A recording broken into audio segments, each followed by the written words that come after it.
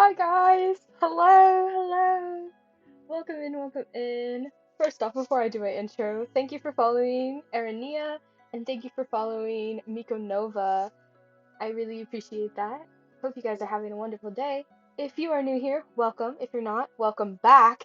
I streamed earlier today if you didn't know. But my name is Peak. I am a cozy variety game streamer. I try to play some cozy games for y'all. Um, Maybe eventually I will branch out of that region, but mostly I play games like Stardew Valley and Cult of the Lamb. And yeah, I'm so glad you guys are here. But we are continuing. well, this afternoon, because I streamed this morning, we are continuing Cinderella phenomenon. And if if you guys were here earlier this stream, we finished out our rod route, and it was it was interesting. I hated the match, period, like period. Like I hate the match because I felt it was so wrong. But y'all suggested we do that route first, so that's what we did. Um but yeah, so that's what we did. And yeah, it was okay. I was very uncomfortable the whole time, but I mean, it is what it is. I did it anyways for y'all. So I hope y'all enjoyed that. But we're gonna start a new. No, I do not want to do that. We're starting with a new read through. Now, for the people who weren't here, I'm gonna feel really bad. Maybe we should read it again for the people who weren't here, because I see a lot of new faces. So I guess we're reading the whole introduction again. Oh, alright. We're reading the whole introduction again, but I'm gonna try to do it quickly for y'all. Ooh, looks pretty, the game. Yeah, the art style is gorgeous. Like, it is so pretty. I love the art style. Um, but yeah. So I'm gonna go ahead and start reading. I'll read the beginning for the new people. But yeah. Once upon a time, in a kingdom far, far away, there were two crystals. One was the crystallum Lucius, protected by the ruler of the fairies. The other was the crystal. These hard words again. The other was the crystallum tenebrarum, which was watched over by the high leader of the witches. The Lucius was sustained by love, happiness, and joy. Click. Hold on. Lag. Sorry. The tenebrarum by fear, anger, and hatred. Don't lag again. Okay. The fairies and witches lived in harmony with the humans of the kingdom. They regulated the powers of the crystals in order to maintain balance between darkness and light. Hello, Breezes! How are you? For there can be no joy without sadness, no courage without fear. That is very true. Everything is balanced for a reason. Hello, hello, Bread! Oh, thank you for the follow, Bread is best. Thank you so much. Okay.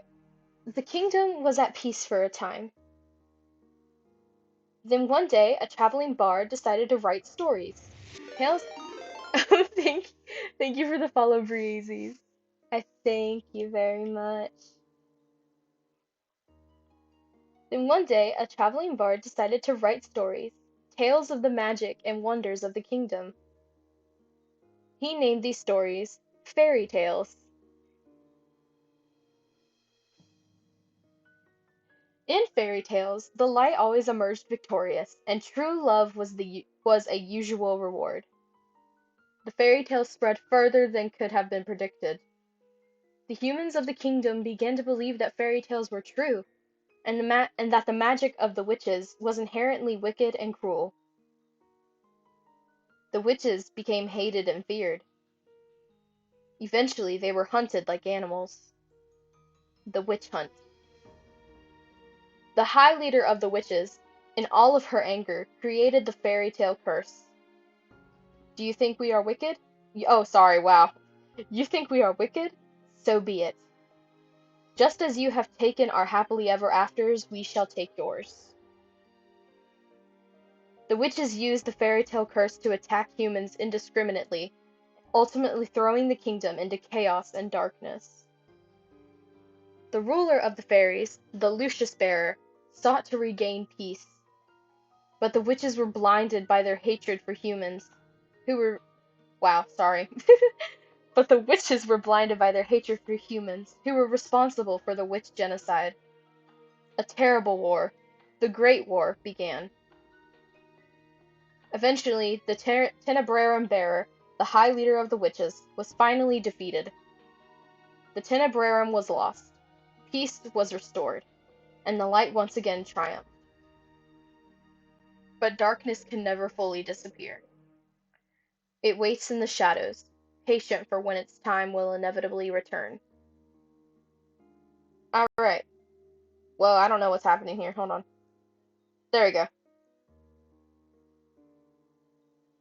I don't know what's happening, but hopefully that doesn't happen again. I just put peak. I know I have the fast forward feature. I'm trying not to skip it for the new people. Thank you. My peak is, wow.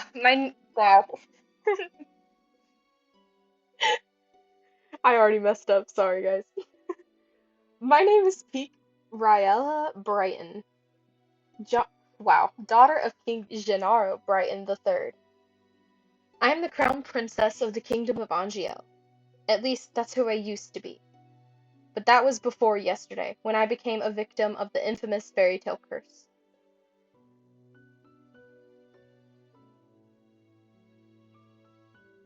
Everyone has forgotten my birthright. Now I am nothing more than a lowly peasant. I feel like I am stuck in a nightmare. But no, this is my reality now. I still have no idea what I must do to break the curse. I close my eyes and remember that day. It has started out like any other day. Have you heard? I don't know what's happening.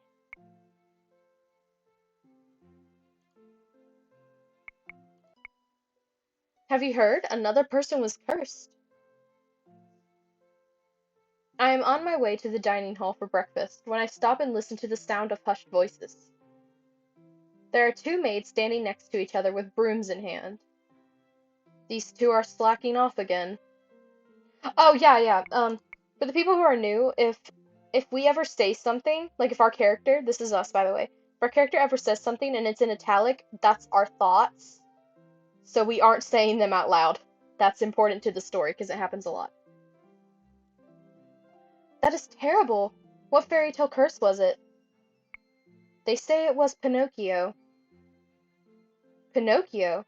The fairy tale with the lying boy whose nose grows longer? That's awful. You know, more and more people have been getting cursed lately. You think those wicked witches are up to something again? I thought the fairy tale curses would stop after you-know-who was defeated. You two were hired to work, not talk. Oh, we're sorry, Your Highness. As can only be expected from the likes of them. Another fairy tale curse. The fairy tale curse started spreading wow. The fairy tale curse started spreading even before the Great War began. I do not have much interest in its effects, even now. After all, most humans probably deserve to get cursed. The victims are weak. Angiel would be better off without the dead weight. If it were up to Mother, the curse would have been banished from Angiel the instant they fell prey to it. But Mother is not here anymore. And she will not come back. Ever. Princess, the King and Queen are waiting in the dining hall.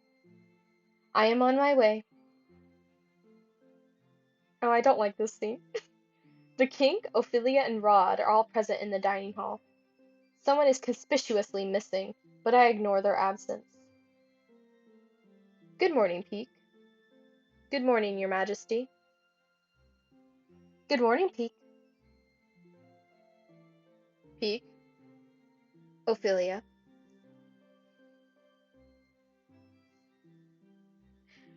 Ophelia Widensov. Every day I wonder why my father, the king, married a lowly baker. She could never be a true queen, for she pales in comparison to Mother. I take my seat next to the king, then look up at the person sitting opposite of me. Guys, this is Rod. Okay. Rod Benedict Widensov, my stepbrother, is bored and quiet as usual. He is 2 years my junior and is the youngest of Ophelia's children. He is mute and uses a plush bunny to voice his thoughts. It was apparently given to him by a fairy. He minds his own business and is easy to deal with, but his older sister. My eyes go to the empty seat beside him. She is probably the most infuriating person I have ever had the pleasure of knowing. I'm so sorry I'm late. I was reading and forgot the time. And here she is. Good morning, dear father, mother. Good morning, Rod. And good morning to you too, Peek.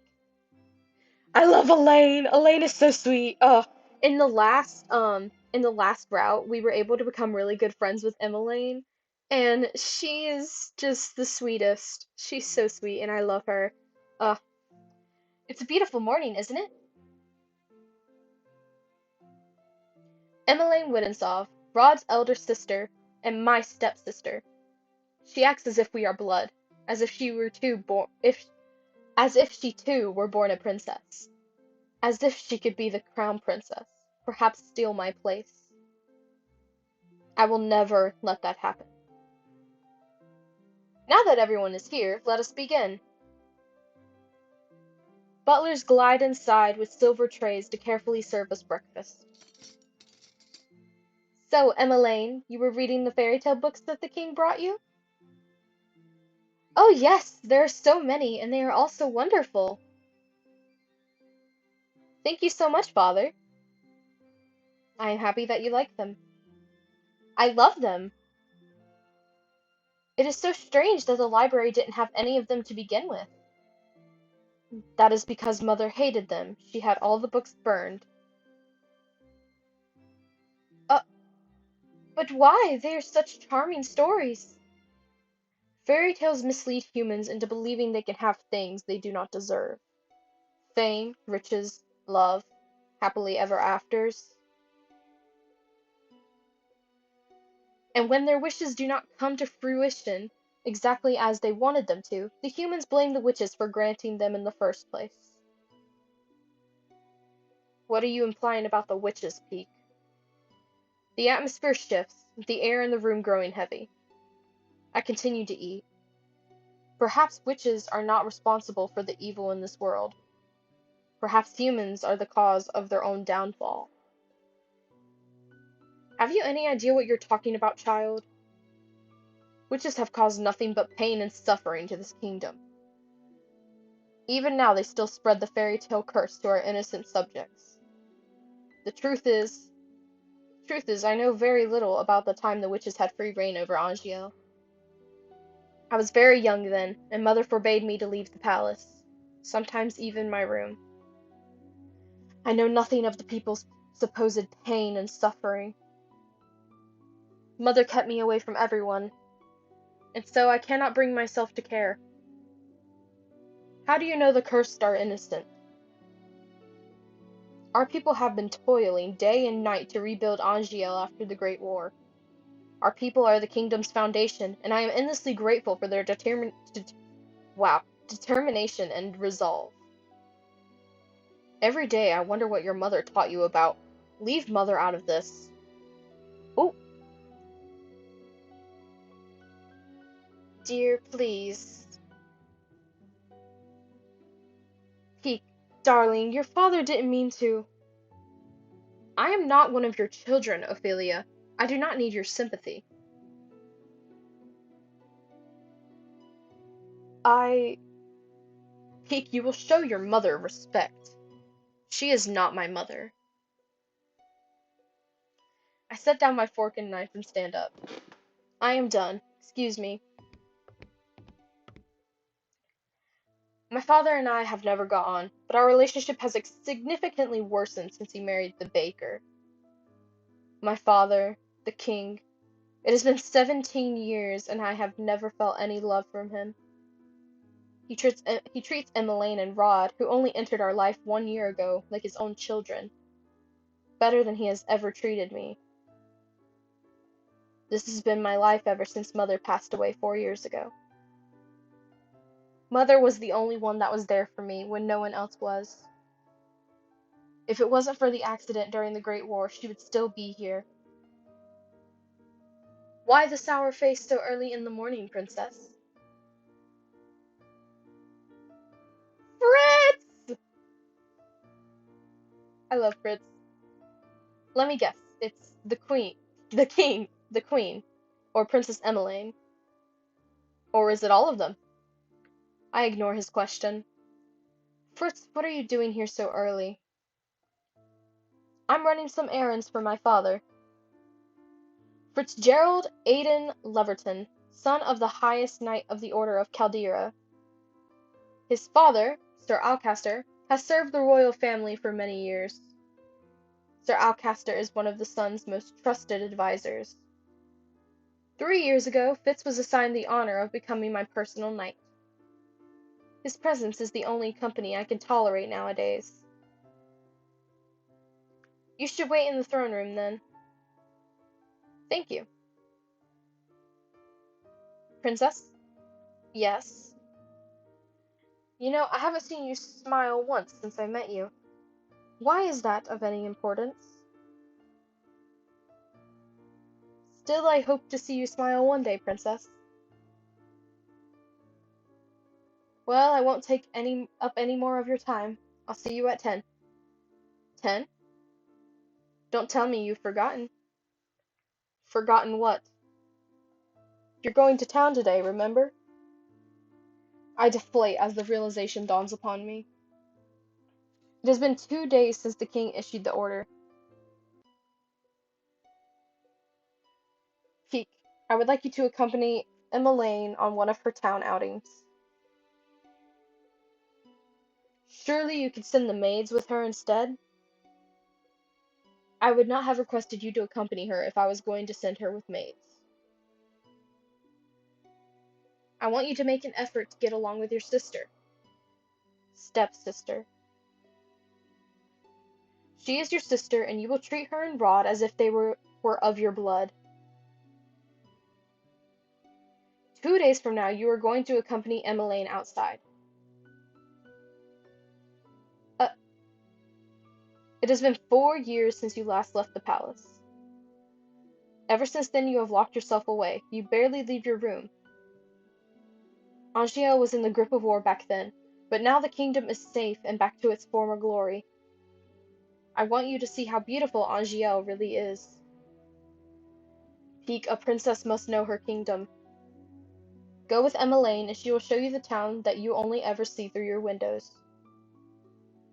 Is that an order? If it needs to be. I don't know why it keeps glitching right there. Like, I don't know how to fix it. Oh well. Are we clear? Peek. Understood. The last time I left the palace was 4 years ago, when the king took me with him to check on the people after the Great War had ended. I shake my head, removing myself from the memory. I am safe here. Princess, are you alright? It won't be that bad. The townsfolk are good people. How can you be so sure? Times have changed. People change. That is precisely the problem. What is going on? Mother never changed. Mother loved me until the end. Sometimes change is for the better, Princess. I think you'll see that today. If you'll excuse me, I shall see you later.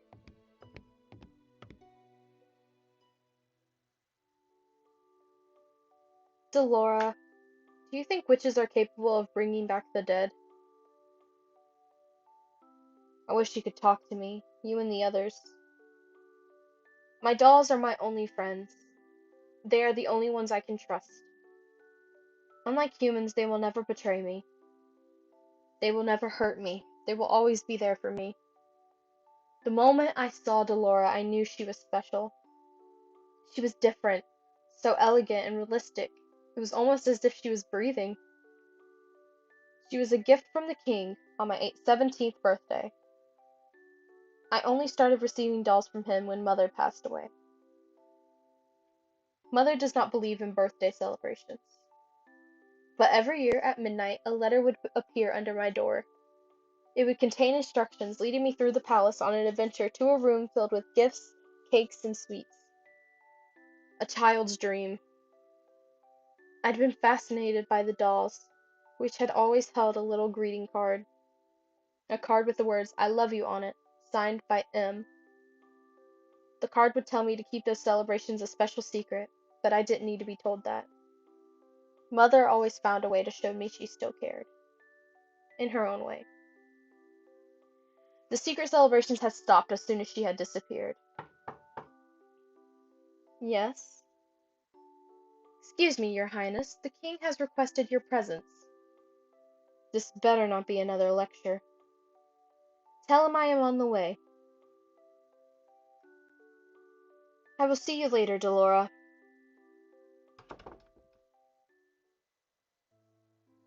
Oh, good morning, Your Highness. Sir Mithras. Sir Mithras, the royal advisor. Father trusts him a great deal, just like he does Sir Alcaster. Every day you look more and more like your mother. Sometimes I find Sir Mithras talking to Mother's portrait. Wow. Sometimes I think Sir Mithras talk. Sometimes I find Sir Mithras talking to Mother's portrait when he thinks no one is looking. He must have admired her a lot, but I cannot bring myself to think highly of him. There is something about him that puts me on edge. Are you on your way to see the king? I shall not keep you then. Until our next meeting, dear princess. Your Majesty. Peek, are you ready? You will enjoy this peek. I've heard the toy shop has lovely dolls. This will be good for you. You will get to know your sister better, and you will be able to interact with and learn about the people of Angiel, about our subjects. I will not learn anything I do not already know. Why do you always believe that the people around you are incapable of good? Because I have seen how quickly people will betray and manipulate each other just to get what they want. Mother warned me about human nature. You do not see clearly, Pete. If you would only open your eyes, you would be able to see how good people really are. I believe I am already quite capable of seeing the true nature of people. After all, I have seen there is no good in you. Oh, Pete, Where were you when I needed you 4 years ago? Where have you been ever since? Back then, I'd been overflowing with grief and pain. I'd just lost Mother, my entire world. I'd hoped that maybe he would have shown me love and compassion. Even just a hug to let me know someone was there. It had been a childish hope. I had been left alone. I did not see him for months, had barely even heard his voice. You cannot rely on anyone but yourself. You cannot trust anyone but yourself. This is what you have taught me, Your Majesty. I know that I've hurt you. I know that there is nothing I can do to atone for what I did. But please, Ophelia and her children are not a part of that. They do not deserve to be hated. In the end, they still matter more to him than I ever did. Pete, enough. I have already said I will go. Everyone is waiting outside. I shudder at the thought of leaving the palace after so many years. Pete, it will be okay. How can you be so sure? Thank you for agreeing to accompany Emmeline. I would not disobey an order from the king. Excuse me.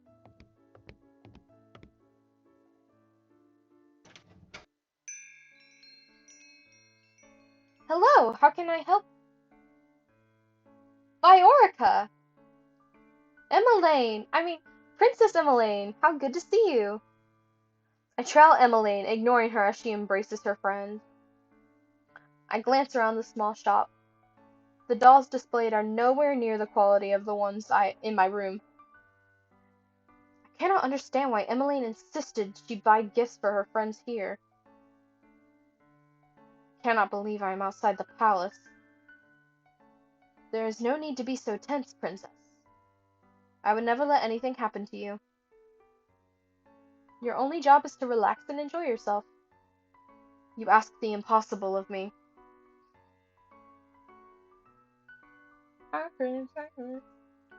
There's no need to be formal, Viorica. I'm still the same as I was. Oh, yes. Rod's come along as well. It's been a while, Viorica. It's good to see you again too, Rod. And I must introduce you to Her Highness, the Crown Princess. The look on Viorica's face as she takes a step back from me is all too familiar. Fear. My apologies for being so rude, Your Highness. Good morning. And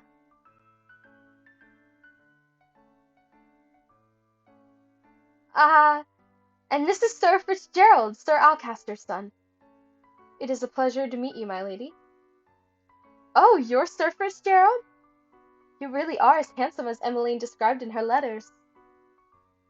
I'm sorry? Please don't mind her, Sir Fitzgerald. I'm sorry, Emmeline. Right. Ha ha. So, what brings you all the way here? Oh, I'm here to get some toys. Gifts for some new friends. Toys from here? Are you sure? Of course I am. I cross my arms. I would prefer if we finish this errand as quickly as possible. Uh, yes, of course. I'm sorry, Your Highness. Princess, I can barely breathe in here. I just want to go back to the palace.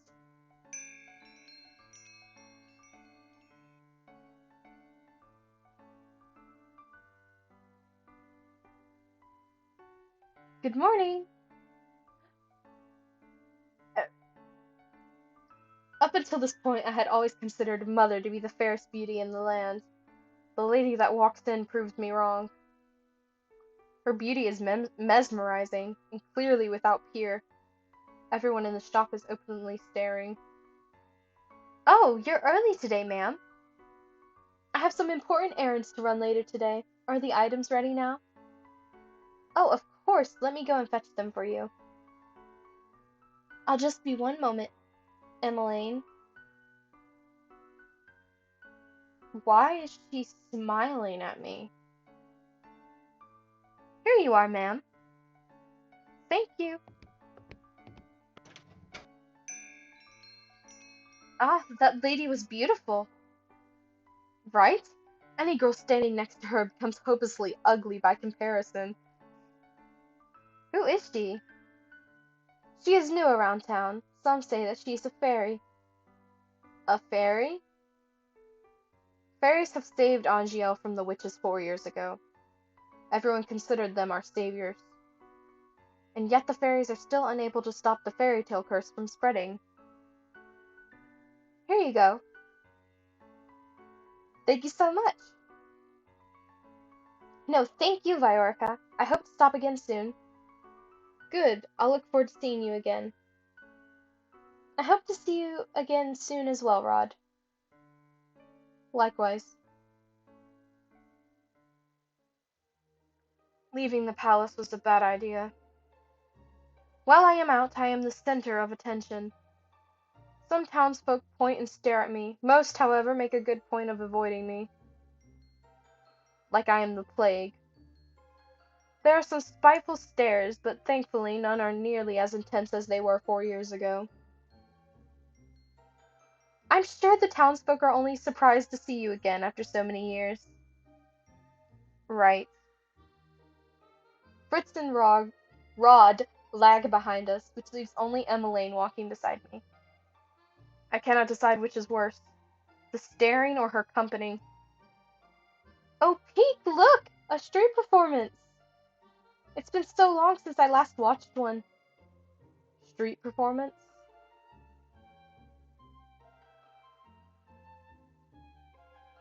Good day, everyone. My name is Walt, and I'm here to spread some happiness and magic. The boy named Walt snaps his fingers and colorful flower petals start to rain down from the sky. Isn't that pretty, Peek? And are those the princesses over there? It is an honor to have you in attendance. Please accept this humble gift. He snaps his fingers, and white lilies appear in his hand. Oh, thank you! The boy looks at me, as if expecting some kind of reaction. When he gets nothing from me, he sighs and gives me a wry smile. I hope to see you again during my next show. We'll definitely try. He gracefully bows before moving back into his area to perform more magic tricks for a gathering crowd. There are performers like this all around Angio. I'd love them. Maybe someday we'll get to see some musicians too. Those are my favorite. I do not intend to leave the palace again. Uh, but you don't like it out here? Rod and I grew up here. I love Angiel, and this is my favorite part of the kingdom. I wanted to share this with you, Peek. I know you didn't really want to come, but you still tagged along. That means a lot to me, so thank you. I did not do this for you.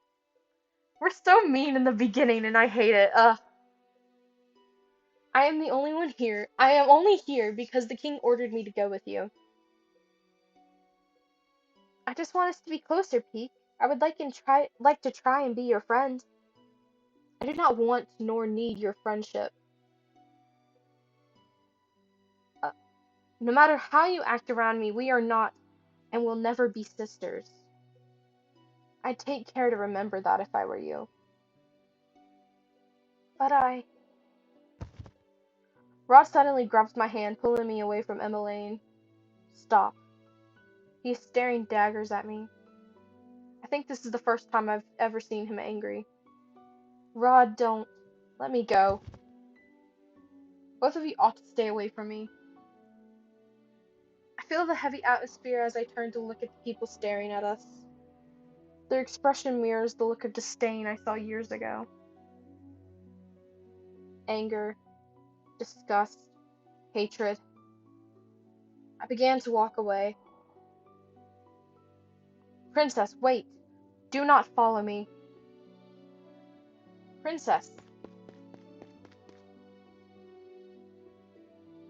I adjust my cloak, making sure my face is hidden from view.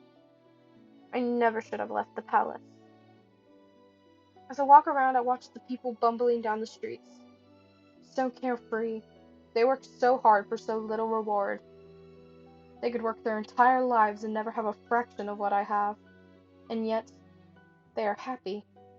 And I heard a niece lost her job at the palace. Is it true? Crown Princess, it's true. Crown Princess Peak made sure the poor girl was fired. I stop in tracks at the mention of my name. Not again. A niece? Was that the name of that one maid that tore Dolores' dress? If so, my decision to fire her was justified. Palace maid cannot be clumsy. Why should I tolerate poor performance? What did I do that was so wrong? I know that a niece, hard-working and big-hearted, with very good with medicine.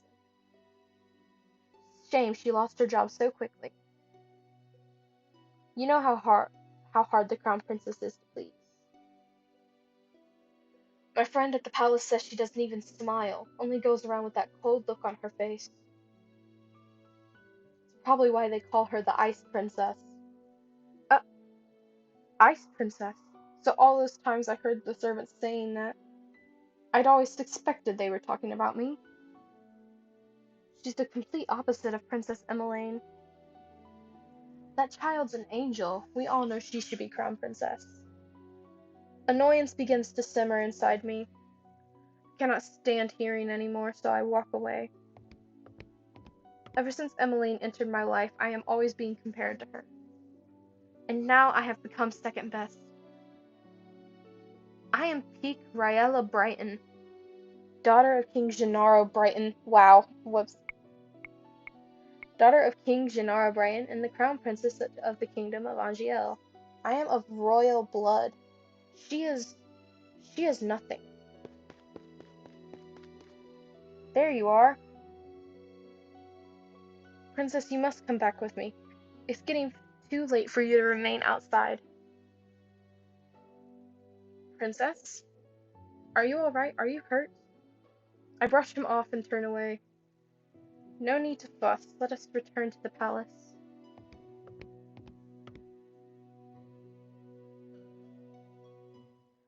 Leaving the palace was physically and mentally draining. My bed is welcoming to my unusually heavy body. I turn my head and meet Dolores' glassy gaze from where she sits on my shelf. I left the palace today to Dolora. It was the same as all those years ago. Everyone looked at me like I was... What have I ever done to deserve those looks? How can I be so hated? Ice Princess. I wish Mother was here. I look at the smiling faces of my dolls. At least I still have all of you. I yawn and stretch my arms. Good night, Dolora. Twinkle, twinkle, little star, how I wonder what you are. Singing? But who? Up above the world so high, like a diamond in the sky. Twinkle, twinkle, little star. I blink my eyes open, only to see Dolores sitting right in front of me on my bed. Moonlight spills across her delicate features. How I wonder what you are. Wasn't she on the shelf with all the other dolls when I went to bed? Laura? It's almost time. I pinch my cheeks to make sure I am not dreaming. It hurts. Only 10 minutes before the clock strikes 12. I love Dolora. I hope you're ready, Princess. What? My doll just turned into a human. How? How? Who are you? You know who I am. I've been watching you since the day your father gave me to you.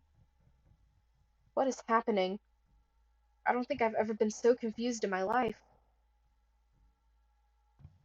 All the answers will come with time, but right now I am here to give you something, Princess.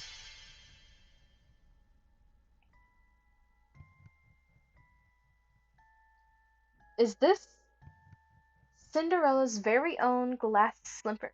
Bro, that's creepy AF, lol. It is creepy, but like you trust me, later on you'll learn to understand why. It'll explain it in like a few minutes. But yeah, it is creepy. It is beautiful. Too beautiful. Then a realization begins to dawn upon me. You're a witch. Smart girl, I knew you'd figure that out eventually. Now it's time to say goodbye to your precious crown. What?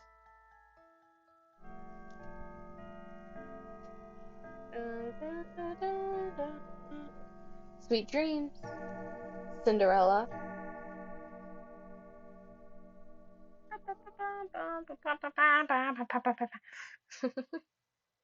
Bum bum bum. Plot twist. We get cursed. Hey! Wake up, girl. Huh? Where am... Ow, my head. You have some nerve sleeping in front of my shop. Leave before a customer sees you. Uh, I was in my room. How... Wow, I keep clicking, sorry. How am I here? Did you not hear what I said, you filthy child? Filthy? You would speak to your crown princess in such a manner? If you're the crown princess, then I'm the queen. You must have been knocked on the head quite hard to have such grand delusions. I am not delusional. I am Peak Briella Brighton, blood daughter of King Genaro Brighton III, and the crown princess of Angiel. Right. The king never had a daughter with that witch. Is she referring to Mother? Witch? Don't pretend to be stupid, girl. I can only stare at her, puzzled. Our good king only has stepchildren, Princess Emmeline and Prince Rod, and you are most definitely neither of them. What? Now get gone before you go spouting your crazy gibberish at my customers and scare them away. With a huff, she leaves me to my own rapidly turning thoughts. Quickly realize that hiccups. I quickly realize that I am wearing tattered clothes and that I do not even have shoes on. No, no, no! This cannot be happening. Something shines against my chest, and I reach up to grab it. This is... It all floods back. Delora being a witch. Cinderella's glass slipper. This is not a dream. Delora gave me the fairy tale curse! My hands begin to tremble. I must return to the palace to speak with the king. Let me in! Sorry, girl, but this place is off limits to uninvited guests. You do not understand. I am Crown Princess Peak Riella Brighton. I must speak with my father. As loath as I am to call him that, I have to. No one will believe me if I am addressing him by title. You best leave now, nice and quiet, before we have to force you. If you would only make way for the king. The gates swing open, and 3 horses trot out. Soldiers ride 2 of the horses, while the last horse has a different familiar rider. Father! I immediately move to block the path of his horse.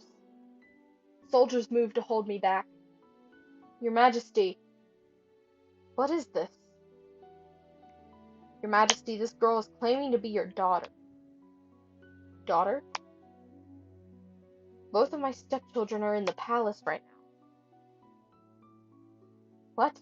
Even Father is a part of this? Father, you must help me. A witch has cursed me. For once in your life, just once, help me. You must believe me. Tell me, where is your family, child? Why are you all alone? He looks at me with pity in his eyes. He's looking at me more kindly as a peasant than he ever did when I was the crown princess and his daughter. I recoil.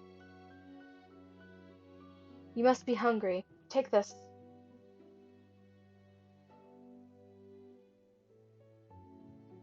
This should feed you and your family for a day or 2. The kingdom offers work opportunities to those who need them. Please let your parents know. I do not want your pity. Father, please escort this girl back to her home. Make sure she gets there safely. At once, Your Majesty. I watch as my father and his 2 guards ride away on their horses, leaving me to stand in their dust. He left me alone. Again. Where is your home, girl? There is nowhere left for me to go. Father has forgotten me. Leave me. Now look here, our orders were to leave me alone. Suit yourself. Can't say we didn't try. Don't cause any more scenes, little girl. I watch with bleary eyes as the soldiers return to the palace. How can this be happening? I stare at the small pouch in my hands. I do not know what hurts more. The fact that I have just been unceremoniously paraded away from my home, like I am nothing more than a piece of garbage, or the fact that my own father does not recognize me. Oh, look at that girl's hideous dress. How difficult it is to be poor. Clutch the pouch closer to my chest as I run into an empty alley. I huddle in a corner, trying to become as small as possible. I squeeze my eyes shut, hoping that when I next open them, everything will be back to normal.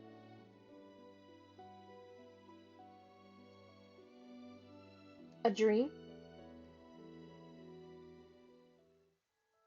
No matter what happens, you must not leave the palace.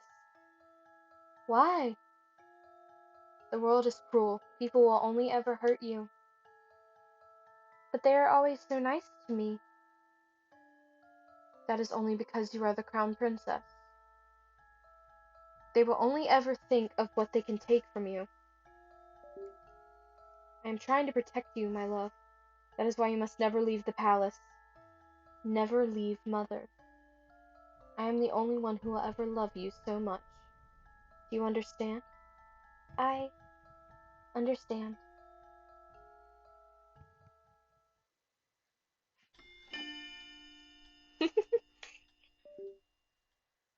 Chapter 1. Okay, taking a breather because I've been reading really fast. Okay. When I open my eyes, I am still on the streets. I must have fallen asleep, but the nightmare continues. I am cold in my rags. I hold myself for warmth, willing some of the cold away, but fail.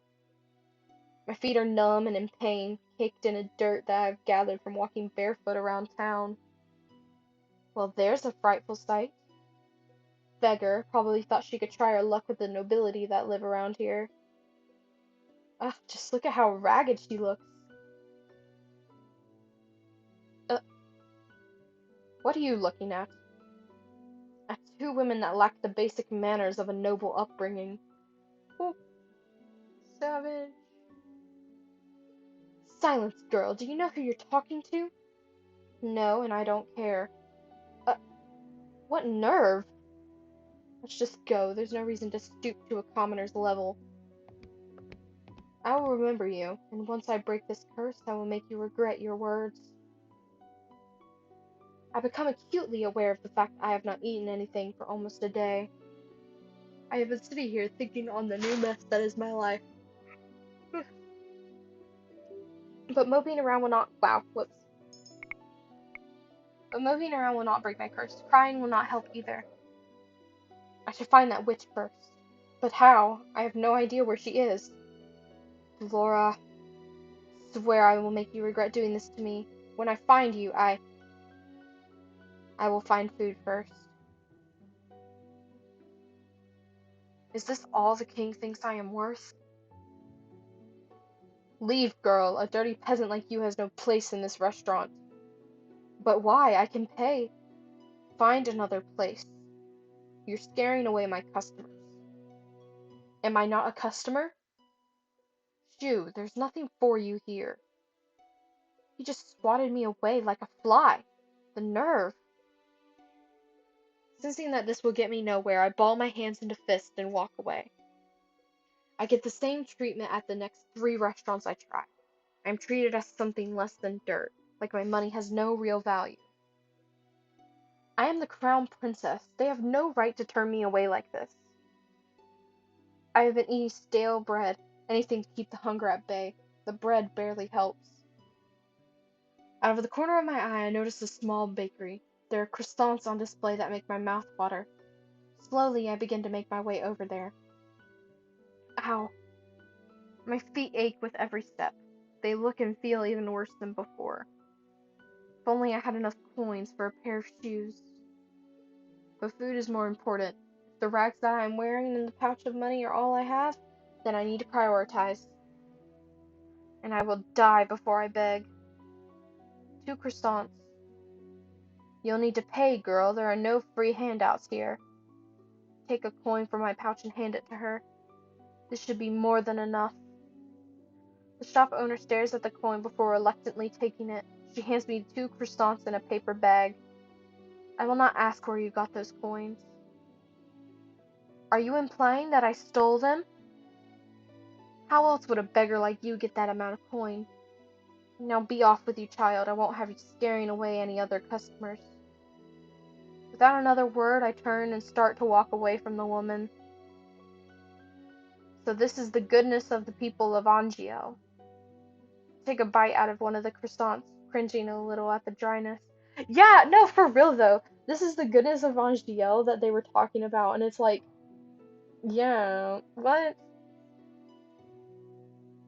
Hey girl, what now? We saw you at that shop. Want to share how you got your coins there? Excuse me. Uh, Look at her, brushing us off like she's royalty or something. Let me go. You ain't no better than us. Now be a good girl and hand over that pouch. The man on my left grabs at my pouch and attempts to yank it away from me. I will not let these brutes take anything from me. I elbow the man in the stomach and then aim at the other man's shin. I have an opening and I take it. What? I pull myself free and begin to run as fast as I can. Hey! Where do I go? I'm not familiar with the streets at all. It's highly likely that I'm going to hit a dead end. Where should I go? We're going left. I cannot let the pain in my feet or my exhaustion stop me. If I stop now, they will definitely catch me. And taking my coins might not be the worst thing they do. A dead end. Nowhere left to run now, girl. What do I do? Oh, who are you, gentlemen? This is definitely not how you treat a lady. Huh? Who's there? Shadow looms over us. Before I can blink, the person has jumped down in front of me. His body acts as a barrier between the two men and me.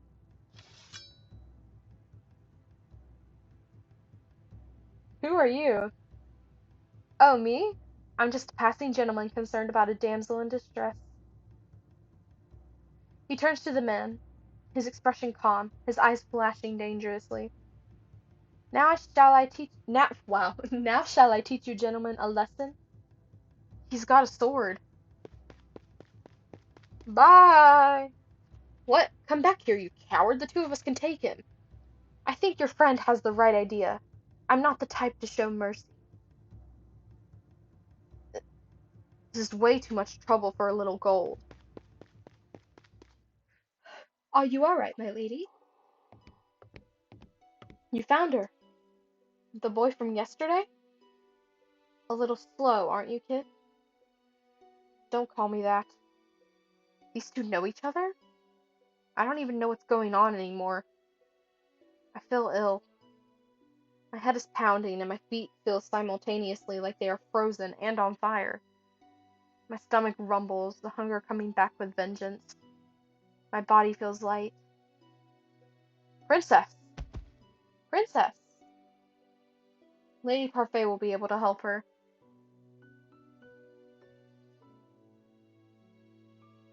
You're right, we need to move now before anyone else sees us. Yeah. Hang in there, princess.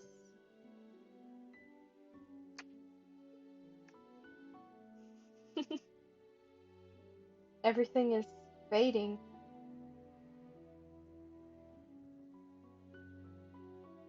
A dream? What's that in your hands, Peak? It was hurt. I just wanted to help it, but it died. It's all my fault. It is not your fault, my love. It died because it was weak. But this is the world, Peak. Only the strong survive. The weak get cast aside to die. You are not weak. You are strong, my crown princess, and you do not cry. Now wipe your tears. I do not want to see you cry again. Do you understand? Yes. Now get rid of that thing and wash your hands. Did you not hear me, child? Yes, mother. Our mother is a bitch. I hate her. Oh, you're awake. Where am I? Ah, well, this isn't my room. Uh, My hand flies to my chest where the little glass slipper hangs from my neck. Still here. Are you okay, miss? This girl. Is this the maid? Whoa, sorry. This girl is the maid that tore Dolores' dress. The one I fired for her clumsiness. Miss? To think that I would meet her again here, like this. Um, leave me alone. Right, of course. Here's some salve I made. Wow, I keep doing that. Here's some salve I made for you. It'll help with the pain. Now what? Haven't thawed out at all, have you, Ice Princess? Dolores! You! Suddenly there she is. Dolores stands before me with a snide smile, looking happy with herself. She is the cause of everything I have been through. All the pain, heartache, and hunger. It is her fault. I try to stand, thinking to give the witch a piece of my mind, but as soon as my feet touch the floor, pain shoots up my legs. I end up falling back to the bed. Ow! You should be more grateful to the girl you just scared away. She's been taking care of you for the past 2 days. 2 days? I've been passed out for 2 days? I am suddenly vibrating with anger. Remove the curse. Now. Do you think you can just command me to remove the curse in your best princess voice? What do you want? Gold? What I want is worth more than— Wow, I keep doing that. Sorry. What I want is more than all the gold you can summon in Angiel, princess. Besides, haven't you read your fairy tales? The caster cannot take a curse back. You need to focus on breaking the curse yourself if you want your life back.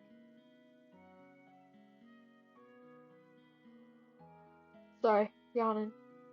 Mother burned the books before I could read more than one or two of them. I do not think either involved curses, just genies and trading your voice for legs. Ah, it's good that you're awake, princess.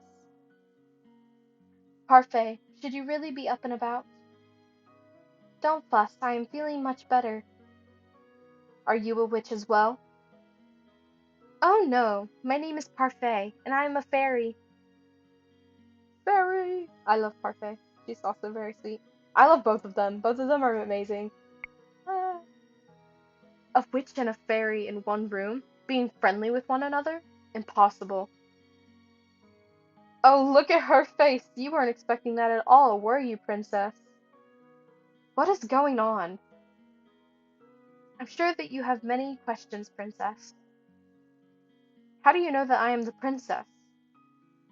Don't be silly. She's a fairy. Of course she knows. I promise we'll do our best to answer your questions. I don't even know where to start. What would you like to know? Okay, I already know the answers to these, so I'll just go ahead and say what they are so I don't have to read through them again. She was cursed. Why was I cursed? She was cursed because she was a horrible person. How do I break the curse? She has to complete 3 good deeds, like genuinely good deeds, like from her heart kind of thing. Like she has to genuinely be good.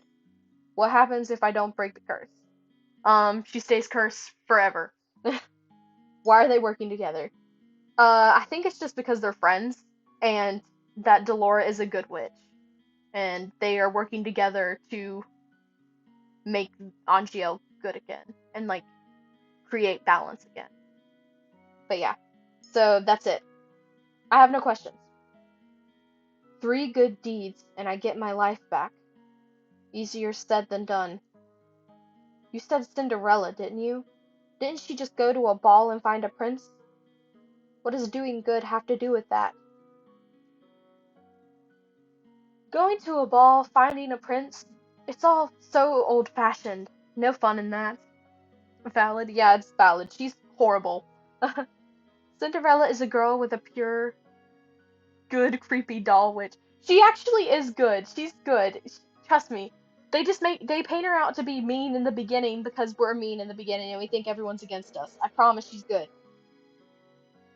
Cinderella is a girl with a pure heart. She's always willing to help others, even when they are cruel to her. Anyway, I have brought some clothes for you. I'll leave them on the table. We'll be waiting outside. There are some people I'd like you to meet.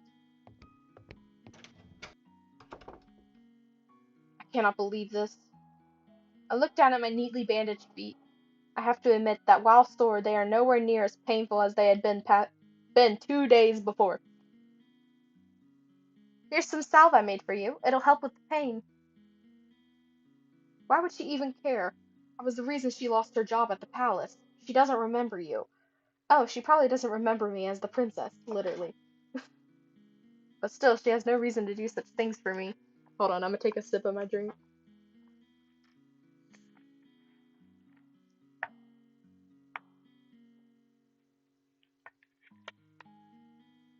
Okay. But still, she has no reason to do such things for me. I ignore the stall for the time being and gingerly stand up, testing my feet for pain. The injury is definitely healing. I slowly walk over to the table and change into the clothes that have been left there. The dress is nowhere near as luxurious as the ones that I wear in the palace, but still it is far improved from my rags. I don't know, I like it! Gives me Alice in Wonderland vibes. All my life I've never had to lift a finger, and now I will not let them see how much they have rattled me. I refuse to break. Just watch me. I will free myself from this curse.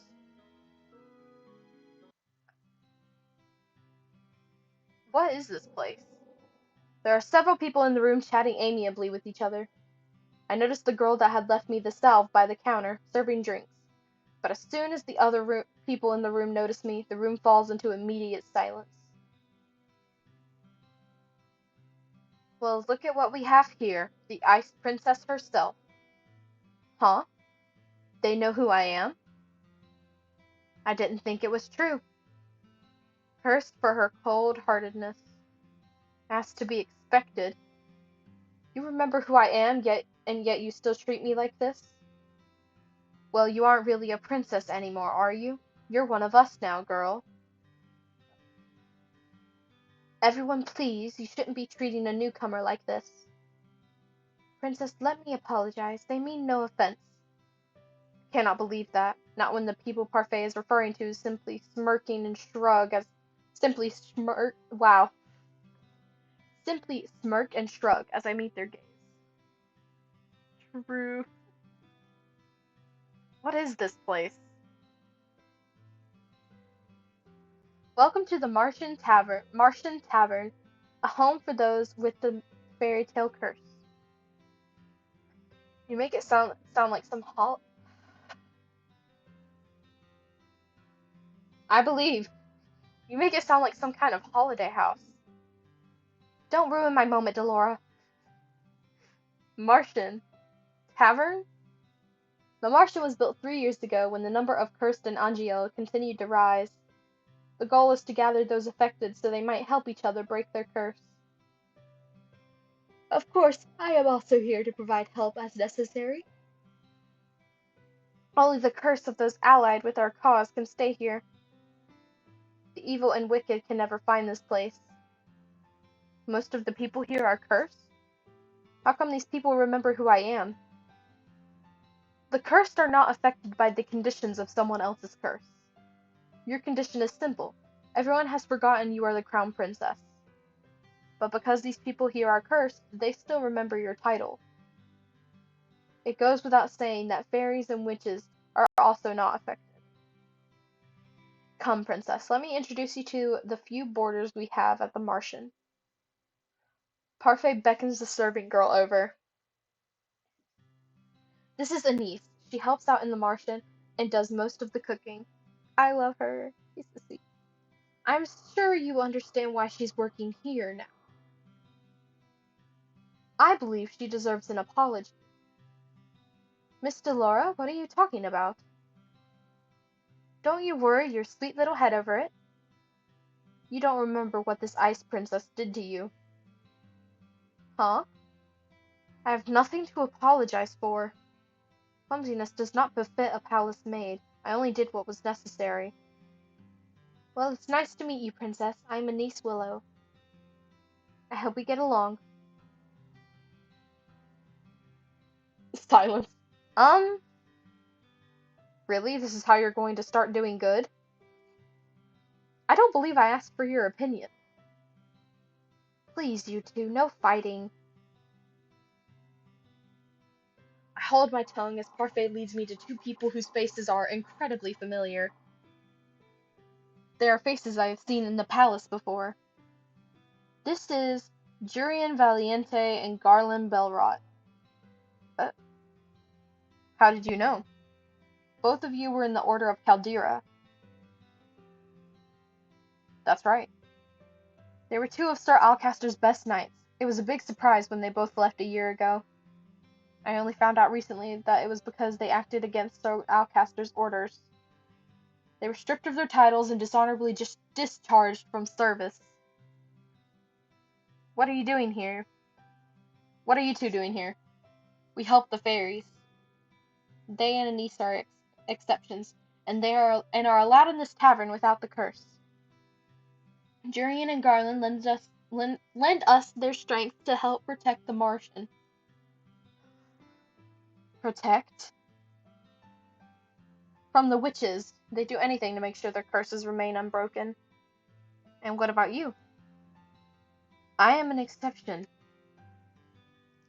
Also, I'm good. You keep forgetting the good part.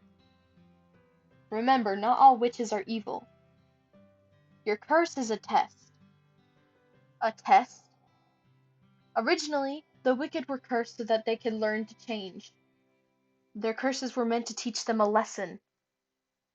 I'm hoping your curse will teach you a lesson too, Ice Princess. That's why she cursed us, is because she wanted to teach us a lesson. I really am only trying to help you. I don't need you to show me how to change, I just want my life back. Well, to do that, you have to break your curse. Try and make some friends, Princess. They might be able to help you break your curse. Oh, I'd love to hang around and watch the princess try to be friendly. We have work to do, Delora. Fine. Try not to make any more enemies, Princess. The, the instant Parfait and Delora leave the room, the temperature drops several degrees. Now that I am alone, I feel the cold stares return. Disgust. Contempt. As if I am the reason they are cursed and have to take refuge in the Martian in the first place. Make friends? All I've ever had are my dolls. I've never needed friends. I will break this curse on my own. I was told it was rude to stare. One man suddenly stands up, the anger apparent on his face. His hands clench and unclench into a fist as he glares at me pointedly. Jurian and Garland place themselves in front of me, shielding me from the man. You know the rules. What happened in the past stays in the past, and no one is allowed to harm anyone else in the Martian. If you cannot comply, you are no longer welcome here. No matter. The Ice Princess will get what's coming to her. He throws one last glare my way before sitting down again. Break the rules and you'll get what's coming to you. That goes for anyone here. Jurian's tone is cold and firm. There's no doubt that she means what she says. By the way, this is Jurian, this is Garland. I know it's confusing. I was confused at first too. So these are the great knights of the Order of Caldera. The Martian begins to settle down, and everyone eventually goes back to their conversations and meals. I walk toward an empty table, realizing that I am being deliberately ignored. I become immersed in my thoughts as I sit down. One thought, however, comes to me immediately. They hate me. They hate me, somehow, and I've only ever left the palace twice in my life. How did this happen? The only people who treated me with any respect were Anise, Jurian, and Garland. it because they cannot remember who I am? Maybe being in the Martian isn't such a good idea. Is not such a good idea. I doubt anyone here wants to help me break my curse. They'd probably rather see me suffer under its weight. 3 good deeds? How am I supposed to complete 3 good deeds when I do not know if I can even accomplish one? May I join you? Oh, it's the beautiful lady from the shop. I already know, but I look up and stare at shock at the beautiful lady from the toy shop.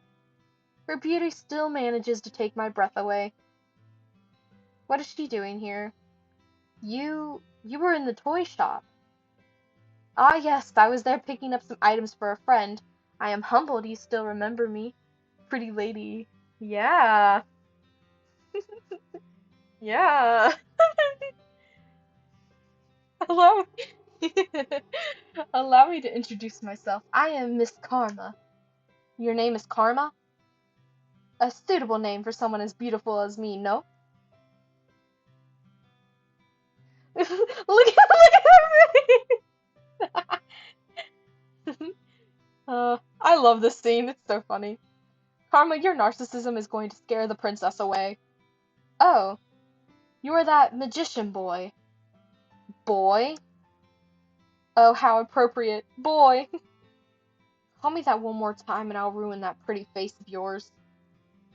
Uh, you would hit a lady? How savage! Anyway, I'm Waltz Cresswell. I have the Neverland curse. What about you, princess? What's your fairy tale curse? Neverland curse.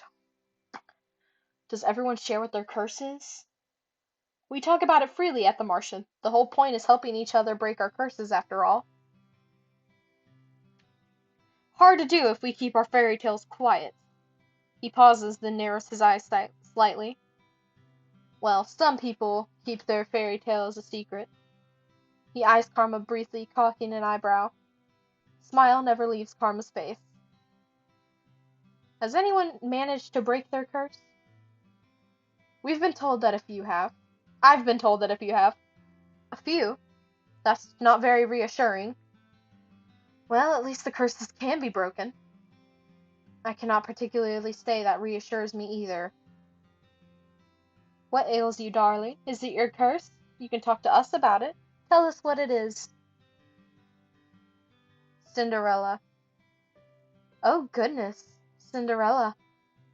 Well, that explains the nature of your curse, only it's been reversed, hasn't it? Riches to rags. That's one way of putting it. Karma, you're not helping. You really are better off ignoring him, princess. He mostly speaks nonsense. He? Princess? Parfait's voice takes me by surprise. I haven't even noticed her entering the room again. May I speak with you? Oh, yeah, sorry. Okay. I'd like you to meet someone, though I'm sure you already know him quite well. It's Rod! Rod? So you really are cursed. I was the one that gave Stebby to Rod, so that he still had some way to voice his opinions. Stebby? Short for Sebastian. Cute, isn't it? I love Stebby. It's nice to meet you, princess. Stebby is the bunny. See? Isn't he cute, the bunny? It's nice to meet you, princess. Pretty man. No! No! No! No! Oh wait, are you talking about Karma or are you talking about Rod? I was like, bro, Rod? No, don't. I'm not going through that again. Steffi's voice changes when it greets me. The tone it uses is Karma? Okay. I don't know. The tone it uses is lower when it speaks for Rod. Perhaps this is what Rod's voice actually sounds like? Bro, I was like, not Rod, a little. I was like, bro, please don't. I do not want to go through this again. I decided to get it over with because it disturbs me majorly and I just can't do it. Wait, if he remembers me, does that mean the mermaid's curse? What? That is my curse. Uh, Rod has been mute all this time because he is cursed? Does everyone else know? Obviously, they are my family. Even the king? He knows as well. So I am the only one you never told. I didn't think you'd particularly care either way. Either either way. He is not wrong. Yet I cannot believe I did not know. I was left out once again. What are you doing here? I have been trying to help Rod with his curse. This is why he comes to the Martian from time to time. But I don't even want. Anyway, I only came here today to confirm that you were truly cursed. I wanted to see it with my own eyes. It was a big surprise when I woke up one day and you weren't in the palace. An even bigger surprise when I found out no one remembered you. It's been days since I was cursed. I wonder, how are things in the palace? Livelier, happier. Happier? I've never seen my family happier than they are now. I'd say it's a good thing you aren't a princess anymore. Uh, I'd always thought Rod didn't really care about me regardless, but this is the truth?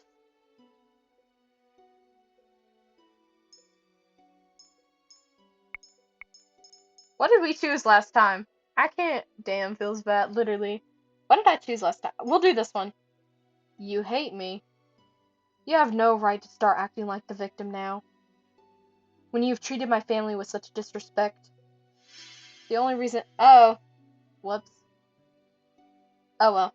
The only reason I didn't say anything before is because Emmeline didn't want me to. I'm happier too. Now that you're gone, I don't have to pretend to like you anymore.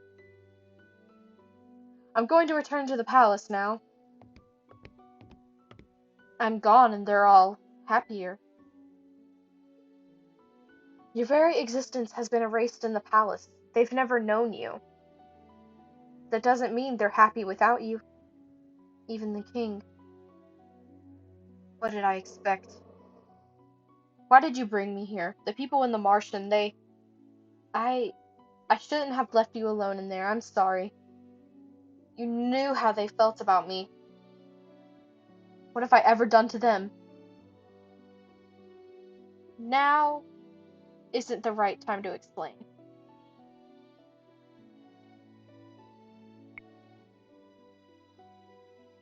When will it ever be the right time?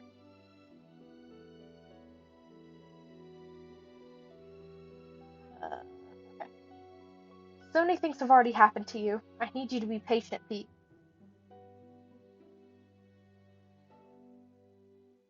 Has the prince already left? Yes, yes he has.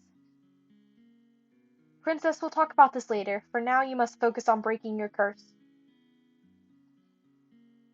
Did I miss something? No. Right. Maybe the fairy is right. I don't think I'm ready to find out how I made so many people hate me. Well, Parfait, I think it's time we got down to business. What should we do with her?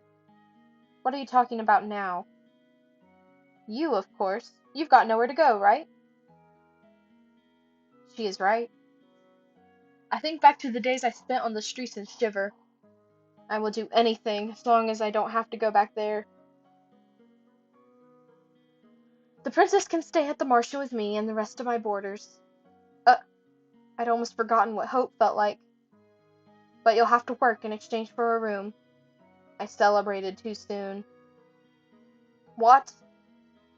Magic has its limitations. Just like anything else, money doesn't appear out of thin air, not even for a fairy. The Martian doesn't attract many customers since only the cursed and a few others can enter. I sell my potions here and there, but I have several hungry mouths to feed and my funds are tight. I thought fairies lived in luxury. Parfait, are you broke?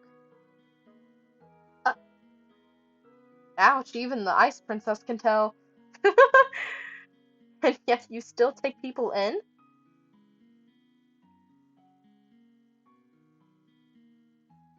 That's all. Well, sorry. That's always been how Parfait operates. She's good-natured to a fault. I'm told suffocating I'm told suffocating beneath my debt will be what kills me. Why don't you just leave? I assume you make enough to take care of yourself. Leave someone who is in need of help? I could never. And that, princess, is how goodness works. How goodness works? It's not as if I accept freeloaders. All my boarders help me run the Martian and do errands. The princess has never worked a day in her life. I doubt she'll be useful. If Carmen can be useful, anyone can. Oh, was Carmen not helpful at all? I forgot about this.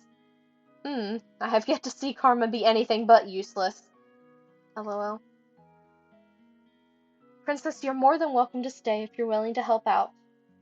It is the least you can do in exchange for a roof over your head and 3 meals a day. Oh, and shoes. Do I even have a choice? Not really, we don't really have a choice. I toss and turn in bed, unable to sleep. The mattress is hard and the sheets are itchy. Nothing at all like the bed I had in the palace. What I would give for my old bed again, for any of the comforts of home. I miss my dolls. Lady Parfait! Lady Parfait! I stood up immediately. What is going on? I leave my room to investigate. Some of the other Martian boarders, Waltz, Jurian, and Garland, are sitting on the settee, looking anxious. What's happening? Sorry, did we wake you? No, but the noises Garland was making would have woken the dead. Jurian and I found an injured man while we were doing our rounds. We brought him here. An injured man? Wait, what were you doing outside? It's almost 1 in the morning. Nothing you need to worry about. Lady Parfait and a niece are tending to the man now. These people, will they just help anyone they find on the streets? What if the man is dangerous? Do you think the witches got to him? It's possible. We'll have to find out when he wakes up. The next day, Parfait reveals that the man only suffered minor head injuries. She says that she expects him to wake soon. I look at the tray of food in my hands. Anise has asked me to bring it up to the stranger's room while she finishes the rest of her cooking. I would never have been asked to do this in the palace. Well, you're not in the palace. Goodness, what's that poor tray done to you to deserve that look? I must say that it's odd to see the princess doing something nice for someone. What do you want? I have something to ask the man that was brought in last night. Seeing as you're being good enough to deliver breakfast, I thought I'd just tag along with you. If you're going, just bring this tray up yourself. You are not in any position to delegate your duties to me, Miss Peak. Come on, our guest must be famished. Oh, I love this scene. This scene is so funny. Seeing no way out, I followed Delora to the spare room the man had been put in. Come in.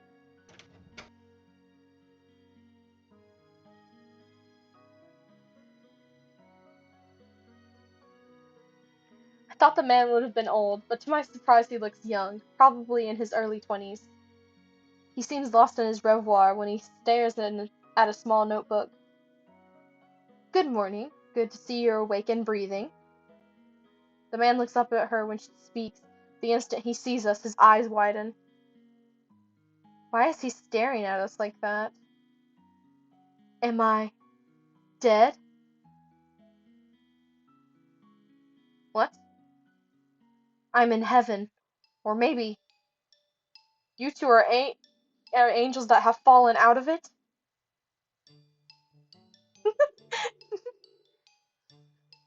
I see. What can a humble gentleman like myself do for you, lovely ladies? I don't know why this is so funny to me, but it's so cringy and I just can't. Ah, you could join me on this bed.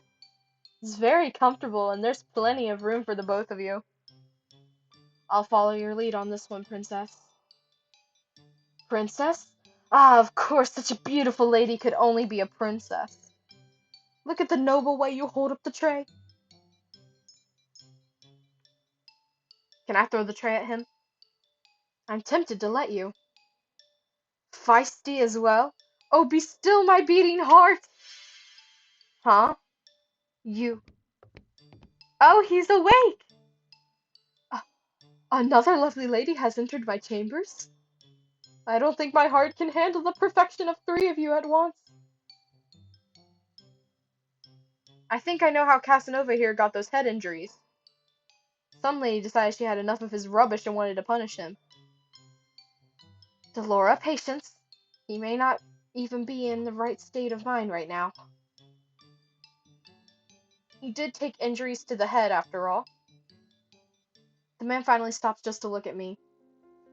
He narrows his eyes and stares so hard I almost want to slap him. What? You're familiar. But no, it's impossible. Aren't you the crown princess? What are you doing here? If he knows, then well, he's definitely not a witch or a fairy. It can only mean one thing if he recognizes the ice princess. What is your name, good sir? Uh, I would answer any questions you ask of me, madam, but the man looks down at the notebook in his hand. I don't remember. Uh, Amnesia?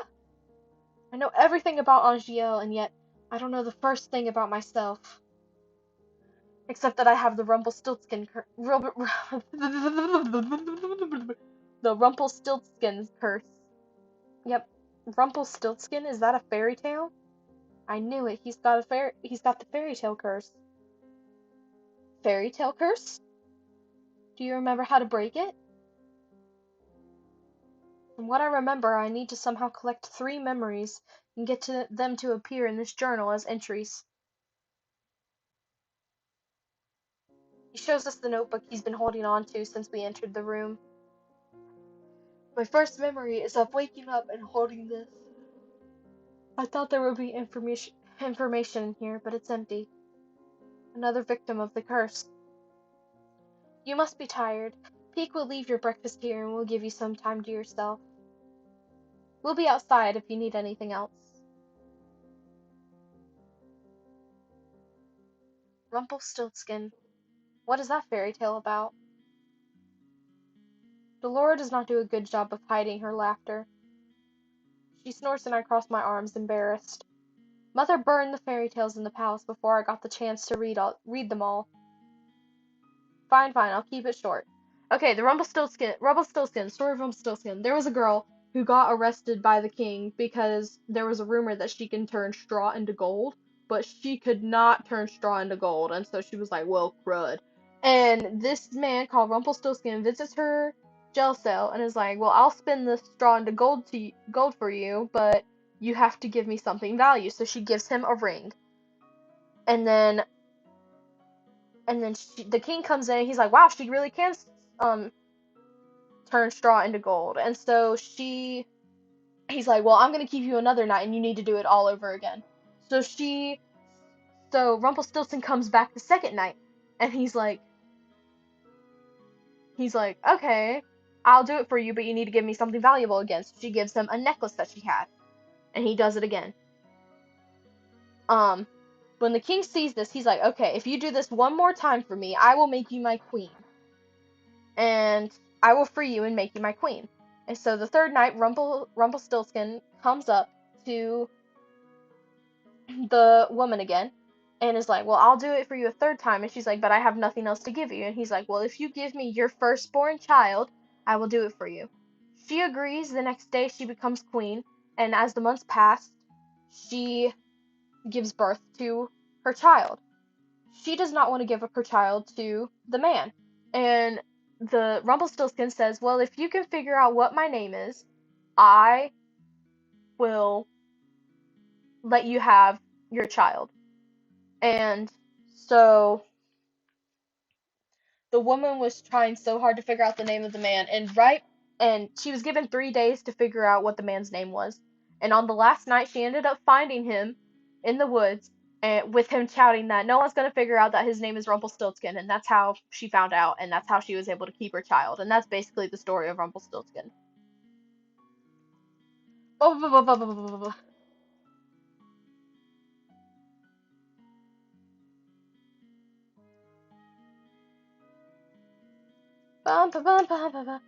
Did she guess it? Oh yeah, the night before time was serving from voice. Yeah. Okay, so this is after she finds out that he was screaming his name in the woods. He does not sound particularly smart. So agrees the general populace. Sometimes I wonder how Hans was able to come up with such tall tales. Well, the Martian is opening soon. I expect another busy day. Especially busy for you, Peek. You need to start coming up with good deeds.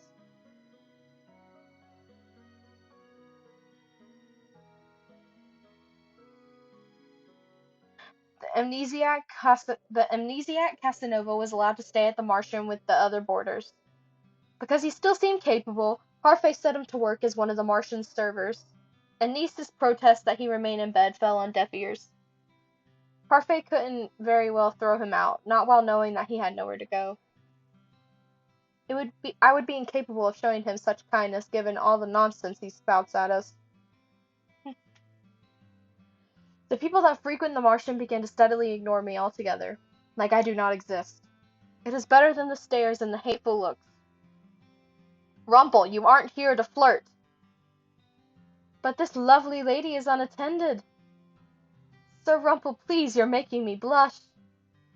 Because the man couldn't remember his name, he fashioned one from his own curse. Rumple. I think it suits him.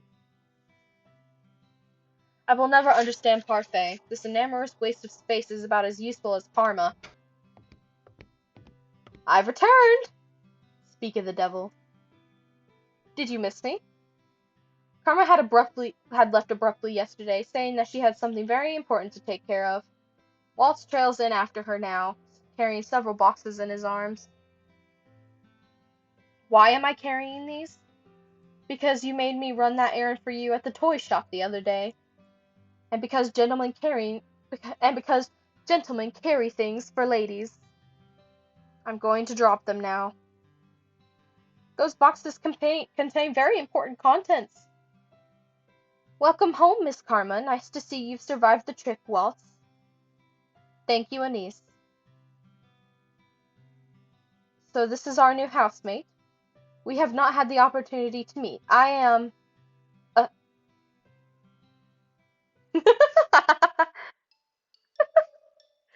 We are all surprised when Rumple suddenly reaches out to grab Karma's hand.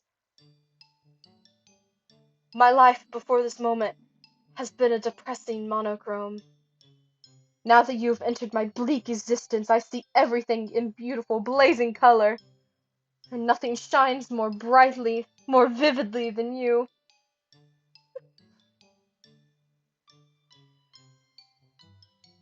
Look at her face! I am Rumple, my sweet. Let us talk of marriage. I stare at Karma, waiting for her to flirt back. At the very least, I expect her to wave Rumple away for being a fool. But she remains eerily silent. Answer, my angel, I beg of you. Oh shit, what did I miss? Rumple's flirting with Karma. Keep? Say the word and it is done. Your filthy hands off of me. Ow! Not again. I would never be interested in the likes of you. Go on, lad, give him a good beating, like the one you gave to me. My queen, there is no need for violence. What did you call me? Please calm down. Rumple is still recovering. Oh, if you missed Rumple, Rumple is a new boarder at the Martian. He was found outside unconscious, and he doesn't remember who he is because he has the Rumpelstiltskin curse, and he needs to figure out what his name is, so he goes by Rumple because he doesn't know what his name is. But yeah. Please calm down. Rumple is still recovering. What is going on? Karma is a man. Doesn't take kindly to being flirted with. Or proposed to. She is a man? But your voice, your face, your breasts. Ow! That's what you're focusing on? Pervert. I worship all aspects of the female form, but my particular favorite has always been... Ow! Do yourself a favor and shut up. I never would have known. But why would he do this? Don't look at me like that. I have my reasons. Is it because of your curse? Yes. I... I am undone. My heart is in pieces. You knew him for 10 minutes. For those that can hear the music of their heart like I, it takes only a look to fall madly, irretrievably in love. I must leave. My heart will need time to heal.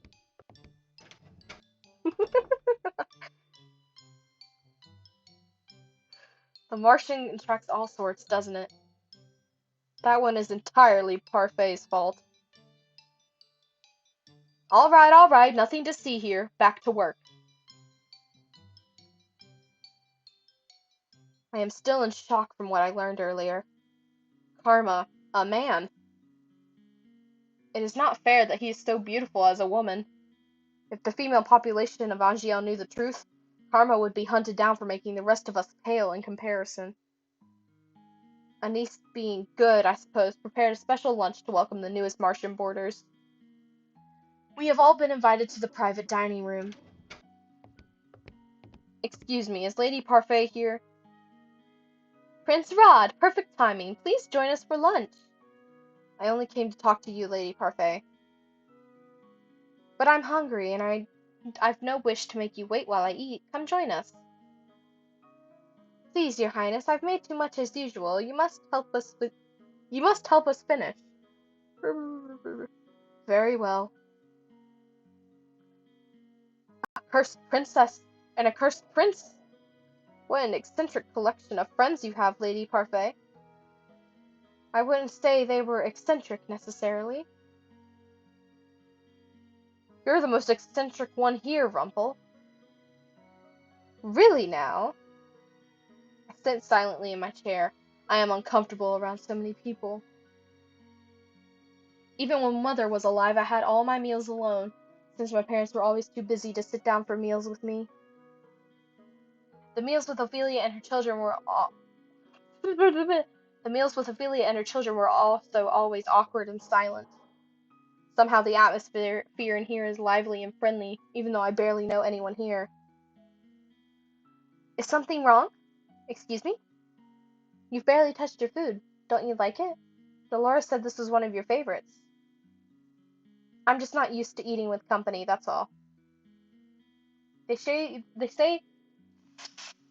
that sharing a meal brings the family closer together. Garland. Oh, I apologize. Closer together, huh? So have you made any progress on how to do those good deeds, Princess? There is no way I am admitting that I do not even know how to complete one. Oh, I forgot you're not so good on the doing good front. You're not very helpful. Why don't you ask someone to teach you how to do good? What? Well, that's not something you hear every day. As in, take some kind of lessons? If you're having so much trouble on your own, you should ask someone to give you some advice, or teach you. It is as simple as that. What is this I hear? The princess needs advice? Well then, she is in luck. I happen to give the most excellent advice, and believe me when I say I can teach almost anything. The princess is indeed lucky as I am available for teaching duties. No doubt I'd be the better choice, as I don't go about deceiving the world. Excuse me?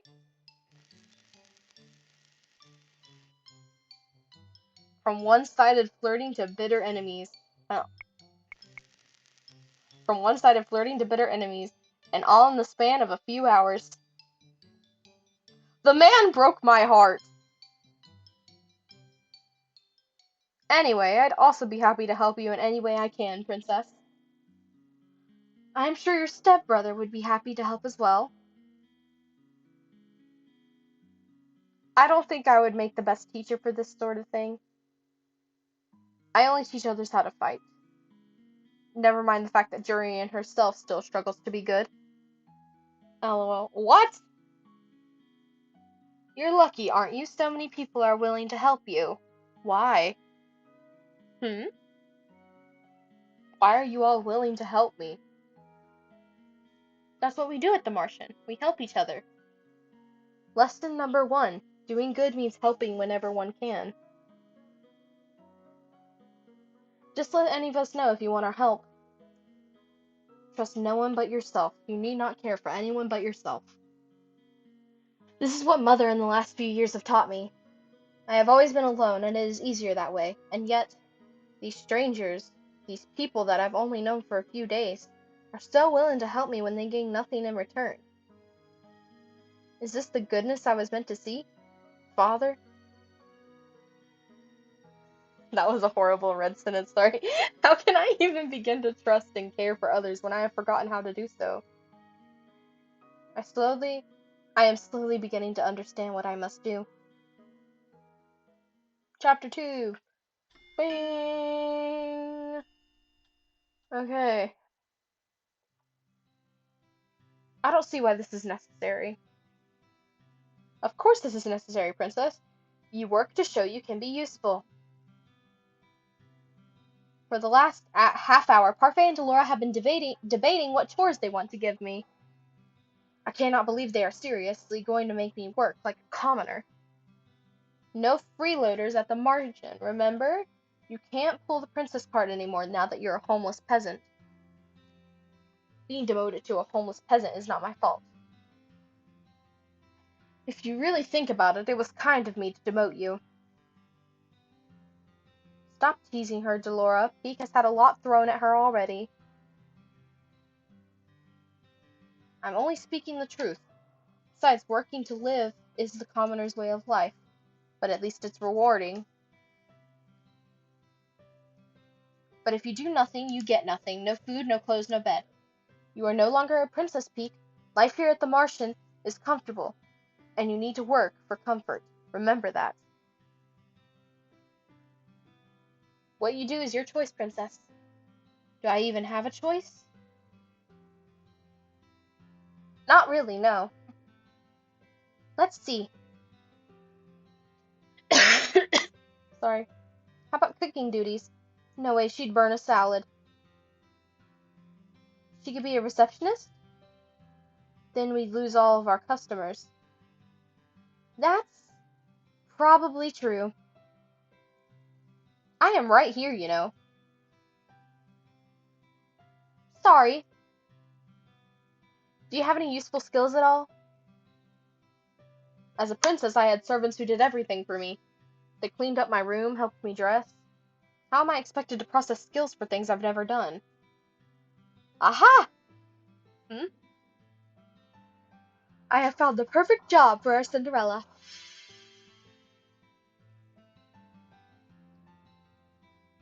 Ta-da! Peak will be in charge of sweeping the Martian floors. What? Perfect. Even she should be able to do that.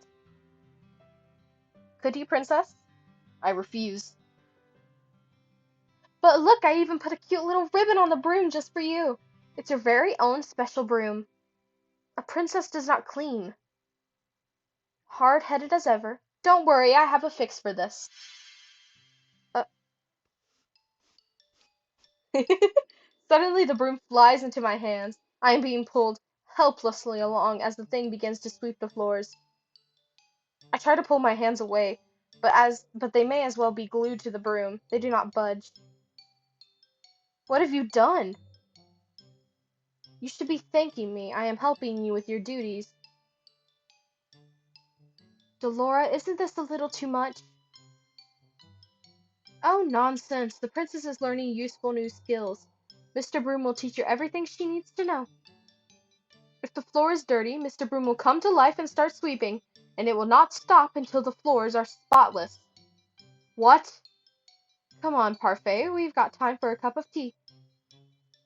But she'll be fine. A little sweeping never killed anyone. You are dreadful. Enjoy your time with Mr. Broom. Wait! Did they really just leave? Uh, hey, slow down! The broom begins to sweep faster. Despite my protests, I am still forced like a puppet to sweep the floors with grudging tenacity. Ta-da! I can barely catch my breath after all that. Princess, Parfait sent me to check. Uh, how lovely! It's so clean. I can see my reflection on the floorboards. I'm impressed. Don't even think about stepping into this room with your dirty shoes. Goodness, I did not know princesses can be such terrifying creatures. You are aware that the Martian is opening soon, yes? The floor isn't going to stay clean forever. Then do not open the Martian. I do sympathize with you, Princess. It's difficult adjusting to the commoner's life. What would you know about that? More than you think. What? Oh, did I let that slip? That was my mistake. Karma just smiles at me, his eyes gleaming with playful mischief. He is definitely hiding something. My hands are red and sore from all that sweeping I have done today. I remember the salve Anise offered me when I first woke up in my room. Surely that will help somewhat. I apply it to my hands and find to my surprise that it is very effective. Most of the redness quickly fades along with the pain. Is this what my life will be like if I do not break the curse? Forced to work day in and day out? I cannot let things stay as they are. I must act. I lay down to rest. Tiredness falls upon me like a heavy, suffocating blanket. I close my eyes and feel myself shift into the darkness of sleep. Despite having slept for hours, I am still tired when I wake. I glance back at my hands and remember the salve's effectiveness. Whatever Anise gave me really works. I should ask her to make me more. I feel like this is not the last time I will need it. I must act quickly. The sooner I break the curse, the better. The people who offered me to help are all here. Whom should I ask for help? Okay, guys, so what we're gonna do is I'm gonna take a quick break, but I'm gonna allow you guys to think about who we're going to choose. I'm probably gonna do like a 5-10 minute break, just a really quick one, just so that I can stretch, get some water, and you guys can stretch, get some water, food, something like that. And then I'll be right back. But we have already done Rod's route, so either choose Karma or Rumple. But I'll let you guys do that while I go take a break. So yeah, I'll be right back.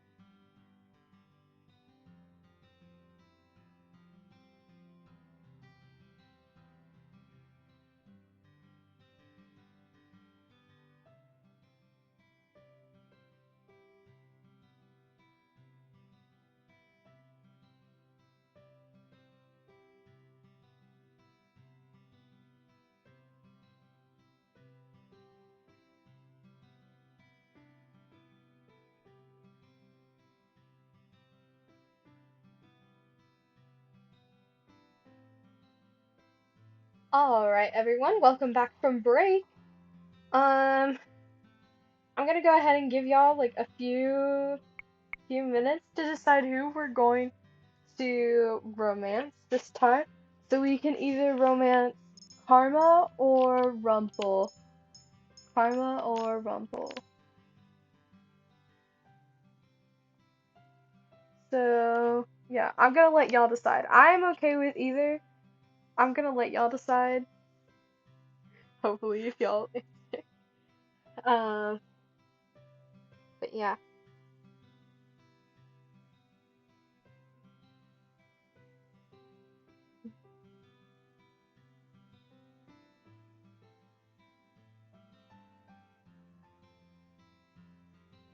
I think pretty lad. I mean, Karma. Okay. All right, then I guess we're romancing Karma this time. Oh.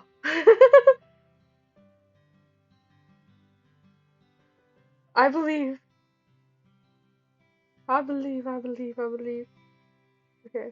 I'm gonna take a few seconds to fix something really quickly. Da-da-da-da. That's my vote. All right. I'll give everyone a few more seconds just to be sure.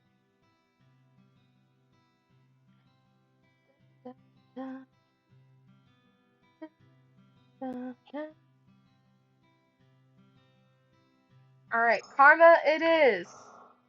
I'm gonna take a sip of my water.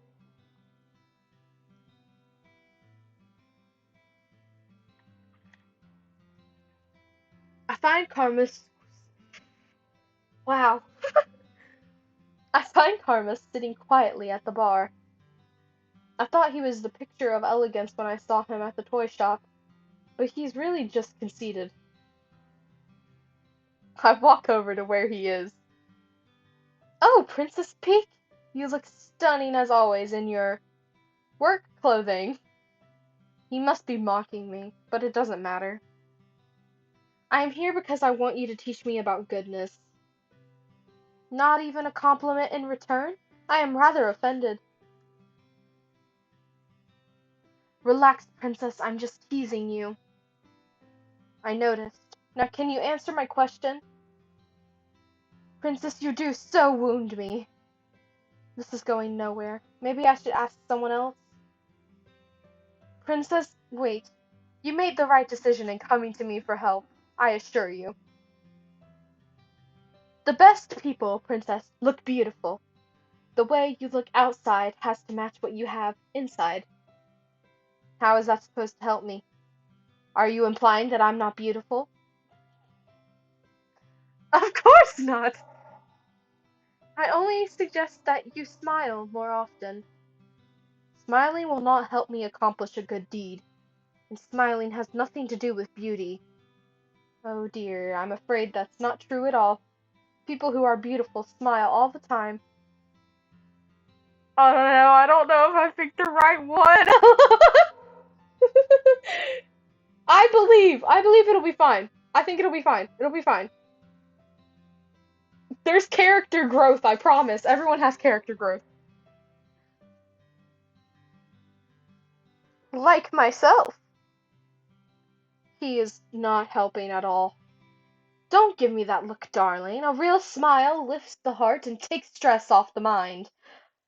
And, well, in order to do good, you must first change yourself. Make yourself more beautiful on the outside and the inside. I really don't know why I came to him for advice. But what did I expect from such a flamboyant man? He is as shallow as a puddle of water.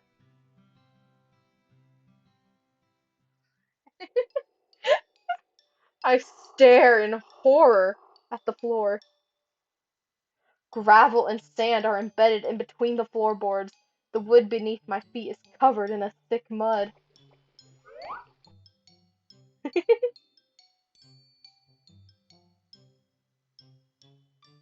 Oh no. Stop! I never thought I'd see this. The princess is actually sweeping. I'd say it's more like the broom is sweeping and the princess is just along for the ride. Lady Parfait, your orders have arrived. Where should I put them? At the back, please. Thank you.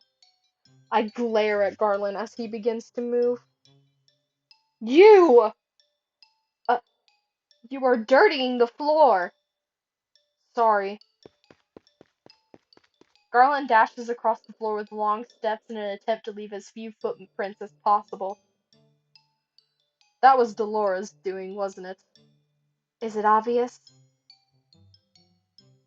This has "Witch Having Fun" written all over it. I need water. Wow, completely spotless. You are the worst. Leave the broom alone. Don't be mad at the broom, princess. It is only trying to help. It is doing nothing but making my life miserable.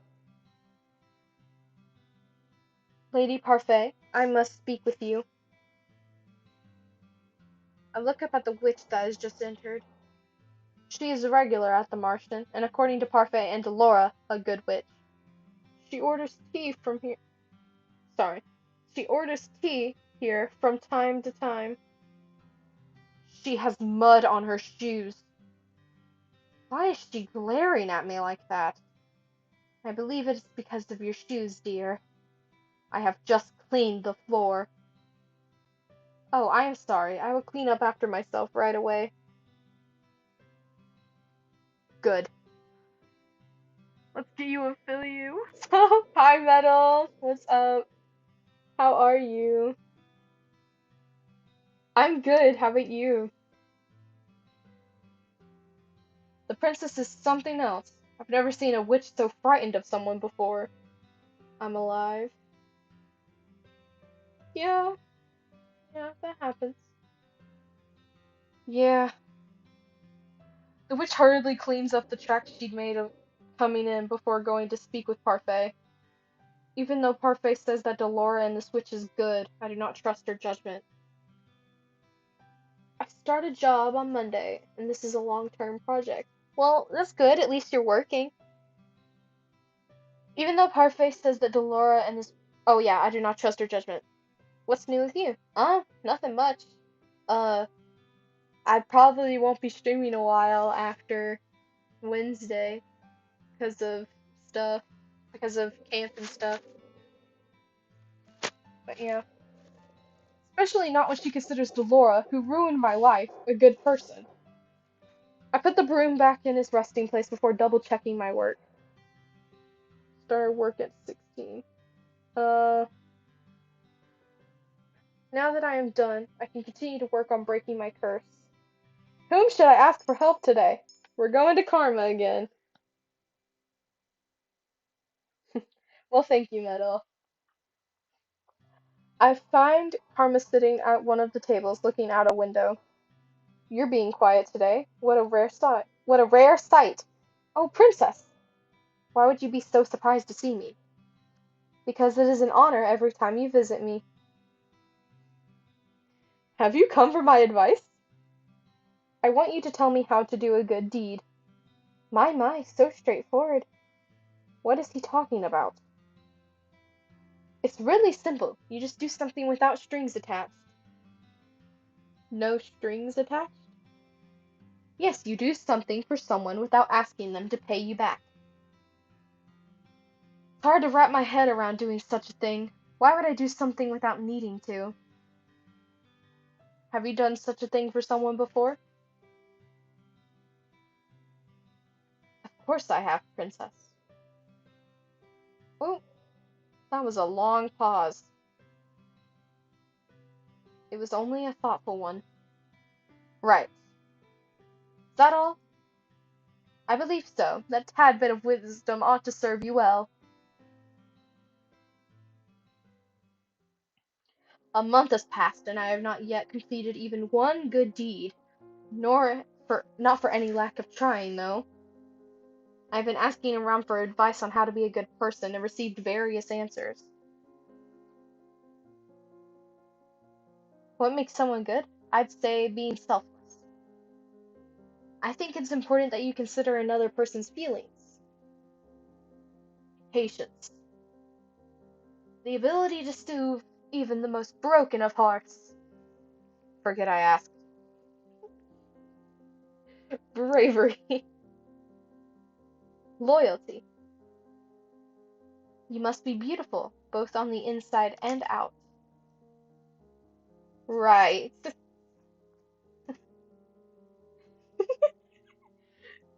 Must I be all those things in order to be good? Yeah. According to Parfait, I cannot just pretend. It has to come from my heart. There we go. I place my hand on my chest and consider the steady pulse of my heartbeat. That will not be easy. I close my eyes, thinking of all the possible ways I might be able to break my curse. But in the end, my mind is blank. Mother, what am I supposed to do?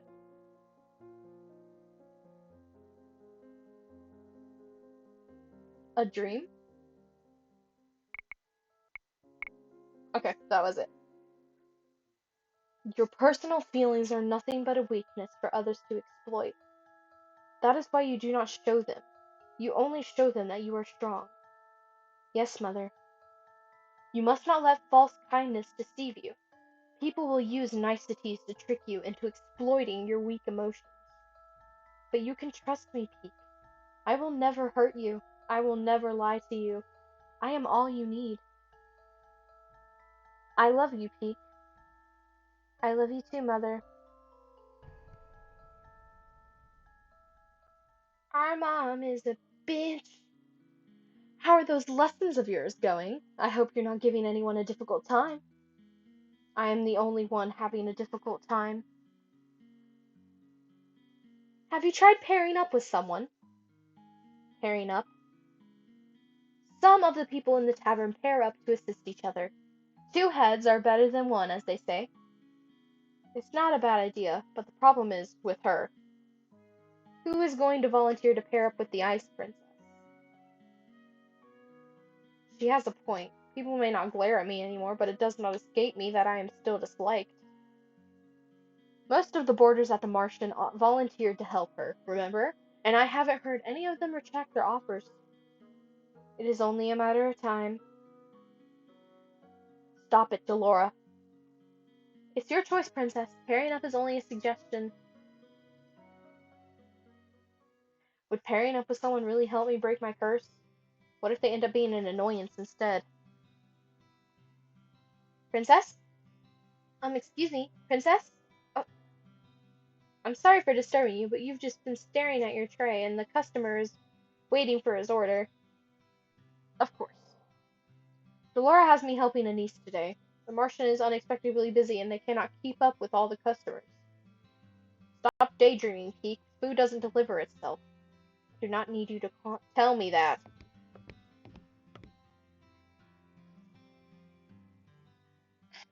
Can't read.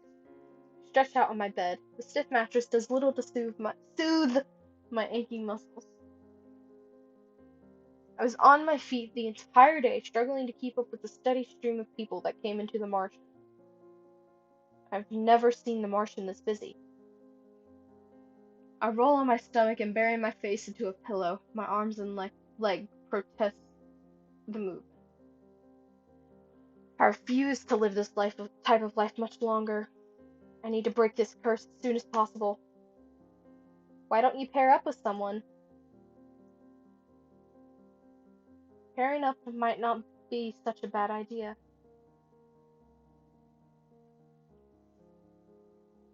Alright, this is officially where we choose Karma. We've already done Rod. We're officially choosing Karma. Are we ready? I'm not, but yay. Chapter 3, Secret Practices.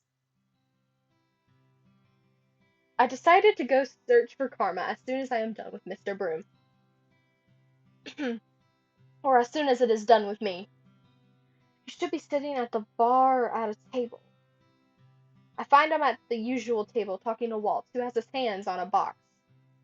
Why, if it isn't the princess! Lovely morning, isn't it? It is the same as any other. Nonsense. Every morning brings new opportunities. Right, Walt? I guess so. Every day there's another chance for a good deed, Princess. Right. No clever comments today, Princess? I do so enjoy them. Maybe coming to Karma was a bad idea. I would love to stay and offer advice, but Walt and I better be off. We have work to do. You mean that you're going to put me to work? Work? Parfait had asked us to pick up some provisions for the tavern. She asked us, but in the end it will be me carrying everything. You'd make you'd make a lady carry everything? Karma suddenly stops, then whirls to look at me with wide eyes. Oh! I cannot say I like the glimmer in his eyes. How would you like to help, Miss Peak? I'm sure this would count as one of your good deeds. I'm pretty sure that's not how this works. Oh, Walt, you're no fun. Helping Karma does carry things does not sound pleasant, but I'll go. Uh, Truly? Oh my. While you're at your camp, don't miss too much. I'll try. Oh my. Walt, it seems I will not be requiring your assistance today. Princess, are you sure? Perhaps this might be considered good. Besides, I'll finally get to leave this place for the first time since I've been here. I am sure. Okay, good care of the princess, Karma. Of course.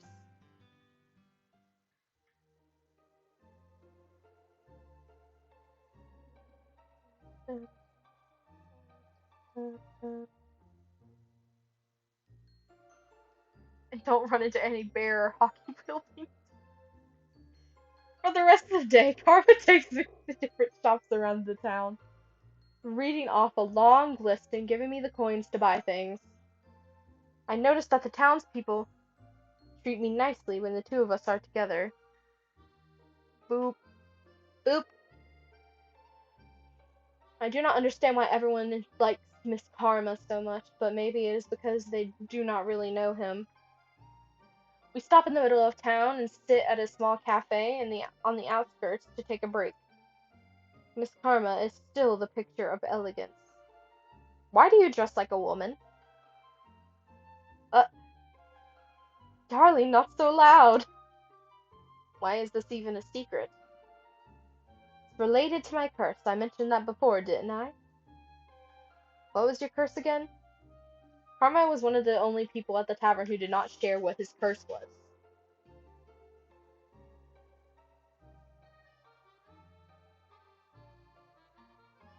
Has anyone seen Bella last scene trying to slide into my DMs? What?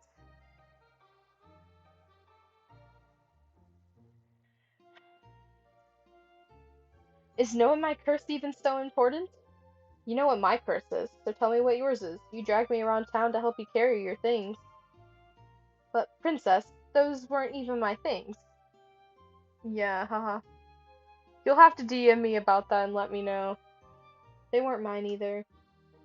Okay, I will tell you, though it is very sad. I do not think a curse is meant to be a happy thing. I have the beauty's curse. It's what forces people to fall in love with me every time they see my handsome face. Is that really a curse? That does not seem awful at all. Terrible, isn't it? We're saving! Because I know me, I'm gonna choose the wrong one. It's not that terrible. I don't think it's that terrible. You can work around it. You have your disguise. Yes, I suppose I do, don't I? People loving you isn't such a bad thing, is it? Everyone loves Miss Karma. Meanwhile, I cannot even get my father to look in my direction. I'd prefer a person to love me as I am. Not because they are compelled to, because of a curse. I can feel his eyes on me. I refuse to look at him, thinking that his gaze must be filled with judgment. Princess, are you okay? Why wouldn't I be? You look a little lost in thought. People fall in love with my beard. Yeah, right. I'm fine. Still, it feels like I am missing something. Is this really the entirety of his curse? But people don't fall in love with you when you are a woman as well? No, princess. That love is admiration or appreciation, sometimes lust. And when you're a man, Americans especially, yeah, right. They swarm to me like moths to light. It becomes suffocating. Whom does it affect? Oh, wait, my brain. Yeah. Whom does it affect? The curse only affects women. It is a condition of the curse that they be a woman and that I be a man. It's part of the fairy tale. Like a streamer dropping to my DMs after I followed her channel. I don't know, man. Which fairy tale? The one with. Oh! Karma suddenly stands up and points at a man selling red apple-like candies. He pulls me over, insisting that we try one. She called me cute. R.I.P. I'll try to bring up the subject of the curse again, but to no avail. Okay, so we chose the wrong one. No, I do not want to overwrite my save.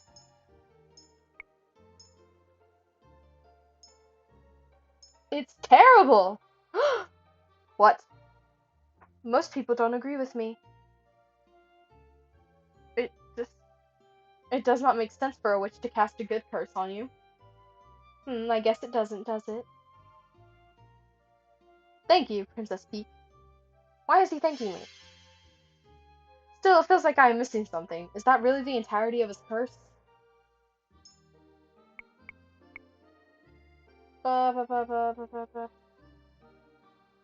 Okay.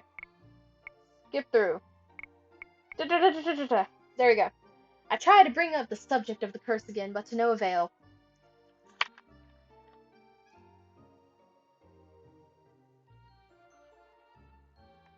Hmm. Karma. Wow. Karma. Karma somehow manages to be distracted for the rest of the day and is able to effectively dodge my questions.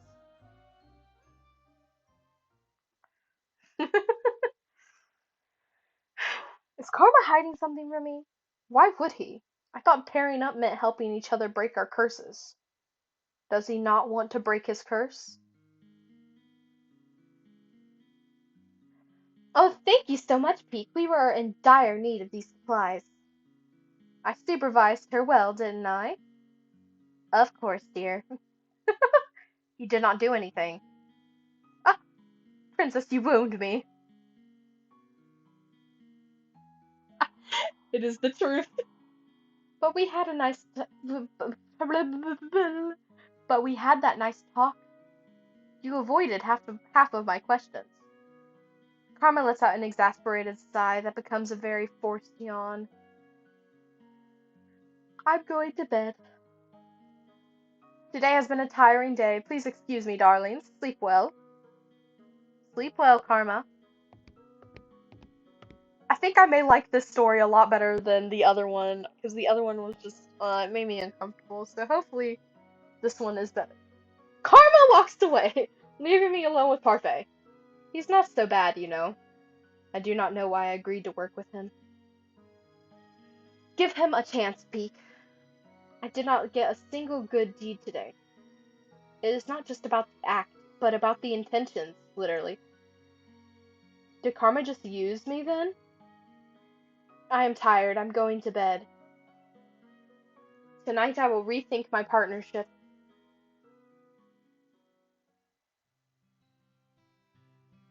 I barely sleep that night. When I wake up the next day, my body is sore from carrying supplies around town yesterday. The more I think about Karma, the more my anger boils inside of me. How could I have not gotten a good deed yesterday? I decide to find him first thing in the morning. I see him at his usual table, once again staring out the window. A dark aura seems to surround him that I notice that no one is sitting with him today. Karma? He keeps staring outside, and his eyes are glassy. Karma! Oh, princess, good morning. LOL, yeah, I know, right? It is far from a good morning. I did not sleep at all last night. Golly! What a shame.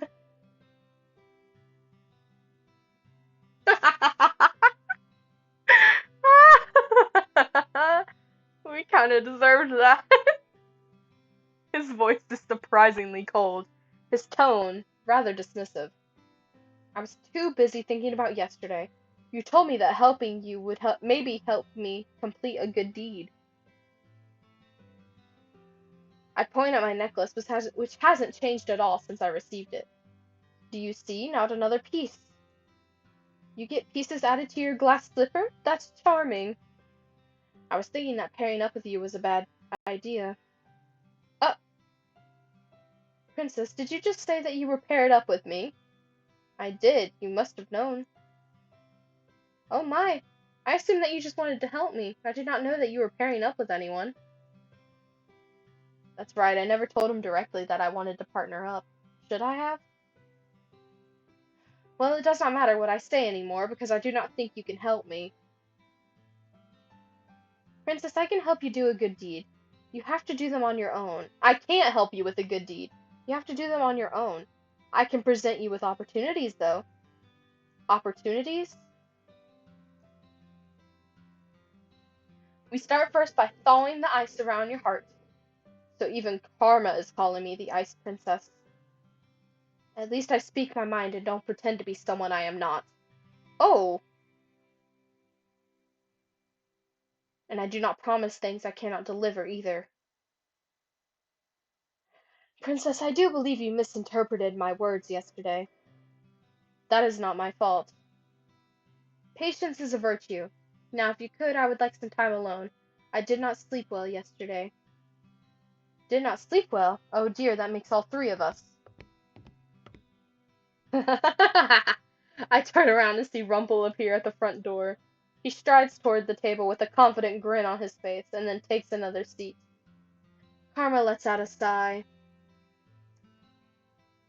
Foul man, what are you doing here? You flirt with a man once and he hates you, is that it? No, you flirt with a man and then you insult him unnecessarily. Well, wait. And then you insult him unnecessarily. Oh, I thought that was all in good fun. Something about the expression on Rumple's face tells me that it is not true at all. Are they always going to be at each other's throats now? What are you doing here, Rumple? I couldn't help but overhear that you were looking for a partner, Princess. I thought I might offer my assistance, since I know that I can make you far happier than this fool over here. Oh! Would you like me to hit you again? Do it, do it, do it, do it! What is the problem, sir? I only came to provide assistance where you could not. Rumple turns to me, grabs my hand, and winks at me. What do you say, Princess? We could be wonderful partners, and in no time at all, I swear I would have your heart aflutter. Before I can slap his hand away, Karma slaps him instead. I cannot help the surprise on my face. For real. Would you like another slap? I am in no mood for pleasantries today. I don't know how I ever mistook you for a lady. You're the most brutish man here. Oh, shit. A slap for each cheek, darling. Would you like a third? Rumple stands abruptly from the table and glares at Karma. I can almost see electricity bouncing between the two of them as they stare over my head at each other. I see Jurian walking towards us with a stern look on her face. I would never hurt a person unnecessarily. I don't resort to violence. My, then that gives me all the openings I need. Alright, we're gonna have to slap Rumple. I don't want to slap Rumple. Rumple seems so nice, he's just flirty. Alright, slapping Rumple. I lean forward and slap Rumple from his blind spot. Both of the men turn to stare at me. I look at the red spot I left on Rumple's cheek and wince. I don't think I've ever slapped a person for anyone else before. My chest feels slightly heavy. Princess? You are being ridiculous. I've told you many times that I do not appreciate your flirting, and Karma doesn't either. Such a persistent man needs to be slapped a few times. Slap him! I did! W. Rumple puts a hand to his cheek and stares at me, distraught. You deserve that. Alright, what's happening over here? I feel bad. Dream comes to stand in front of us, her expression stern. Nothing, I was just showing myself out. Excuse me. Was that not the right one? Rumple leaves and I am alone with Karma. He slumps back down into his chair. After making sure that he won't do anything rash again, Jurian leaves us. I leave Karma sitting there by himself and return to the front of the tavern where he... So that wasn't correct. So we weren't supposed to slap him? What was it?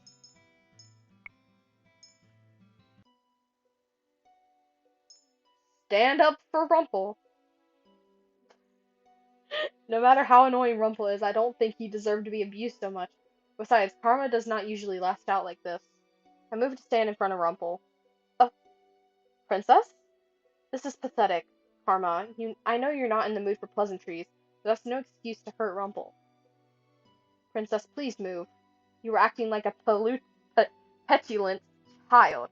Bruh, how is slapping someone the wrong option? That always works, lol. I don't know, man. I thought that was the right one. Fine, you're right. I wasn't expecting him to so easily admit a mistake. I turned to Rumple. I was only standing up for you, Rumple, because Karma is annoying me. I looked down at my necklace, but there is no extra piece because you look. So that wasn't a good deed either, because you didn't mean it. Alright, what's happening over here? During her expression stern. Oh, nothing, my sweet. I was just showing myself out. Thank you, Princess Peach. Rumple leaves and I am alone with Karma. He slumps back down into his chair. After making sure he won't do anything rash again, Jurian leaves us. There we go! It was right. Okay, I was starting to get worried that it wasn't right again. I'm sorry, Princess. It appears I really was being a child. Rumple is harmless, and there was no reason for me to act as uncivilized as I did. What would Father think? Father? Oh, it's nothing, but please, if you would, can you give me some time alone? Fine. I leave Karma sitting there by himself and return to the front of the tavern, where Anise has more chores waiting for me. Today, I have to work as a server, which is still better than working with Mr. Broom. The usual people are at the tavern, and I overhear conversations as I work. At one point, Garland walks over to the bar, and Anise serves him a drink. He looks sullen, and I watch him curiously for a few moments. Then I notice he is staring at Jurian, who is talking sternly to two drunken men continuously clacking their bottles together at a table. If you make too much of a scene here, you're going to bother the other customers. But the same people are here all the time, eh? We're not bothering anyone, hon. Garland looks agitated. What is wrong with him? I will not stand to have you call me that again. Loosen up, woman. You may have been a knight at the palace before, but you got no such title now. Garland stands up and Garland stands up and I can see silent anger in his eyes. A few people at the bar look up at him with worry. I may have no title, but I still demand respect. Sir Garland, are you okay? He looks back at us, almost like he's coming out of a trance. I'm fine. Sorry about that, ladies. He sits back down, glancing once more at Jurian as she continues speaking to the men. They glance at Garland warily, their expressions more somber. Yep. Why was he acting that way? Garland is usually more composed. Princess, is something on your mind? No. I brush all the thoughts of what just transpired from my mind as I return to my work. Hours go by, and my body sorry, and my body protests all of the leaning I have to do. Even though had to carry a lot around town yesterday, it was nice to be out for a while. Maybe I am better off helping him just to avoid the chores in here. At least that stops me from being worked to the bone. Oh, Princess, you're doing very well today. She's so sweet. I always perform like this. But today you're delivering everything really quickly. Do you mean to say that I don't perform well on other days? Oh my god. No, Princess, I only meant to say that today your performance is even better than normal. Is that supposed to be a compliment? Yes. I walk away from a niece who stares at me sadly. If she wanted to give me a compliment, she could have said something that wasn't so backhanded. It wasn't backhanded, you just took it backhanded. Alright, time for more drink, because I'm thirsty.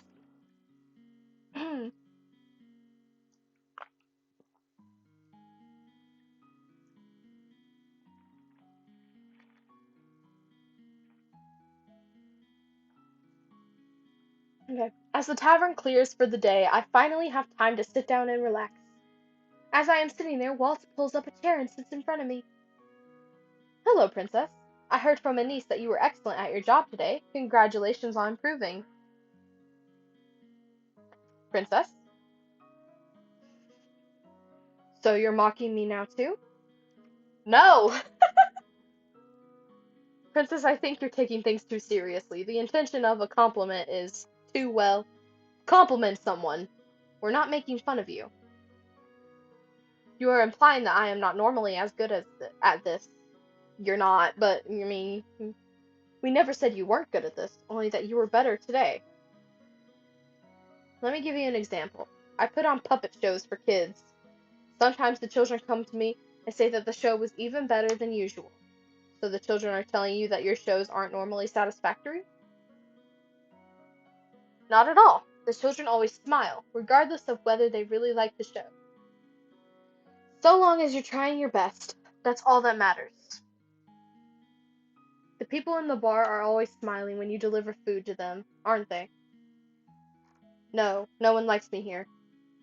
Maybe if you smiled, they would smile back. I am not going to smile for any of them. I do not owe them anything. You don't need to owe anyone a smile. I thought I almost dropped my drink. You don't need. Yeah, okay. Any smile that isn't owed is fake.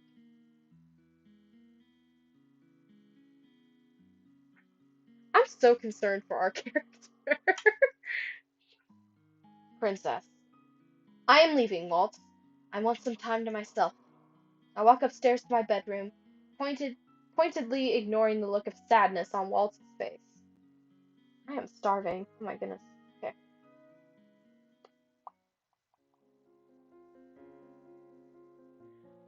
Hello, sorry, brain. I have been sleeplessly laying on my bed for hours. Sometimes I hear the sounds of people walking through the hallway. Who would be up at this time of night?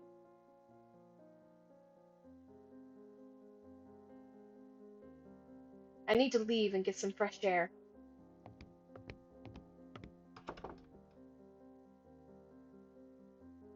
Hiccups.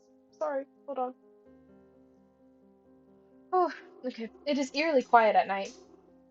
I stop when I hear faint sounds coming from outside. What is that? I'm going outside. I'm nosy.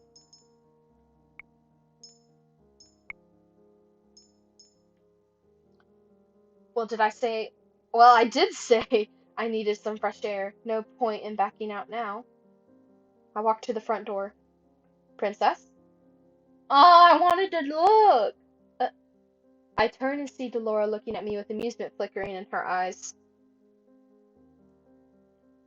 Princess, what are you doing?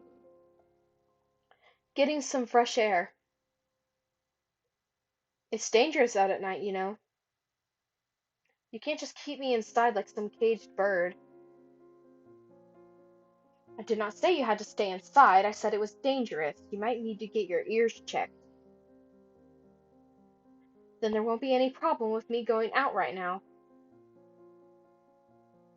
Princess, you only hear what you want to hear. You can't go outside without an escort.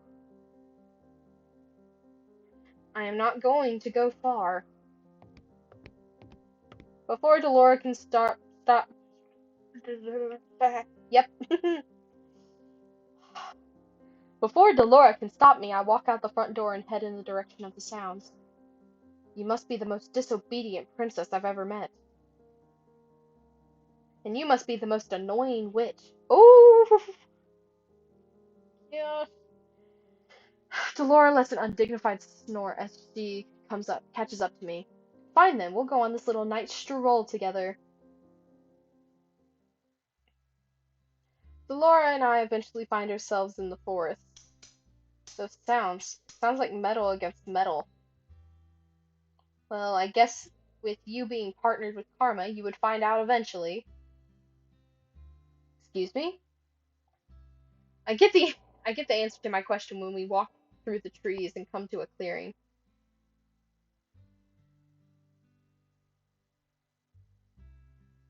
I oh sorry, my brain. I can't see.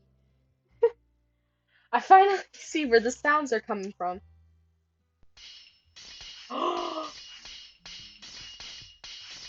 That's so cool. Okay, no, but that's sick. That's so cool.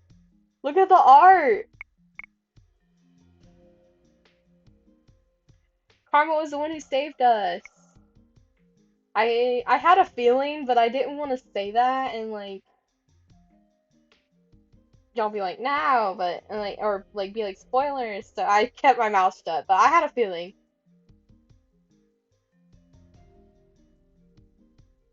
Okay, two men stand in the clearing, swords clashing. One of the men is Garland, who is poised with his sword.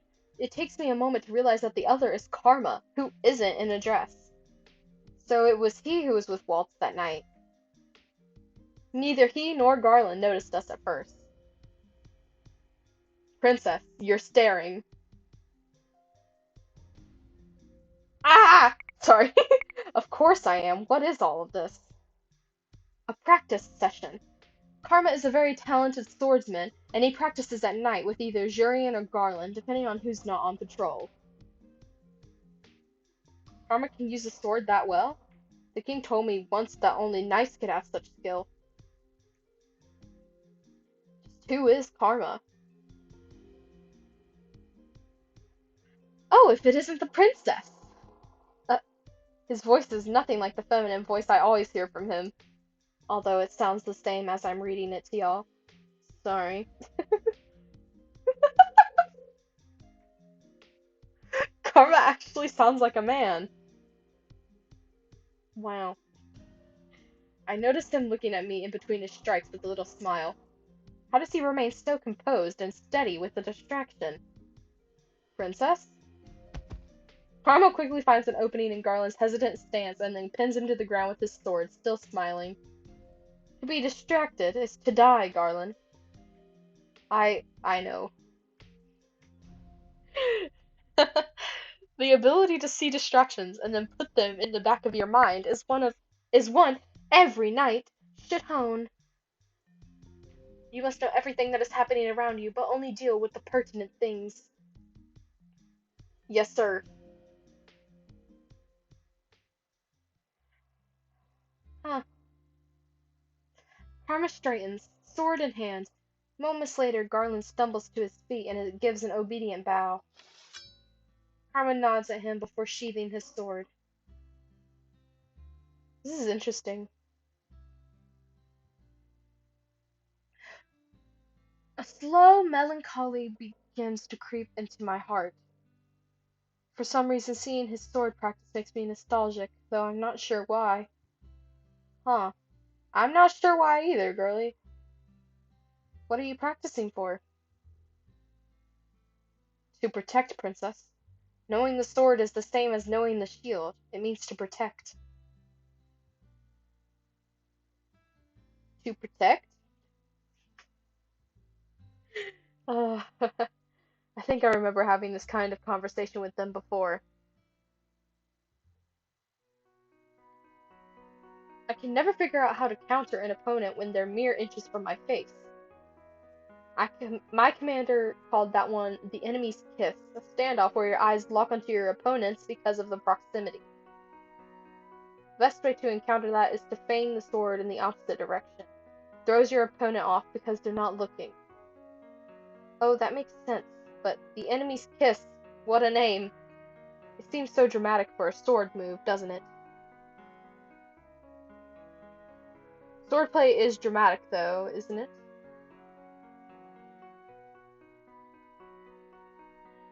Isn't the most effective swordplay not meant to be flashy? Princess, I didn't notice you there. Good morning, Princess.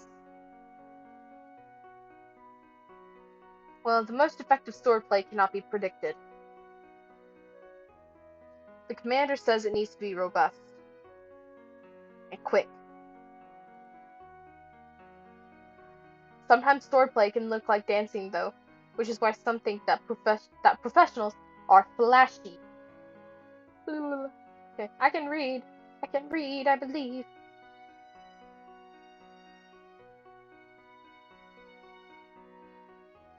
Okay. Yeah. That seems unnecessary. Everyone has their own methods, their own skills. All of us knights fight for different reasons as well. Isn't it to protect all of us in the palace? Well, yes, but we protect everyone in the castle for different reasons, Princess. The knights protect for different reasons. I turned to Karma. But Karma, you are not a knight. No, I'm most definitely not. But since Garland and Jurian begged me to teach them, I have somehow become their mentor. Okay. Wait, that didn't sound right.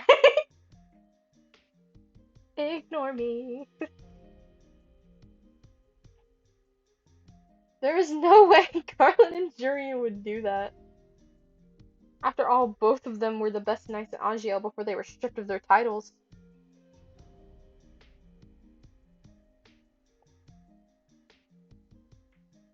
Karma actually speaks the truth. Jurian and I... Oh, sorry. Voice leaving me. Jurian and I really did have to get down on our knees and beg for him to instruct us. What? Is Karma really so talented? So you are finally impressed with me. What do you think, Princess? I am the picture of elegance in this outfit, aren't I? You know, I don't know why you and Rumple fight so often. You really are very similar. Yeah. Don't compare me to that fool. He has no class. Just because you come from different backgrounds doesn't mean he has less class. So the reason you were so tired today is because you do these practices at night? Oh, I suppose I've been caught red-handed. Why does this have to be a secret? Does it have to do with Karma's curse? But he's not in his disguise now.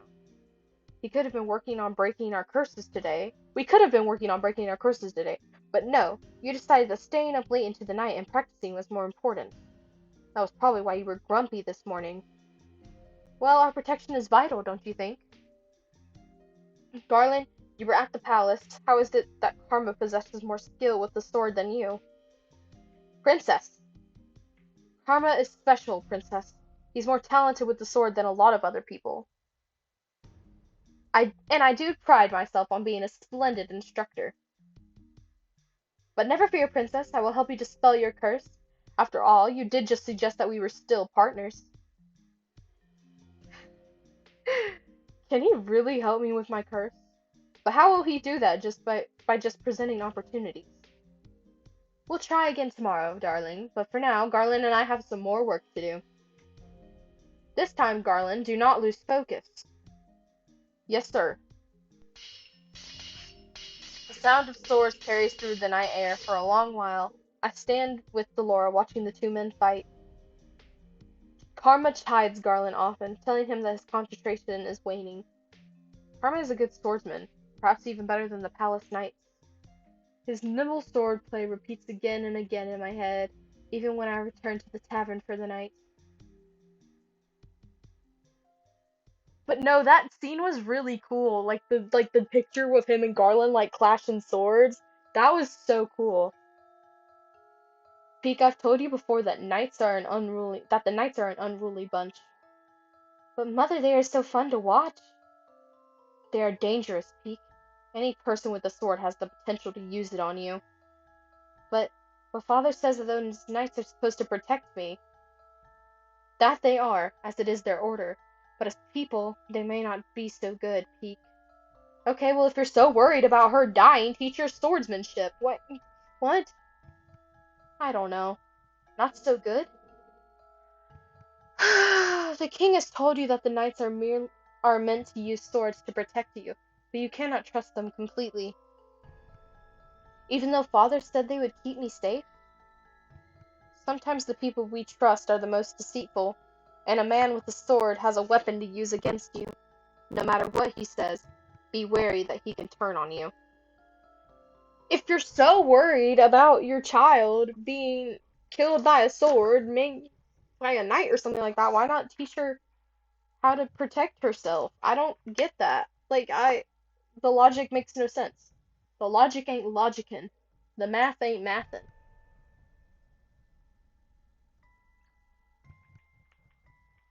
Haven't I told you before that you should not trust people? But the knights are... Even knights can be treacherous, Peek. Do not trust a man with a sword. He can be dangerous. Yes, mother, I understand. Try to understand, my sweet. I only want you to be safe. Yes, I understand. I think it's cool that we have different dreams in this story than we do in Rod's story. So it's like different background flashbacks kind of thing. Jurian, if you don't come at me like you truly mean to stab me, you'll never land a hit. Yes, ma'am. Yes, sir. It's it has been about 2 weeks since I first saw Carmack here in the forest practicing with Garland. I have come here every night since then, though I never stay as long as Karma, since I actually have to do work in the mornings. Alright, here I come. The two swords clash and Karma laughs as he throws Jurian back and taps her lightly on the shoulder with his sword. How different is this compared to the Rod path? So different. So different. Like, Rod's path, we end up back at the palace as a maid. I won't do too many spoilers. I have the VODs on my channel if you want to watch them eventually. Um, they should be the last, well, it should be the last stream I had and then 2 streams ago. And it should be like the whole Rod story. I don't think there'll be anything else, but it should be the whole Rod story. But we actually end up at the palace as a maid the whole show, the whole time. So this is very different. The two swords clash as Karma laughs and throws. Yeah, he taps her lightly on the shoulder with his sword. That makes 4 hits, and that one was easy. Is that the best you can do, Jurian? I noticed that every time Karma practices with Jurian, he is in his Miss Karma disguise. Oh shit, I see. Yeah. He says it is because of the cute purse and because he does not want Jurian to fall in love with him. Yeah.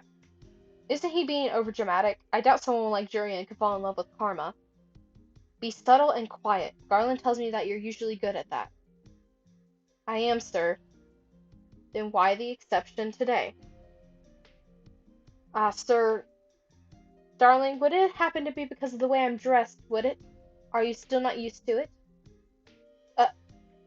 Hit the nail right on the head, haven't I? It is not very chivalrous to hurt a lady, of course, but that logic applies to men as well. An enemy is an enemy, Jurian, even if your enemy is a delicate flower like myself.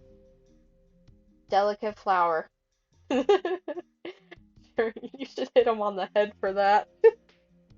But Princess, he is not delicate at all.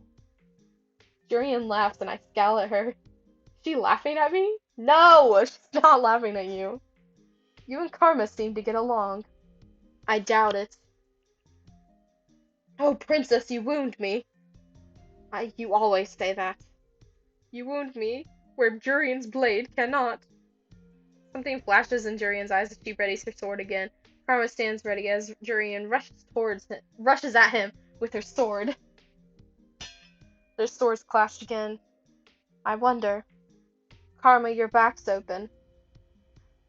Karma turns, and Jurian taps him on the shoulder and laughs aloud. I did it, a single hit. Looks like you have a weakness too, Karma. Uh, no, it wasn't a weakness. It was the lack of sleep catching up with me. Why did he listen to me? He told Garland the other day that it was crucial to only listen and watch the most important things. Alright, practice is over for now. I can see Garland coming for his practice. Karma walks to a corner to have a drink. I should probably head back to the tavern soon, but there's something I want to see first. On her way out, Jurian gives a solemn nod to uh, Jurian gives a solemn nod to Garland. She pauses to say something to him, then looks at me, noticing my vague curiosity. I was just, oh, sorry. I was just mentioning what a good swordsman Karma is. Hmm. I, I have seen him fight with I, I have seen him fight, and Karma is a good swordsman. There's no doubt about it. Yet, is practicing with him really so special? He's so fast on his feet and quick with his reactions.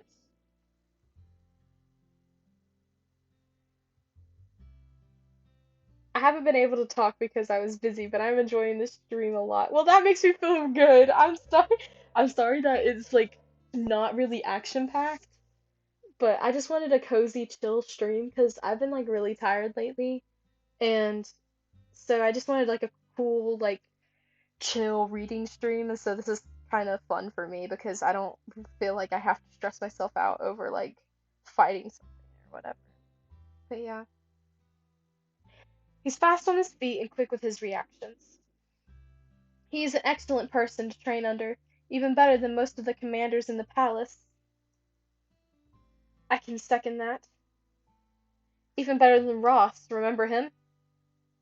The first commander we trained under, the one that punished slow learning with Yep, the first commander we trained under, the one that punished slow learning with extra exercises. You always had to do more exercises than I did. Something about you being distracted? Oh, wait! I think Garland's in love with Jurian. Look at him blushing. I think he's in love with her. I was watching the way you swung your sword to make sure you didn't hurt yourself. Yeah! He loves her. You've always been overprotective. Because he loves you. This is so cute. Well,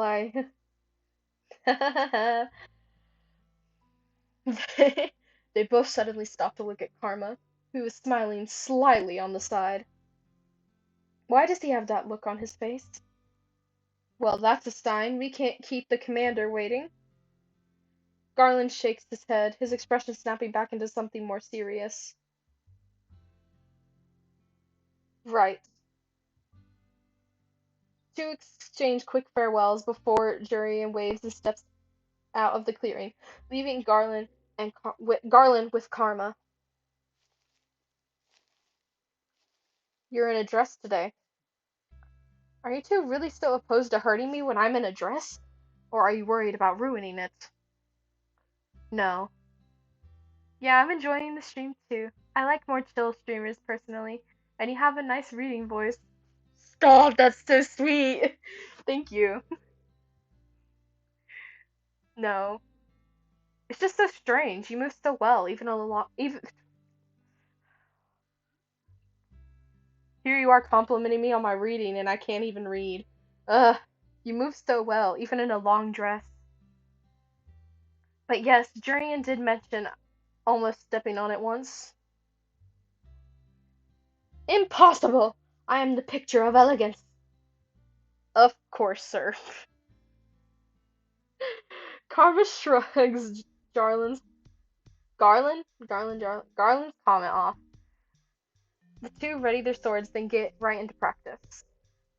LOL, you're doing good. I appreciate it. Thank you. Julia has taken over Garland's patrol now, so that Garland can get in some practice time. So Garland, have you told Jurian yet? Uh, no. Oh. The conversation that Karma always has with Garland is the real reason I stay behind to watch them practice. Oh, we're nosy! I am nosy too. I don't understand why Garland always answers Karma's question if doing so makes him so depressed. Will you ever say anything to her, Garland? Why don't you just confess to her already? He does love her! Uh, Karma lands an easy hit on Garland, who sighs and who responds. Whenever Garland thinks about Jurian, he gets distracted. I do not understand his feelings at all, but seeing him remain quiet frustrates me. Do we ship them or something? Jurian is talented and poised. I can never be good enough for her. You will never win a woman's heart if you don't compliment her looks as well, Garland. That's not... Well, she's pretty too. Beautiful, and then there's... me. Aren't they both knights? Haven't they been training together for a long time? Alright, saving. Saving. Saving. Oh, wait, you want to know what I just realized? I realized that I don't think we chose the right option over here. Oh, wait, we're going back. We're going back. We gotta choose the right one. I got distracted. Remain inside. On second thought, maybe it would be dangerous. I turn to see Delora looking at me with amusement flickering in her eyes. This is the first... Wait, huh? I think I chose the wrong option for this one. This is when we, like, first found Karma. Yeah. Did you come down to visit Mr. Broom or something? I didn't know you two had gotten so close. We haven't. It was a joke, Princess. You really don't have a sense of humor, do you? I think it is you who does not have a sense of humor. Snappy as a crocodile, as always. So what are you doing down here? Gonna sleep? Me too. I heard some sounds. I just wanted to see where they were coming from. Sounds? Are you really spooked by some sound from the forest? Or are you just too curious for your own good? I'm too curious for my own good. Curiosity killed the cat, you know. I did not ask for your opinion, witch. Well, both of us could use some fresh air, don't you think? Yeah, this is the right option. We were sitting there the whole time reading and it wasn't even the correct thing. I stare at her in surprise. Come on, I know a place we can go. It sounds like metal against metal. Well, I guess it needs to be apart. Okay. No. Okay, we're gonna skip. Because we already looked at all this, so there's no point. La la la la la la la la la la la la la la la. Yada yada yada yada yada yada.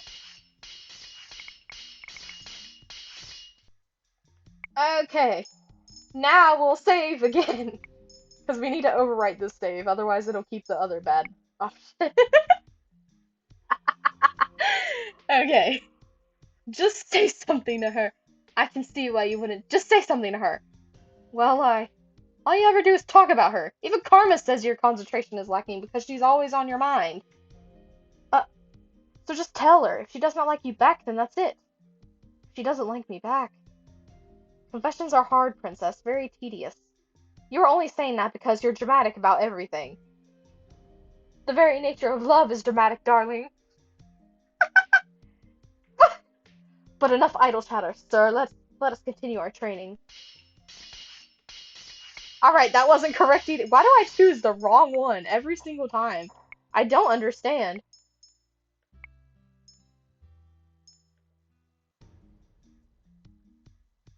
I can see why you wouldn't tell her. Because she's better than me.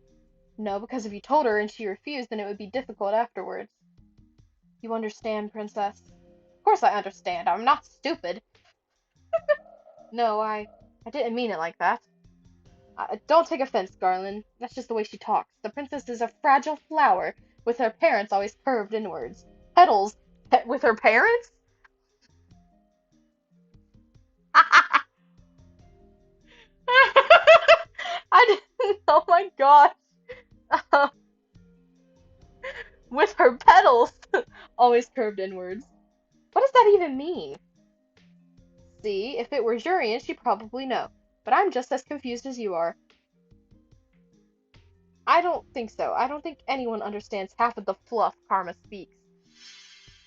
It is because I weave love and dedication into every single one of my words. There is a beauty in deciphering them. But enough idle chatter, sir. Let us continue our training. I ended up staying longer than intended. By the time I consider returning to the tavern, Garland and Karma are wrapping up for the night. I have a question for Karma, so I wait until Garland leaves before I approach him. You're still here, Princess? Were you seeking out alone time with me by chance? I have enough of that every day when we run errands. I just have a question for you. You always come to the right You always come to the right person. What can I do for you, Princess Peak? You ask Garland the same question every time we train, and he always tells you that he cannot confess. Um, Karma nods in acknowledgement, but his attention is on his sword. Read, Peak, read. It's not hard. You've been doing it since you were like 5. Do it. Gosh. He inspects it carefully before sheathing it. It frustrates me. You're frustrated? That look of his always annoys me. Oh my. It is annoying. Did you want to ask me why he wouldn't Did you want to ask me why he won't confess because you're so frustrated? Yes. Suppose after almost 2 months I do know you a bit better. You do not know anything about me, and I do not know anything about Karma either. Confessing isn't easy, dear Peak. Surely you must realize that the possibility of rejection is a significant deterrent. But if you never ask, you never get an answer, and the stress of worrying stays with you and ruins everything. Why are you staring at me? Is that the reason you're so blunt, Princess? Ooh! Calling us out! Blunt? You are far more blunt than I am. Princess Peak, you are truly amusing. You're as sharp as a knight's blade. I am not amusing. That is a matter of opinion, darling. He really is insufferable. And yet I still come to him for advice. The scariest part of a confession is the possibility of rejection. Can you imagine loving someone and then finding out that they don't feel the same way about you? Yeah. Ugh, we don't need to get into that. My thoughts shift to the king. My chest tightens. Princess Peak? Karma reaches out a hand to brush, real, brushes, wow!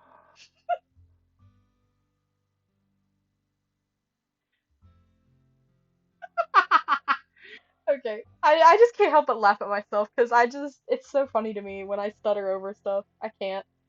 Karma, recent, re-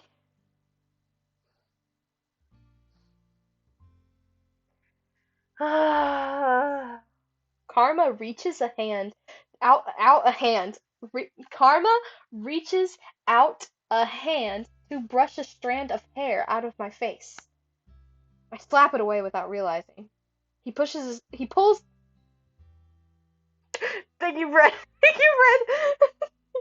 He pulls. He pulls his hand back with a gentle sigh. My apologies, Princess. No, I cannot imagine. No? Loving someone and finding out they do not feel the same way. I always knew my father never loved me. My understanding is different from what Karma is referring to. Besides, I no longer hold any love in my heart for the king. I have already given up hope on him. Right? It is a good thing you haven't experienced a rejected love, Princess. It is one of the worst feelings. Karma asked to be alone, so I returned to the tavern by myself that night. Oh? Dang. Okay, I guess not. Oh, he looks so cute. Bruh. I wanted to look more. Look at him.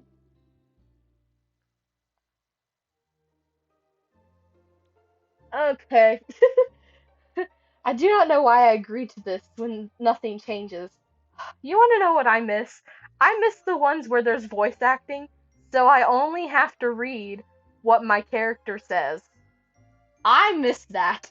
But this game doesn't have it. So I mistake I read bad. Or I think so at least. Yeah. Yeah. Okay. Today I'm once again out in town with Karma, running errands since we've been partners, he insists on me coming with him every day. Why do you need a new dress? Because the lady needs all kinds of dresses in her closet. Nah, you're doing fine. No, I'm not. All kinds of dresses in her closet. Variety is the key. Variety. Ver, ver,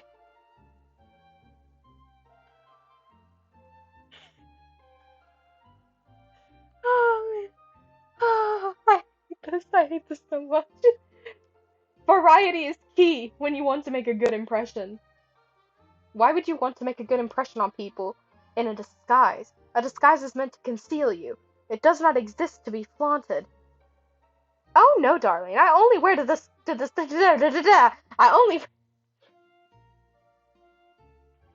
only wear to this the I I uh I only wear the disguise to stop the curse from working on people. It's not really meant to conceal anything but the fact that I am a man. Being doted on by a married woman, or by a woman in love with another man, is especially troubling. Yeah, I can understand that. Is the curse really that powerful? Karma leads me over to the dress store, and our conversation pauses when he goes to the store owner and gives specifications for a new dress. I didn't stutter over the word! Woo! When we leave, Karma suggests going to some place to reward me for all my hard work. You're treating me? Why wouldn't I, darling? You've been helping me for a while now. What is this feeling? Gratitude? Karma does owe me for everything that I've done for him, so why do I feel like this? You know, it would be much easier for you if to just cut. You know, it would be much easier for you to just help me carry bags. Oh, there. Let's buy one of those cupcakes. Karma cuts through my suggestion easily. Does he really just like work so much that he'd rather pay me off for helping him? Yeah. Karma takes me to a stand showcasing all kinds of cupcakes. There are some with colored frosting, others with fancy decorations. Some are especially eye-catching, like a bright blue cupcake decorated with little stars. Cute!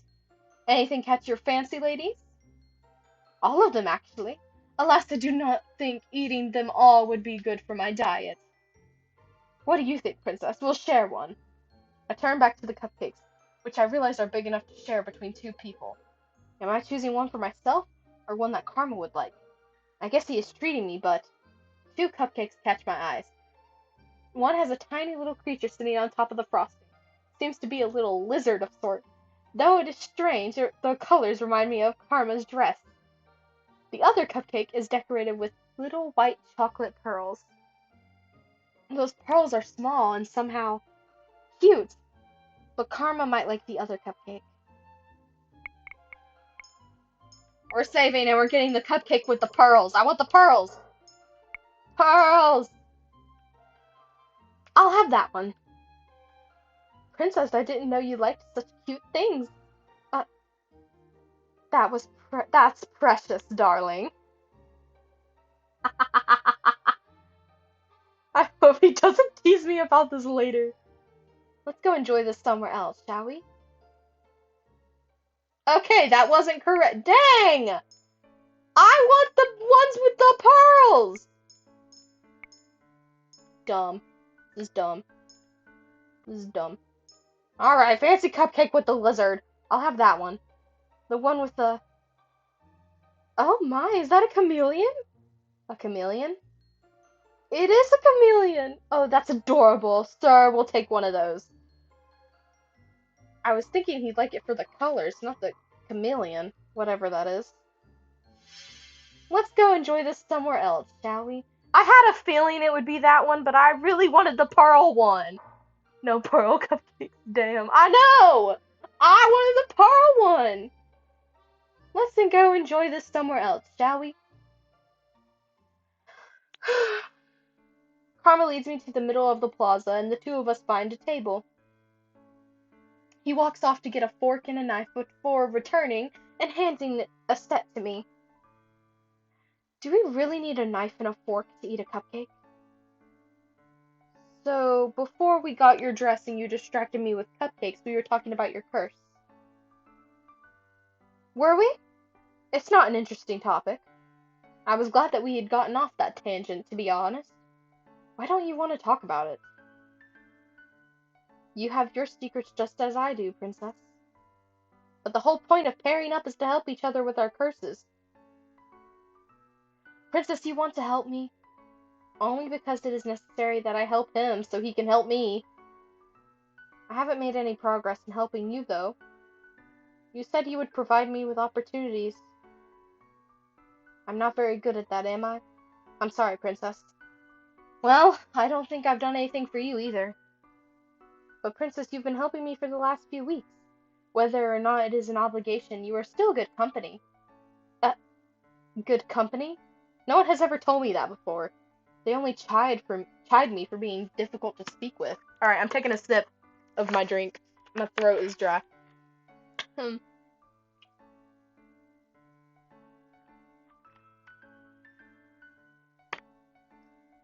Okay. Good company? No one has ever told me that, but they only chide me for being difficult to speak with, yeah. Look at the cupcake! Look at the cupcake!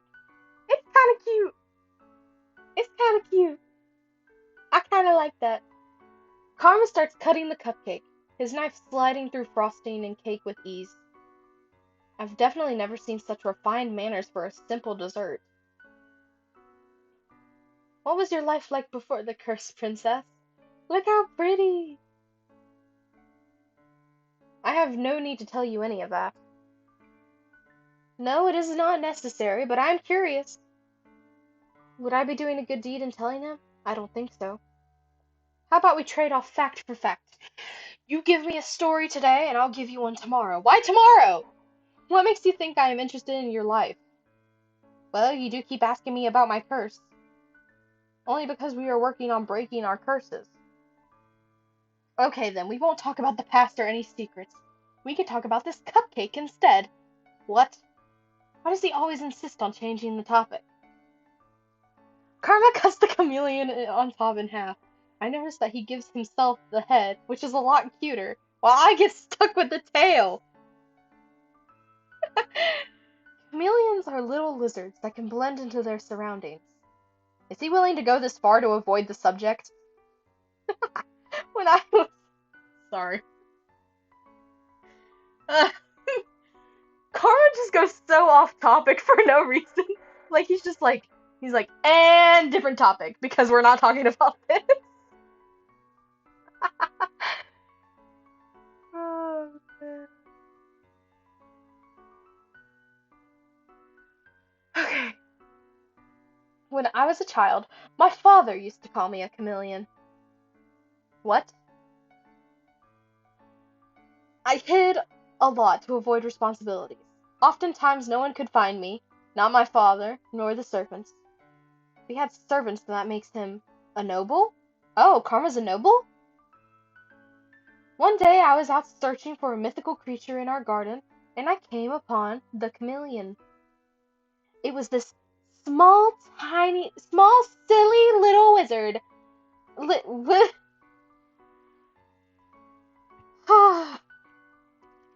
It was, it was the small, silly little lizard. But I'd only found it because I was looking for something fantastic. The lizard on the cupcake does not seem all that fantastic. My father explained what it was to me, and then he started calling me his silly little chameleon. It was ridiculous, but he said I was always very good at hiding, and so it suited me. That's kinda cute. What is it, Princess? Seems like you are still good at hiding. You hide behind your disguise and keep so many secrets. Oh! Ooh! Ooh! That was really blunt. I suppose I'm still a chameleon then. Don't you think that... I don't think that nickname makes any sense. Sometimes they don't have to. Nicknames don't have to make sense to be endearing, Princess. Can we just get back to the subject at hand? Yes. Wait. Yeah. Can we please just get back to the subject at hand? Yes. This cupcake. If you insist on sharing a story for a story, then I will tell you something about me. Oh? You didn't seem the type to want to share. I normally do not see any reason for sharing things about my past, no. Mother once told me that to confide in someone else is a weakness. But more than that, I was always worried that others would judge me. No one has ever wanted to listen to me. I know enough about others' opinions of me that I know that they think I am the one at fault. Always. I wouldn't judge you, Princess. Stop! Stop! Ugh! Wait, I forgot to read it. I mean, I wouldn't judge you for not wanting to say anything to me. I divulge nothing to you after all. A story for a story. That is the deal, right? I expect you to keep it. Or rather, a fact for a fact. It is not like I have to tell him everything, just something about myself. I will tell you about my life at the palace. It is not as if it's a secret, though I doubt Karma would understand. Oh, I don't want to talk about this. I feel like it's gonna be sad, because, I mean, her mom was a bitch, so... Sorry, I'm moving and stretching a bit. Ever since Mother died, the palace has been a cold place. Uh, why the surprise? Is it because you see Emmeline and Rod and assume we're all one big happy family? I do have to admit that Princess Emmeline seems quite gentle. Prince Rod is quiet, but he seems like an honorable man. When I saw you and the princess at the dress store, it was a toy store. Princess Emmeline seemed very nice, did she not? Her kindness is fragile at best. She tries far too hard for it to be genuine. Her insistence is irritating. I have never wanted to be friends with her. The king took a second wife after my mother died, as if she never mattered to him. Karma is silent and I continue to talk, my emotions loosening my tongue. I had meant to stop there, but the words kept coming. The only one who ever showed me any affection in the palace was Mother. The king never paid much attention to me in the first place, but he treats Rod and Emmeline far better than he ever has treated me. What was your mother like? All of my fondest memories are of her. She was always with me in the palace, teaching me right from wrong. She taught me how not to show weakness, who to speak with. Who to speak with? Needless conversation is useless. People are often very likely to lead you astray. That was the reason I never saw any reason to speak with the townsfolk. Will you judge me as everyone else does? No, Princess. I'm not judging you. I'm just a little sad. Sad? Why would he be sad? Sounds like you lived an empty life. I know! It was not an empty life. But it sounds as if your mother separated you from everyone. It wasn't as if the townsfolk would have accepted me anyways. Mother said they were not to be trusted. Princess, about your mother, I will not hear you speak ill of Mother. Ooh. No, I only had a question about your mother. Karma coughs and I pause to stare at him as he clears his throat. What is it? This. Oh, gods! I.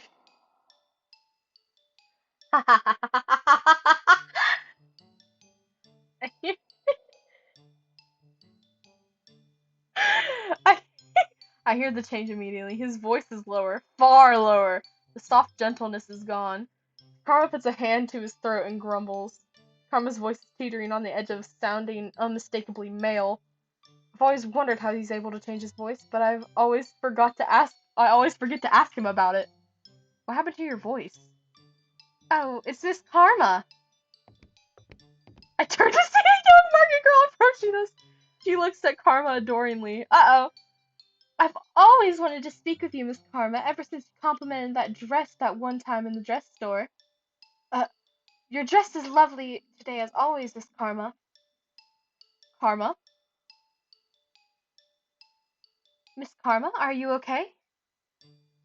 I am quite fine. Uh, I cannot help but giggle as the girl takes a step back, looking shocked by Karma's now deep voice. Karma curses again in his deep voice before forcing a bright smile on his face. Excuse me, I am feeling under the weather. I notice that he's trying to change the pitch of his voice, but the highness is only annoying rather than soothing now. Oh, I'm sorry.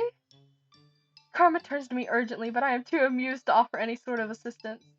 What is it, Miss Karma?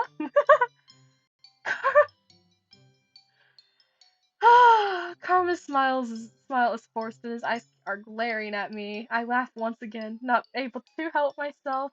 His expression softens, but only slightly. Wait, we're smiling! We're smiling! Did you guys realize that? Cute. Let's attempt to leave with Karma. I think we had better get going. Karma nods his head. I'll have explaining to do if we just sit here. Is there nothing I can do to help you two? No, obviously not. I'm sorry. Uh, he does not look amused. Why? I am only trying to get us out of here faster. Leaving. He takes my hand. Okay, that was not correct. I just never know what to do with her because, like, it'll say, do this, and then she'll say the most out of pocket mean thing, and then I'm like, okay, that definitely wasn't it. He's Karma. He obviously wants you to leave, but I cannot help myself. Miss Karma, I do wish you would say something. Uh, for real, lol. No, for real! I'm like, girl, why do you say the most out of pocket thing? At the very least, you should thank this girl for her compliment. Oh no, it's quite alright. Come on, Karma, you're usually the most charming person on these streets. Thank you. He sounds like he's dying now. I cannot help but start laughing again. The small annoyance on Karma's face seems to dissipate immediately. Leaving. He takes my hand and curtsies politely to the girl as he pulls me away. Karma, you sound sick. It's run out. Run out? The potion that Parfait makes for me. I must have talked too much.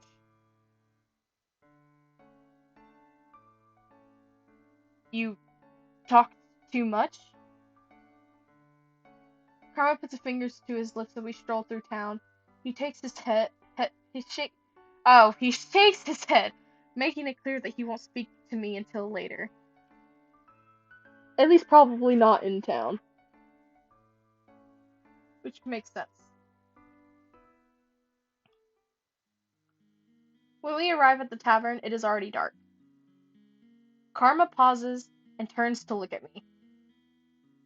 What? You have a nice smile, Princess Peak. I'm glad I can make you laugh. That was like no, literally, that was so sweet. Like that was probably the biggest smile I've seen on her face this game.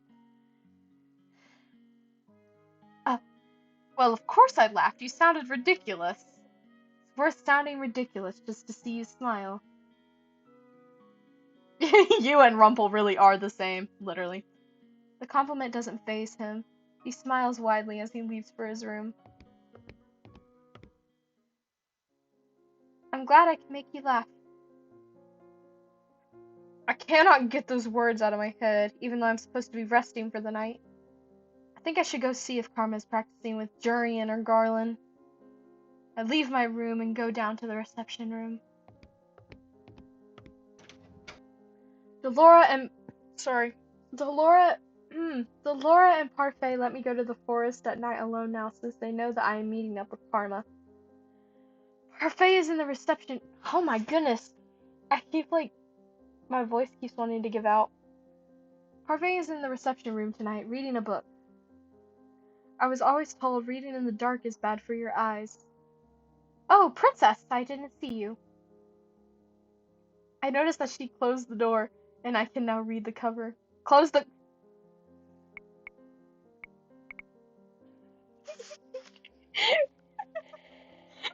She closed the door.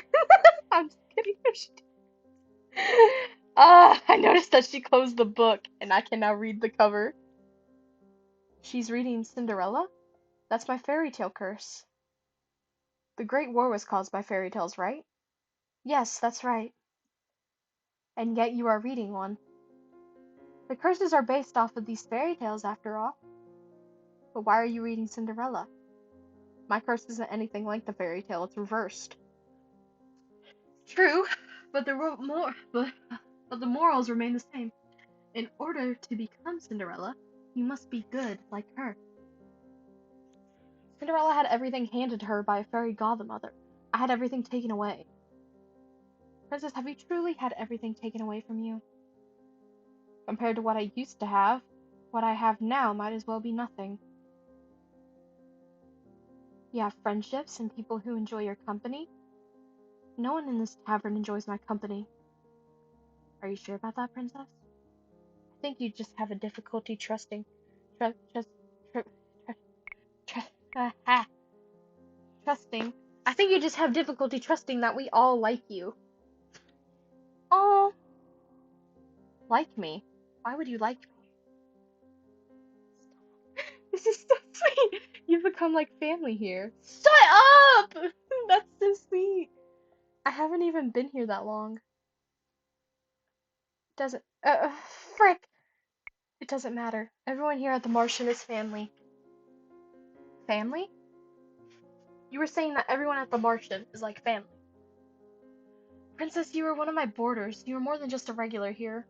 You live here with us. So like I said, you're family. I speak more with the people here than I have ever spoken to my own family.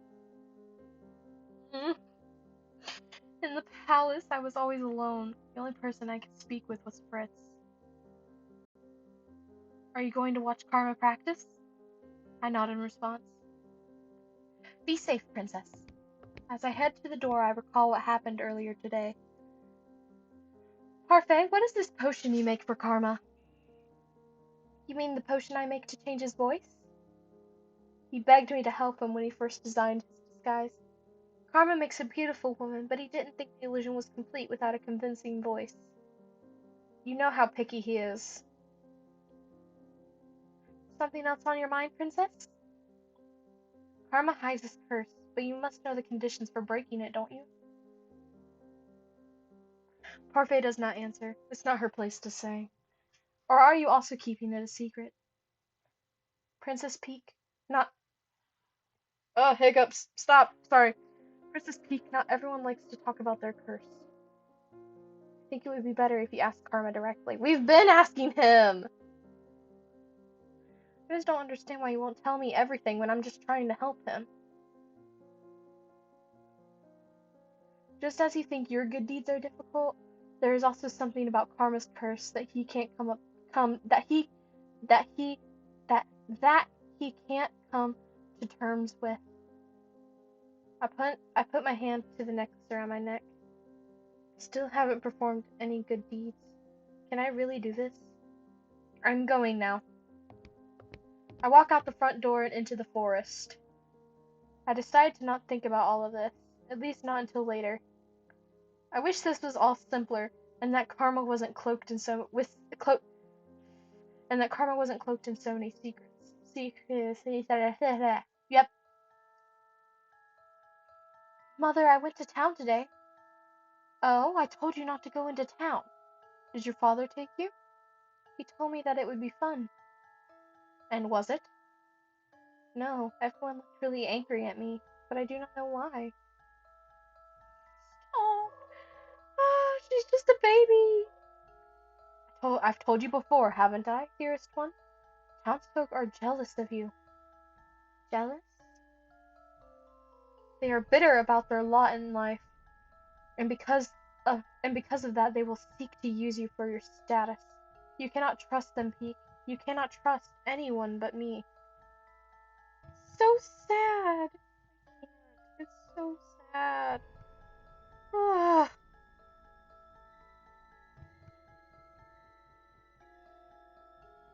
Trusting others will only lead to heartbreak, Peak. You need only trust me, because I will never hurt you. Stop. Chapter 5! Favors and Payback. Okay, hold on. Taking a breathing break, because I feel like I've just been talking for the past 6 hours, 7 hours. I don't know. Eh. I have been at the Martian for a couple of months now, and I still haven't managed to do a single good deed. Today I went out to town with Waltz to buy ingredients for parfait. The two of us have been very quiet, which is uncharacteristic for Waltz. Princess? What? Did Karma explain why he wasn't coming with you today? Princess? Does Waltz not like my company? Is that why he's asking why he had to fill in for Karma? uh...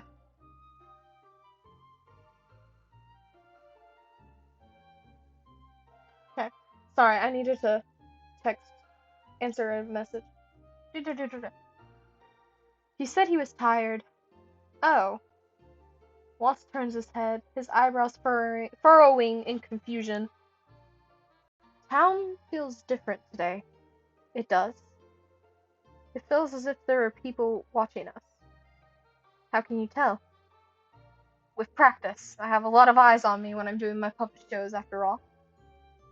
Even before then, I was used to being watched, I guess. I guess. Before you were cursed? Why? Yeah, why? Well, I was more conspicuous as an adult, I guess. An adult? Oh, right. You have the Neverland curse. You remembered. Yes, I have the Neverland curse. I told you what that was in the tavern once. You were stuck as a child when you should be a man. Right. It's a little inconvenient, but I've gotten used to it. Oof! Poor Waltz! Poor Waltz. I feel so bad for him. Waltz is so much more straightforward about his curse than Karma. Yeah. The two of us go into a store where we find the little cups that Parfait asked us to go buy. Asked us to buy! After I pay, Waltz automatically picks up the bags. His help is nice for a change. I have become so accustomed to carrying the bags on my own. So, have you made any progress on your good deeds? You can see from my necklace that I have not. But you have changed. Still don't see how I have changed at all. Karma hasn't taught me anything about doing good. Sometimes in order to do good, you need to realize some things about yourself first. Maybe Karma's not so bad at helping you. At helping you with that. He is selfish, flamboyant, and acts as if the world. Tofu! Tofu! Thank you so much for the raid! Oh, thank you so much! I appreciate it. Y'all are so sweet. Thank you. Hi again, Tofu. Man, thank you. That's so sweet. Ah, okay. Welcome in, Raiders. Hello, welcome in. My name is Peak. I am a chill variety streamer, at least I try to be. And I play games like Stardew Valley and Cult of the Lamb and Raft and just some cozy games like that.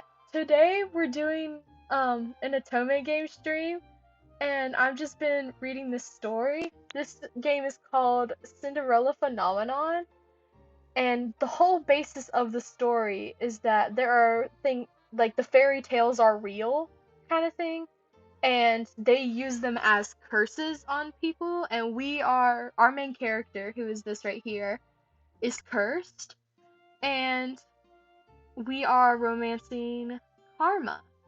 So yeah. Thank you for the shout out. How is your stream going? It's going good. It's going good. We've been having a blast, haven't we, chat? Um, but yeah, thank you Tofu again for the raid. Guys, go check out Tofu. They are amazing and they have really great streams. I pop in every once in a while and watch them when I'm not crazily running around places. But yeah. But yeah, let's continue reading, shall we? He is selfish, flamboyant, and acts as if the world revolves around him. Also, if you have any questions, the karma path is all my fault. Bread, the karma path is not that bad. Rod was worse. But you're still partnered with him. I am. I am okay with Karma's company. Most of the people judge and shun me. But Karma hasn't done that, and he even mentioned enjoying my company. I have become more tolerant of him too. LOL. Yeah, bro! I don't even want to talk about Rod. Ugh. Oh, princess! Waltz's eyes light up, and I see him pointing ahead to a crowd of people gathered around the center of town. A woman stands in the middle of the crowd telling people's fortunes. We should go see if we can get our fortunes told. Come on. Fortunes? The crowd around the woman only grows larger, until nearly half of the plaza had been taken up. I found myself pushed around in the crowd as I try to follow Waltz. When was the last save? Oh yeah, it was that. We did it. Okay, we're good. Okay. I was just making sure. I started doubting myself. But yeah, I need to reset my PC. I actually didn't sleep. I should probably give PC a rest. I'll be switching to my phone. BRB. Alright, Tofu, see you in a minute. If you need to go ahead and rest though and like go to sleep, feel free. I'll take care of your viewers for you. The crowd around the woman only grows larger until nearly half of the plaza has been taken up. I found myself pushed around in a crowd as I try to follow Waltz. Uh-oh. The crowd is dense, though, and in no time at all I have lost him. R.I.P. Alright. Waltz! I call for him, but I do not see him over the dozens of people in front of me. I will wait for him at the outskirts of the crowd. He should be able to find me. I make my way out of the crowd into the edges of an alleyway. But Waltz still does not appear. 10 minutes go by, and I consider walking back into the crowd when I hear a voice behind me. Are you looking for someone, madam? I feel someone grab my hand. I slap them away and take a step back. When I turn, I find a man standing behind me in the alleyway. Oh, hell no. I didn't mean to startle you. Hell no! Get away from me. What do you want? I want to help you to return to the palace, Princess Peach. Oh, shit! Oh, shit! Oh, shit! You know who I am?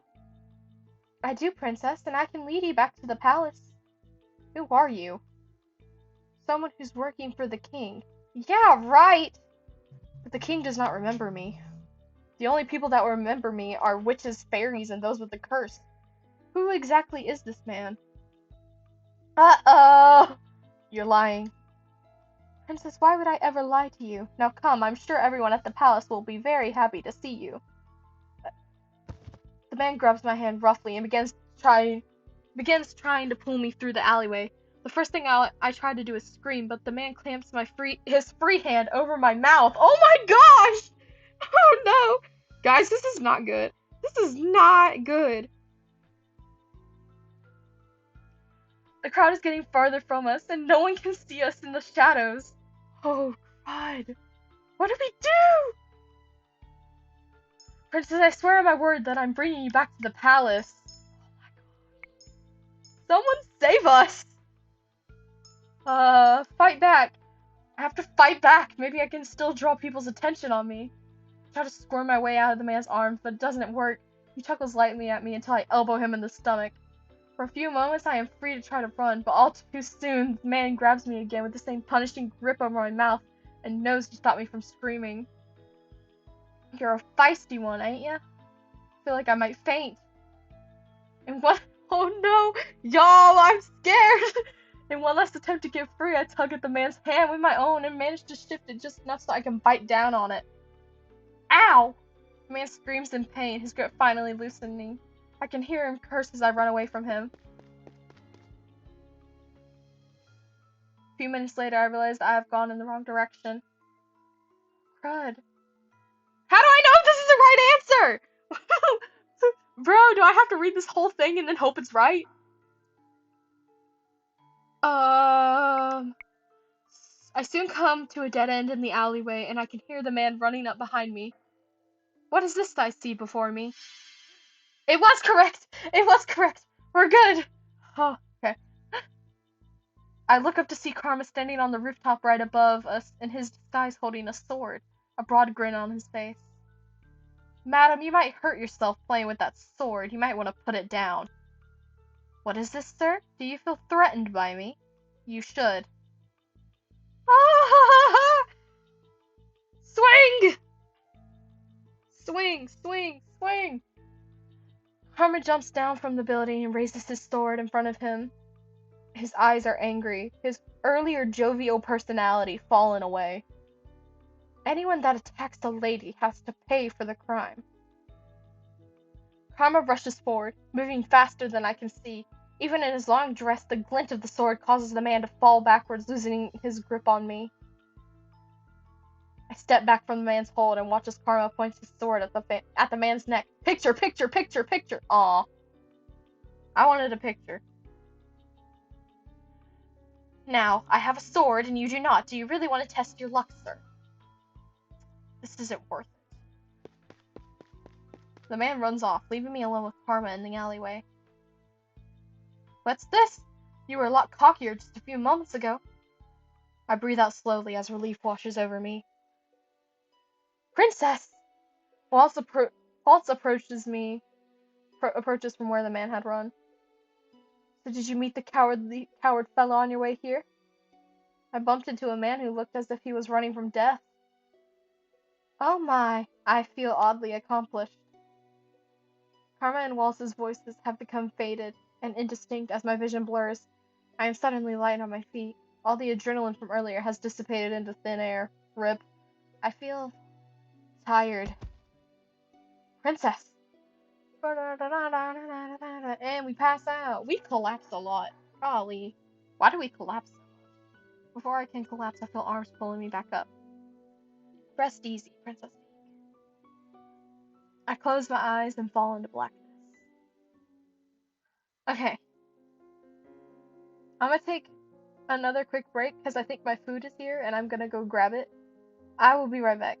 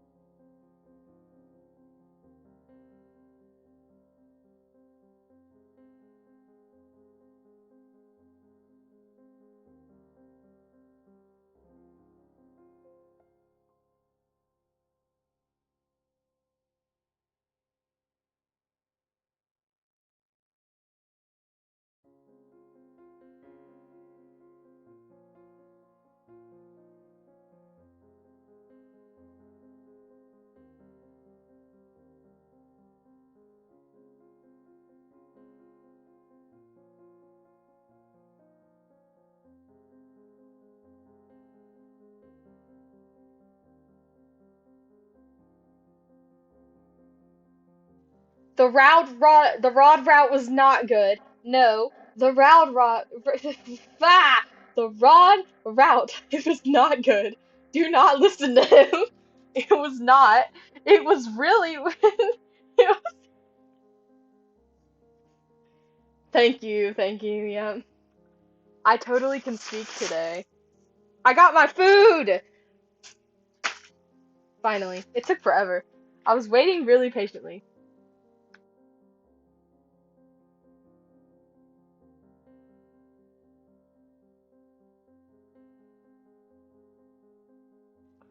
What's for dinner? Um, Moe's.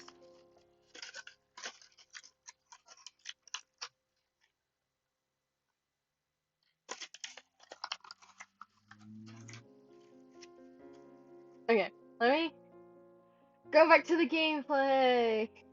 Okay, yay. Give me 1 second.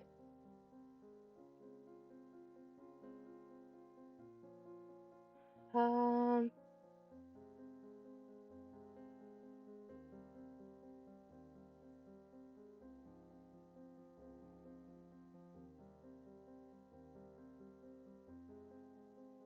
bum, bum, bum, bum, bum, bum, bum. Okay. When I wake up, a niece is setting a tray of food down on my bedside table. She does not notice as I rise slowly from the bed. A niece. Also, I'm sorry if you hear me opening stuff in the background. I'm going to eat my burrito. I do not care. I am starving. I did not eat lunch today, and so I am hungry. Oh, I forgot I didn't get chicken. Sad. Oh well.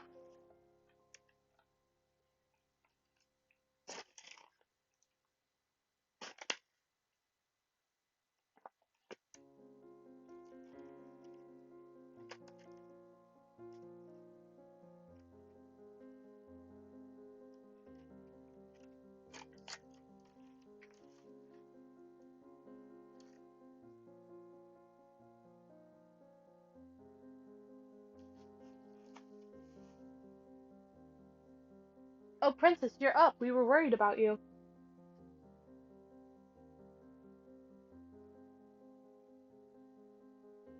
Lady Delora and Lady Parfait said you were just out because of shock, but still. How long have I been asleep?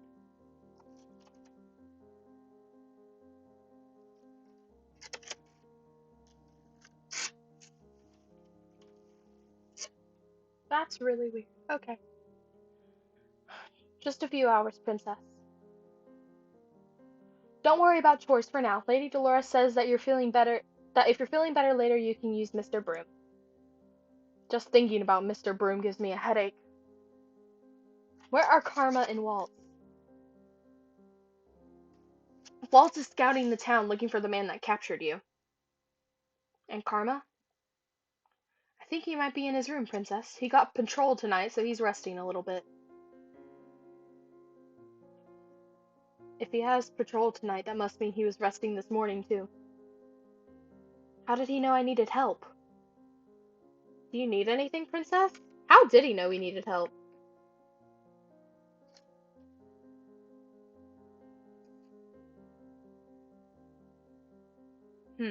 No, I'm go- Ah!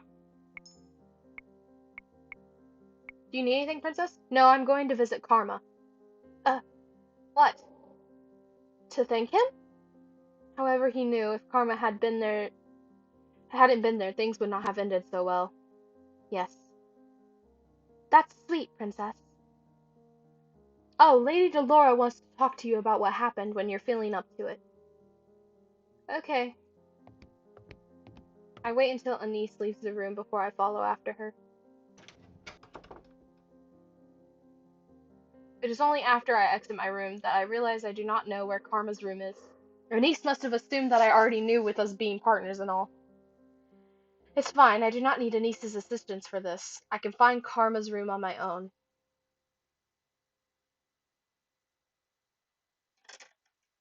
It takes me some time, but eventually I find a room with his name on the door. in careful, flowery letters.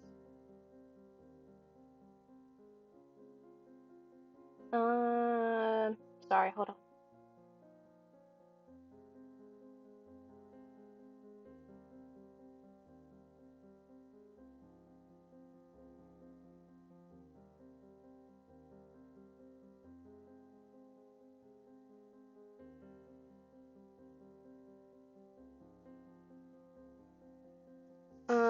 Find a room with his name on the door in careful, flowery letters.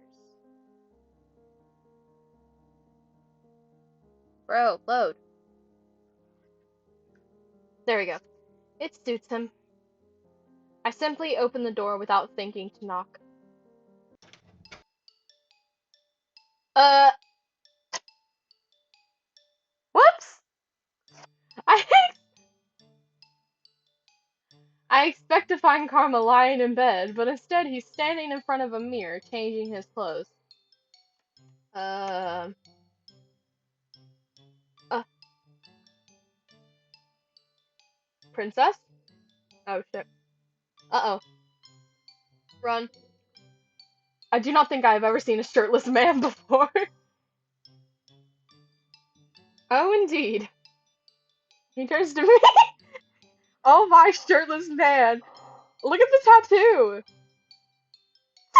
So he, he turns to me, and the realization that he's standing there just in his pants hits me hard in the stomach. My face feels incredibly, uncomfortably warm. Why are you just standing there? Put on your clothes! And then I noticed a large tattoo on his chest. It is in rose, ensnared by many vines. I stare at it a few moments before Karma puts a hand there to conceal it. It's rude to come into a lady's room unannounced, you know. You're not a lady!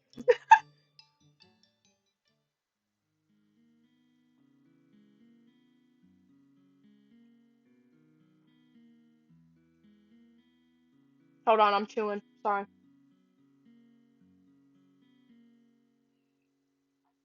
Karma slips his usual dress on carefully over his head, then approaches me.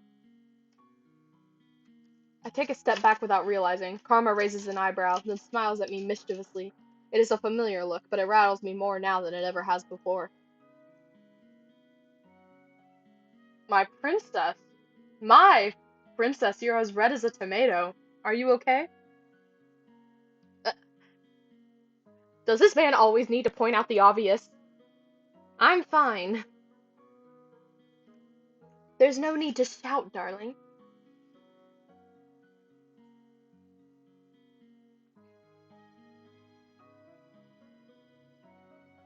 Now what did you come here for?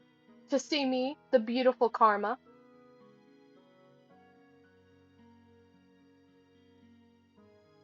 Does everything always have to revolve around you? Well, you are breaking into my room. I'm barely able to stifle a sigh. Well,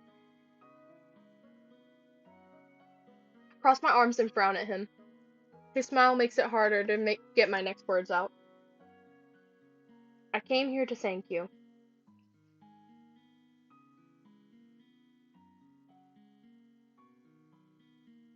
Do my ears deceive me? What did you say, princess? Princess?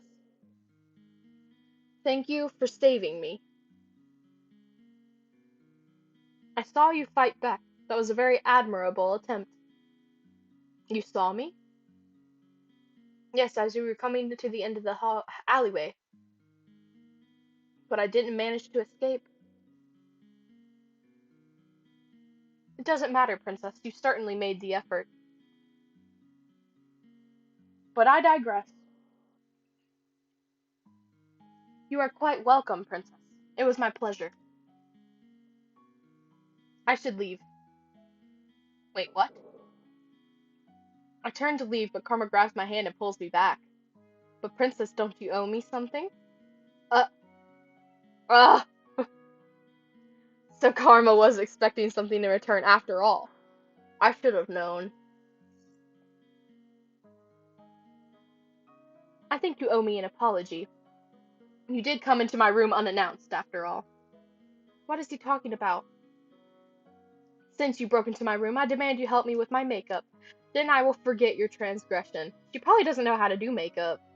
Uh, your makeup? Yes, darling. I thought you were resting because you were going on patrol tonight. Resting? Nonsense, I have much to do. My makeup earlier was so messy that I washed my face in order to reapply it. Cannot believe I'm going to agree to this. Fine.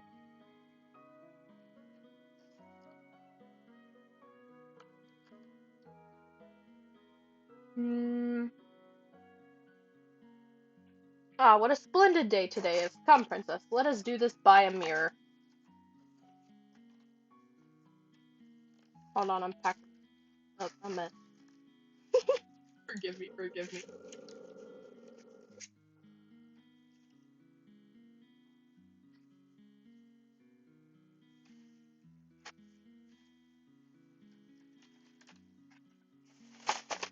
Okay.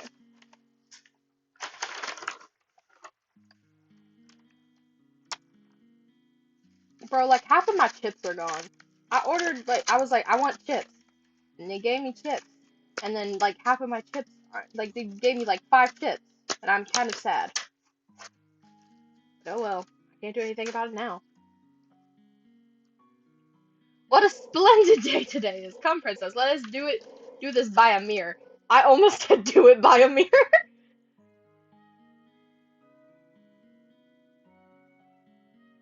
um, Karma pulls me over. Sorry, that was weird. What is that?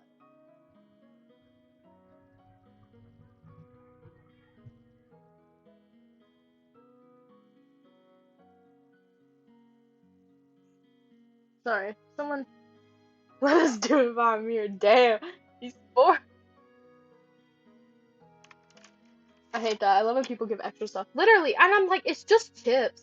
Like you're a restaurant that sells chips, like tortilla chips. Like you should be able to give me a bag of chips.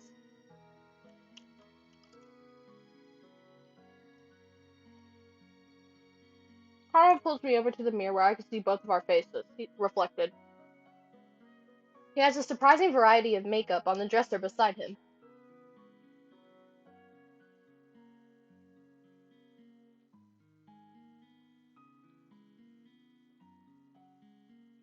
I do not even care that much for my appearance. Why am I helping Karma with his makeup? I don't know, girl. You could say no. Now, which feature on the face do you think is the most important to highlight, princess? What? What are your eyes most attracted to on a person's face? When they're laughing? When they smile? Why is he asking me for my opinion on something so trivial? Ooh, we have 3 options. Spicy. Okay. Um, for me personally, it's the eyes, but I don't know what it's going to be for Karma. But I'm gonna say eyes first, and if it's not, we'll just go. You always look at a person's eyes first, so the eyes. Eyes are the mirrors to your soul, as they say. Does that mean you always look into my eyes, princess? Stop it. Stop it. Bad. Shame. The minute he said lips gets you a kiss, though, eyes just mean you stare at each other. Yeah, but I always look at their eyes when they laugh, because it shows like their actual joy. The minute he says that, I look into his eyes. Karma flutters his eyelashes at me, and I look back down and grumble. What was that? A trick? Made you look. What did you think? Think? Of my eyes, did they draw you in? I've never looked at Karma's eyes closely, but now that he keeps talking about them, I cannot help but look closer. His eyes are a pretty color. You do not have to answer that, princess. I'm just kidding. Of course. Your eyes, on the other hand, are beautiful. Oh, Stop. You and Ruffle really are the same person. You both spout nonsensical compliments. Nonsensical? Oh, Princess. Fudge! Oh, Princess, I am so offended. I mean what I say, unlike that fool. Anyway, I'll let you choose the order of things. Fine. Just don't make me look like a clown, Princess. I know how much you'd like to tease me, but I need to get out of here quickly today. We need to leave quickly. Shouldn't you do your makeup yourself? I missed the opportunity to have you help me? Nonsense. If I can, I'll have you help me with my hair sometime. The way you do yours is beautiful. Uh, oh, hold on. Eating a chip, eating a chip.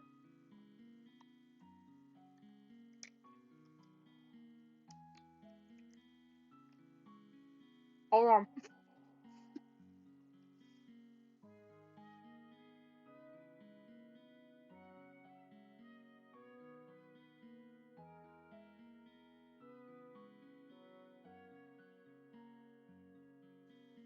Sorry, I almost started choking. I was like, oh crud. I always put effort into my hair, as Mother always emphasized the importance of looking like a princess. But I have never received a compliment on my hairstyle before. Carmen gives me his makeup supplies, and I start layering the color on his face. Is this the right one or not? Okay, I'm going back. This is taking forever. Going back. Okay. The lips. Despite myself, I find my gaze dropping to Karma's lips. Hmm? Oh, God! Why do I feel like I'm walking into a trap? The lips?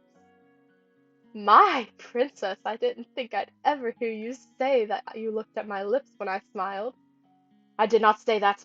Look at her face! Oh, but you did, and princess, I do believe you are blushing. Even though Karma never said he was referring to his features, I thought about his lips anyways. The thought makes my heart flop, though I do not have the faintest idea why. Anyway, I agree. Though eyes are important, a smile isn't quite as brilliant without the lips. Without the lips? Okay, so that was right. I try to imagine a little smile without lips and shudder.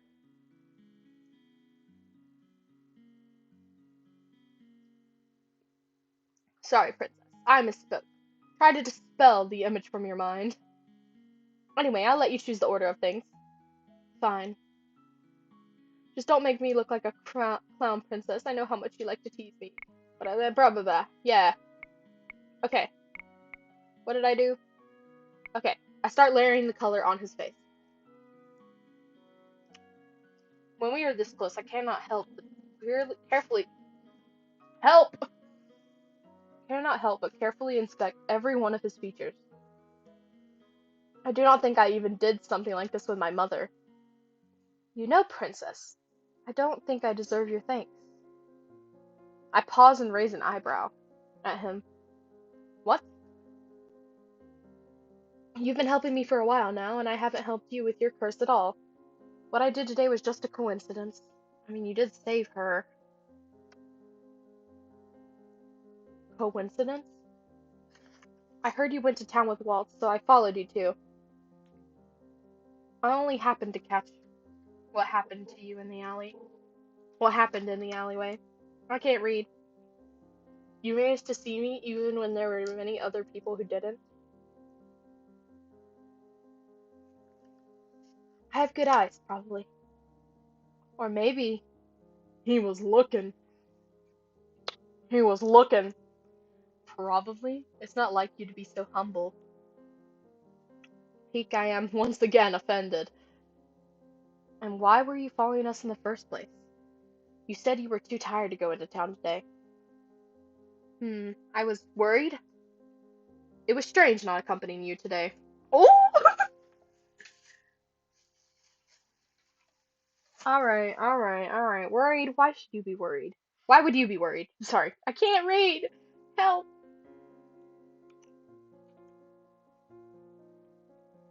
Karma looks puzzled for a few moments. He glances at himself in the mirror solemnly, then shrugs. Intuition, perhaps?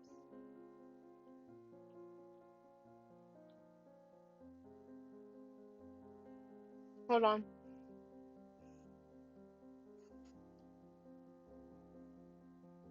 Waltz mentioned something about feeling watched.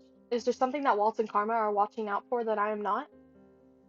Karma closes his eyes momentarily, and I take the opportunity to dust his eyes with eyeshadow. He does not seem to mind.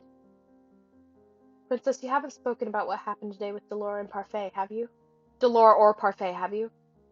No, not yet. You came to thank me first? Yes. Oh. Karma falls into silence and I continue to work, sweeping blush on his high cheekbones.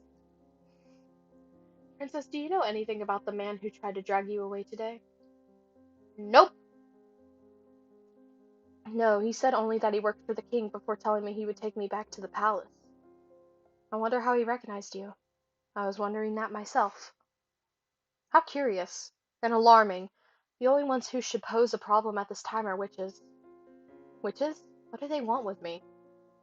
Well, I only mean that witches are the only ones who can see through our curses. So that man spoke with a witch? It is possible. But why? Why would the witches want me back at the palace? Or was that man trying to lead me somewhere else? I suppose either way the man couldn't have wanted to bring me back to the palace for a good reason. Yeah? Is it possible that a witch gave a commoner a description of you? But then why would... Karma stops talking and looks up at me with something like sympathy. Sorry, I'm just running my head for ideas. Are the witches really so dangerous? And what did they want with me in the first place? Alright, people who watched Rod's Round, you know. Rest assured, Princess, we'll figure this out. I nod my head slowly. I have a lot of questions for Delora and Parfait, but it is possible that even they might not know everything. Also, if you haven't seen Rod's route, you will find out eventually in this route too. I have a feeling it'll tell us again, but like, don't worry about it. You'll find out. I will need to think on my own as well, just in case they decide to help, keep more of their secrets. I look at Karma and shake my head. Next time I will be more wary. I won't let myself be caught unaware. Before I realize it, Karma has his hand on my cheek and is staring at me solemnly. His eyes are as cold and unmoving as steel. Picture, picture, picture. Aww. I want a picture. Princess, there won't be a next time. That's what I said. Next time I'll make sure you're definitely not alone. Stop. Stop it. That was a little too much. Had I been alone today, I might have actually been kidnapped. I know that, but I cannot show weakness. I just need to be more cautious. I am not some damsel in distress, you know. Having someone at your back is far more comforting. Even on a battlefield, knights fight better together. What's wrong? Nothing. He moves his hand away from my face and stands up, sighing. His eyes look distant and his posture is stiff. Hold on, sorry, fixing posture. I have bad posture right now. Now that we're talking about posture, I'm fixing it. Okay, posture is stiff. I think we're about done here, right? I haven't finished your makeup, though. Wait, why am I even concerned about that? Oh? Sometimes simple is better. Would you like me to sit back down?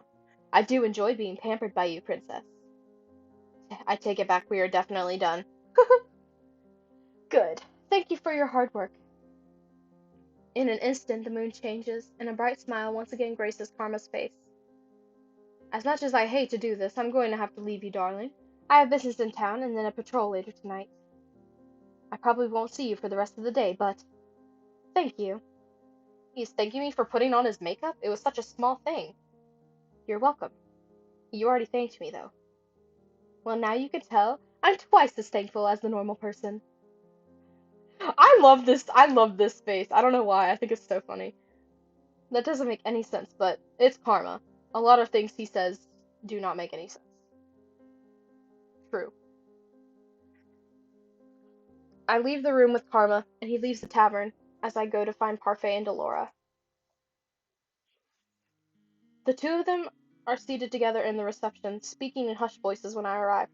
They both pause to look up at me as I walk in the room. Is this where we find out? Well, well, if it isn't the princess. Took you long enough to come see us. Anise told us you were unharmed. We're glad to see you safe, princess. So how about telling us what happened? When prompted, I tell them everything that transpired in the alleyway. The two listened and only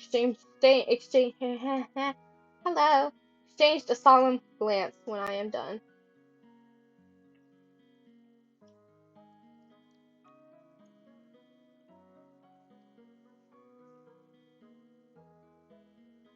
Do you know something about all of this that I don't? Why would the witches be after me in the first place?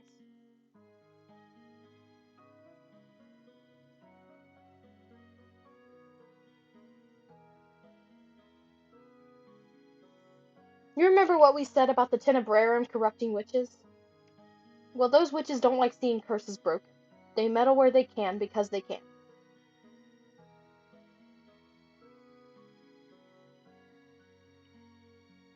That is why I casted a glamour. That's why I cast a glamour on you when you arrived here.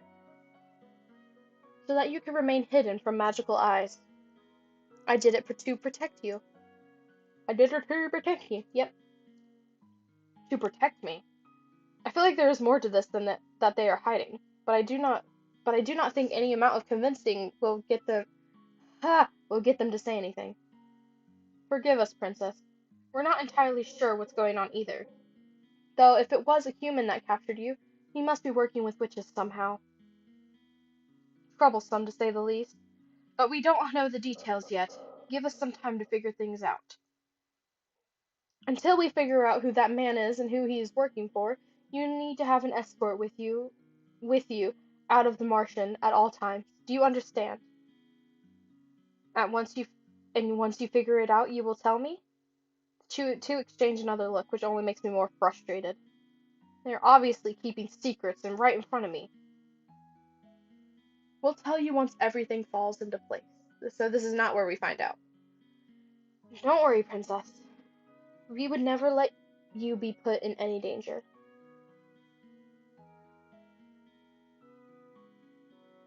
The silence is what ends our conversation. I make my way back to my room, feet heavy. I feel like a fly caught in a spider's web. I try my best to clear my mind as I return to my room. I don't know, it's still so cute. Okay. The day. Ah, bro, my brain. What chapter are we on? We're still on chapter 5. Woo! There's 10 chapters. The day goes by, the days go by slowly, and I make no progress with my curse. Karma is busy with the knights today, and Delora and Parfait are busy talking with Rumple about his curse in his room. We still don't have a good deed. Golly. 10? Yeah, there's 10 chapters. We're halfway? Yeah. Tonight is the perfect night to go and wander the town by myself. I need to see if I can find anything about the find out anything about the witches and what is happening around the kingdom. Girl, you literally were told not to be walking around by yourself.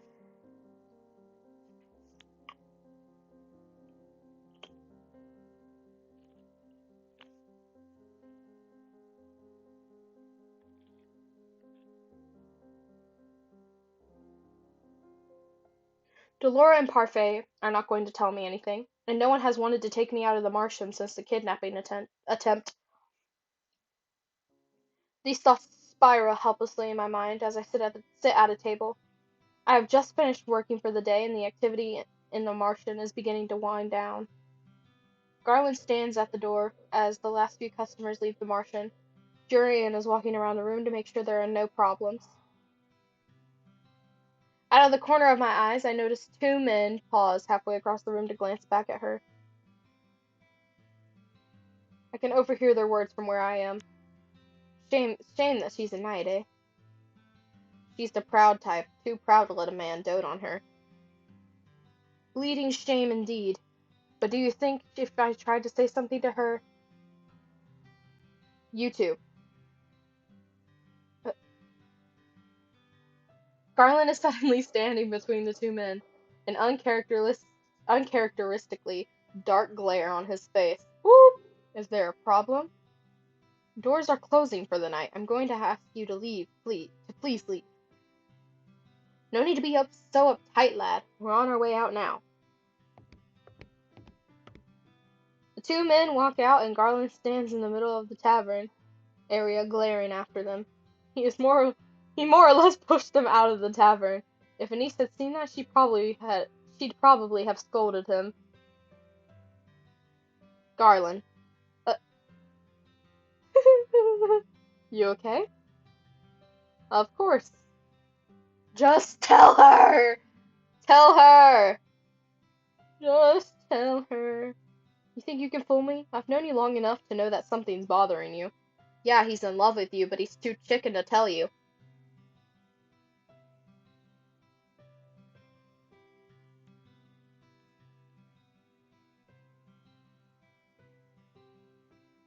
Neither of the knights seem to notice me here. If they do, they ignore me.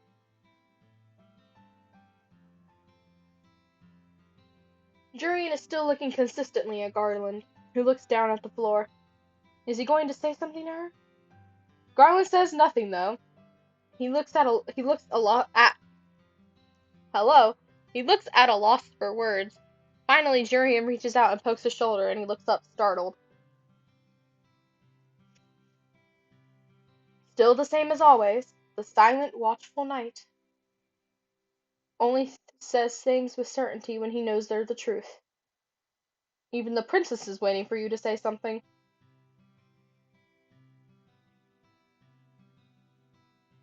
Both knights turn to look at me, and Garland seems surprised. I raise an eyebrow at him, and he hurriedly looks away. Patrol is starting soon. I'll head out first. Confess! Please! Okay, stay safe. Garland nods at her with a small smile before he leaves the tavern. Going to sleep soon, princess? I was just going to head up. I stand up and get ready to move up to my room, but stop once more to look at Jurian. Did you hear what those men were saying? Oh, about me being too proud or something? So she did hear them, but chose to say nothing. It doesn't bother me. They're right. I've been independent for a long time, and I would never think about pledging my safety to a man I barely know. I can take care of myself. But what about Garland? Blunt and to the point. Jurian was really admired for that honesty in the palace. The only other men I've trusted before are my fellow knights, Garland most of all, since we've always been partners.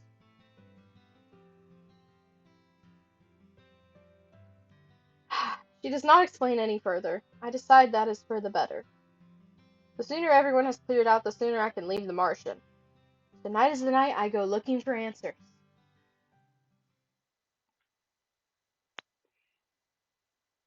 Sorry, Karma, but I can handle myself.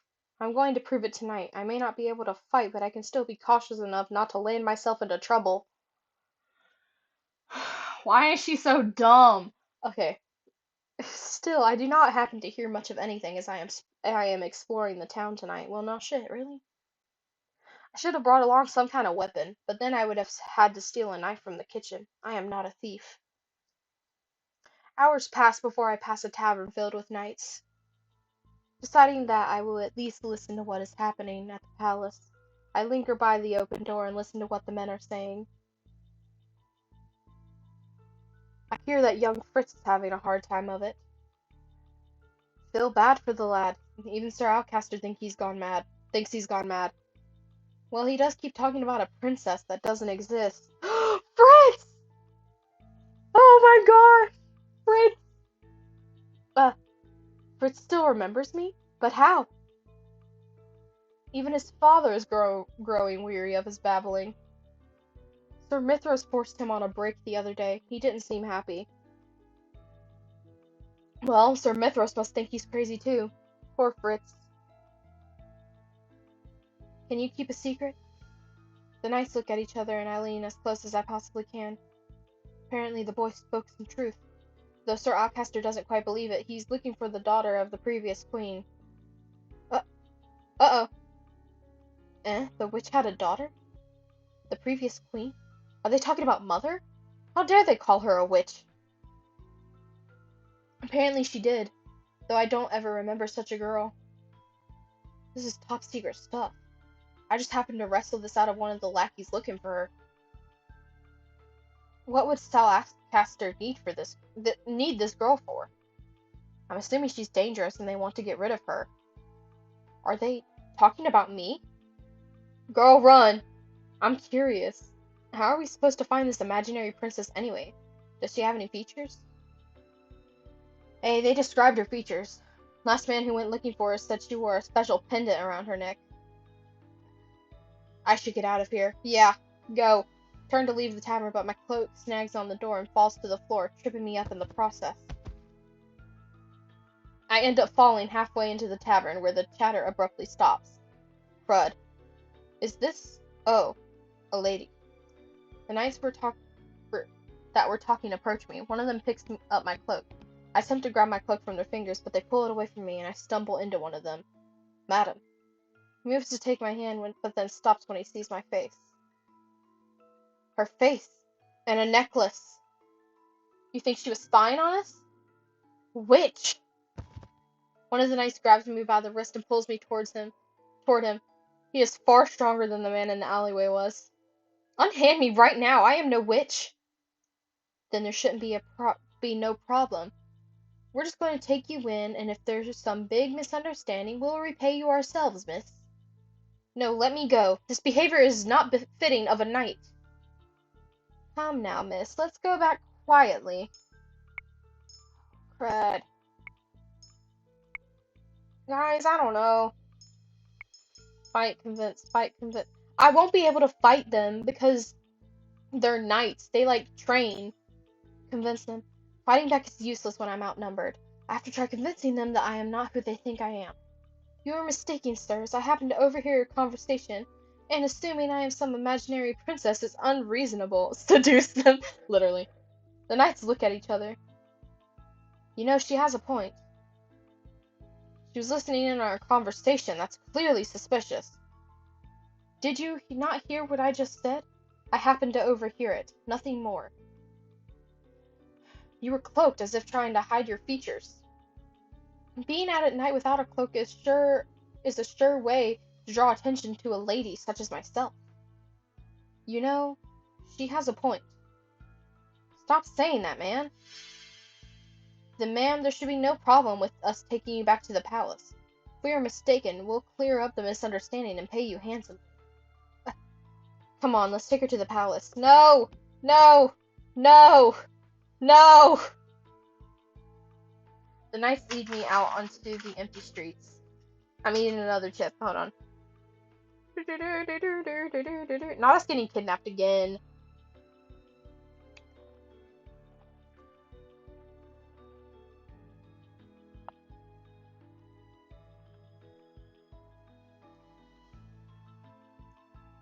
Why? Why did I have to be so stubborn? The knights continue pulling me down the path until we come to a narrow street. Everyone who sees us walks away to avoid the knights. There is fear in their eyes. But I have done nothing wrong. Ma'am, if it makes you feel any better, we're risking our rank on this as well. I don't know, I'm suspicious of... Who goes there? I look up and notice Karma's familiar figure walking towards us. Well, shit. We're in trouble. What is he doing here? And why isn't he in his disguise? Gentlemen, I ask you to unhand that woman. As a knight, I would be ashamed to be seen treating a lady so terribly. And who are you? Her husband. What? His what?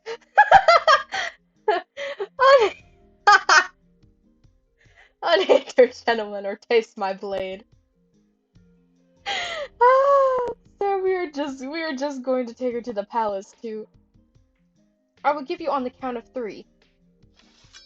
One knight keeps his grip on me as the other draws his sword. I stare at Karma, who continues to count through the night attack through the continues to count, though the knight attacks him before his sword leaves his sheath. Karma and the knight trade blows, but it is Karma that comes out victorious. His blade slices past the knight's shoulder, distracting him enough to get Karma the opening he needs. Karma reaches back with his free hand to knock the knight out with a blow to the head. It may just be my imagination, but for a few moments I think I see the knight's blade glimmer across the surface of Karma's hand before he falls.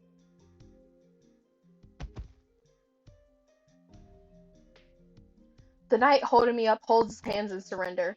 I yield, sir. Seems no matter how the situation turns out, you are dishonorable. Please, sir. Karma knocks him out and then stands beside me as he sheathes his sword. Karma, a few moments, Peak. Rip. He's mad. He's mad. We're in trouble. Karma spends some time forcing a potion from a vial down each knight's throat, watching him quietly. I watch him quietly, fearing that he might have killed them, but the knights only seem to be asleep. Potion that Parfait gave me. It will make the men forget they ever saw you. When Karma stands again, I notice the glimmer of blood on his hand and stare. You're hurt. It's nothing. I'm sorry. Come on, princess, let's go back. Rip. He's mad! He's mad! He's mad! He pulls me. I'm sorry, I'm so unserious. This is bad. Okay. He pulls me right out onto the main street and does not let go of my hand. I cannot bring myself to speak. Karma has saved me twice now. Not only that, but this time he is injured. He says it's nothing, but his bloodied hand does not move at all. Why do I have to be so stubborn and insist I can handle myself? I do not speak for a long time. Eventually I notice people start to stare. Oh! Oh! He's not in his disguise. Though before long the staring grows worse. Young women begin following us, giggling from behind. I turn to Karma, who looks like he hasn't slept in days. Karma. Sorry, princess, but I am not in the mood to talk. Those girls are walking right behind us. This is his curse? Karma. Peak, I just said I am in no mood to talk. Did you not hear me? We are being followed. He stares behind us, almost stupidly, then laughs hollowly when the girls see his face. Ah, they start to rush towards us, their voices rising and blending together into a horrendous cacophony. Ah, Karma is not moving, though. He looks resigned. Maybe he's too tired to realize what he wants to do. I tighten my grip on Karma's hand and pull him away, my pace quickening into a run as the girls chase after us, screaming at me angrily for taking Karma away from them. Run! Peak, what are you doing? Getting us out of here. Peak. I lead him through the town and into little nooks and crannies where we managed to lose some of the crowd. Karma often led me through some of these spaces as shortcuts. Waltz knew of them too. Waltz knew. Wow! Waltz is not. Help! Waltz knew them too. Once we are alone again, I stop, falling to my knees and letting go of Karma's hand as I catch my breath. That really was a curse, having to run away from so many mindless women. That was difficult. Peak? What? I did not mean to snap, but this tiredness is pressing on me too. You helped me out of that. Of course I did. Why would I want to be chased by girls? You could have left me behind and gone on alone. Instead, you helped me. You helped me too. I guess I paid you back. Though, to be honest, I wasn't even thinking about repaying him for saving me. I just knew that I didn't want Karma to be stuck trying to fend off all those girls. He was right about his curse. This is terrible. I just realized something. Karma kneels down beside me and waits for me to speak. My curse has people forget me, and yours has even strangers become fascinated with you.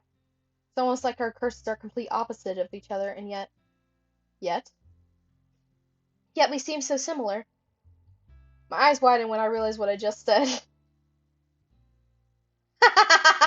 We are similar, aren't we? Rip. When he holds out his good hand to me, and he holds, help! He holds out his good hand to me, and I let him lead me back to the tavern through the abandoned alleyways. My feet are heavy, and all I want to do is sleep. But suddenly, Karma is standing before me, his face grave. Peek, I have to thank you for helping me earlier. I'm sorry, help. I'm sorry I froze like that and made it more difficult on you. Hold on. Plugging up something. Hold on. There we go. Made it more difficult for you. Yeah, you did. It was so sudden, and I was so tired and had no motivation to move. Shouldn't I be thanking you? I'll accept your thanks even though I wish you didn't have to thank me in the first place. You should not have gone out on your own when you knew how dangerous it could be for you. I am sorry. I'll accept your apology too, because I lost sleep over this. I have no words for now for how I feel right now. Princess. Aww! Karma, Karma reaches for my hand again, and this time he holds it up and kisses the back of it. Suddenly, all of my tiredness falls away. You really are a handful. Uh, but a delightful handful. I'm going to bandage this hand and then rest. We'll speak later about all of this, okay? But the bleeding stopped on its own peak, but it does need to be treated. Don't worry, it'll be fine. Are you sure? As sure as I can be. I don't lie, not even for the sake of a pretty lady. Karma lets go of my hand as soon as we enter the Martian, and then bows politely to me before heading back to his room. I watch him go, my mind whirling. Does he usually kiss women's hands? Look at us blushing, we're so red. Uh, no, I don't think so. Chapter 6 Matchmaking! Ooh. Okay. I'm gonna take another break, because I need to get water, but I'll be right back.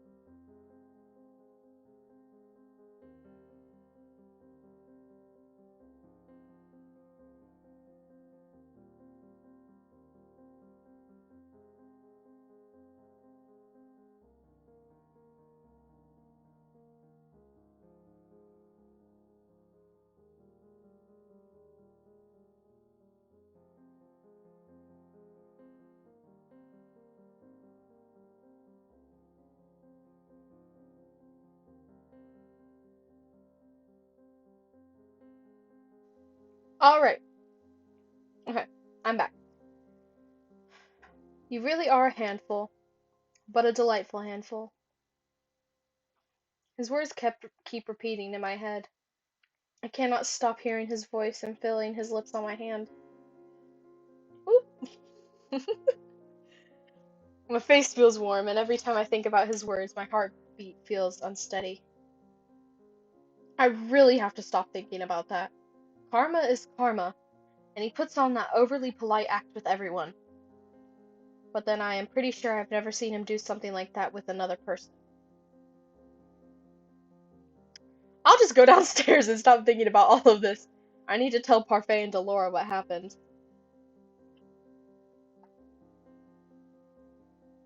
Because of the time I'd returned to the Martian yesterday, I never spoke to anyone about what happened. Maybe someone's downstairs. Someone usually is. Hiccups. Hey, stop.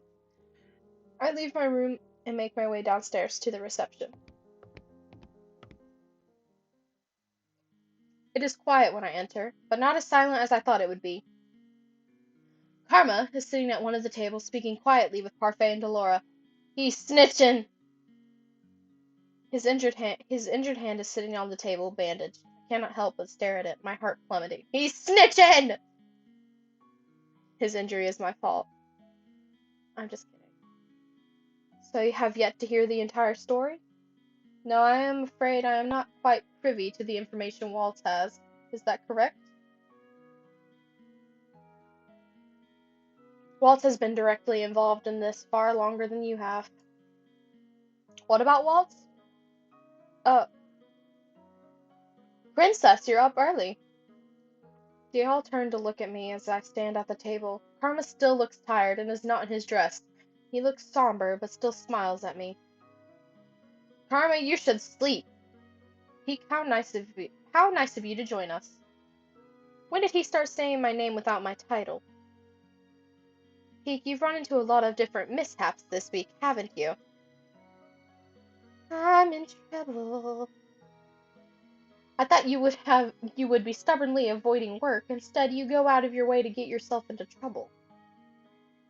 This involves me directly. How would I not be curious? You've also been irresponsible, sneaking out without any of us knowing. Stop yelling at me. I'm just kidding.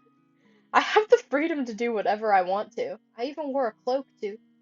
Oh no, the cloak, I left it at the bar. Hold on. My headphones are dying. I didn't realize. Good. Hold on. Let me fix this.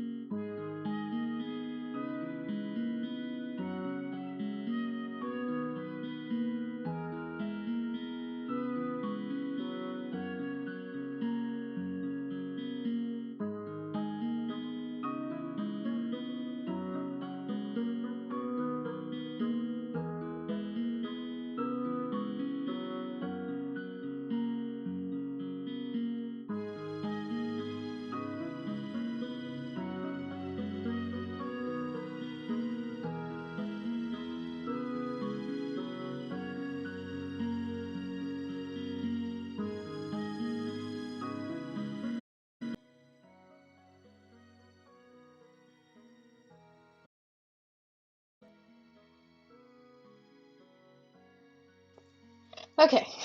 I fixed it. We're good. Oh no, the cloak. I left it at the bar. I feel a nudge at my arm, and Karma is holding out my cloak with a tired smile. Uh, he got our cloak for us! You went back to get this? When? Yesterday, when you were still in bed. Wait, I slept for a day?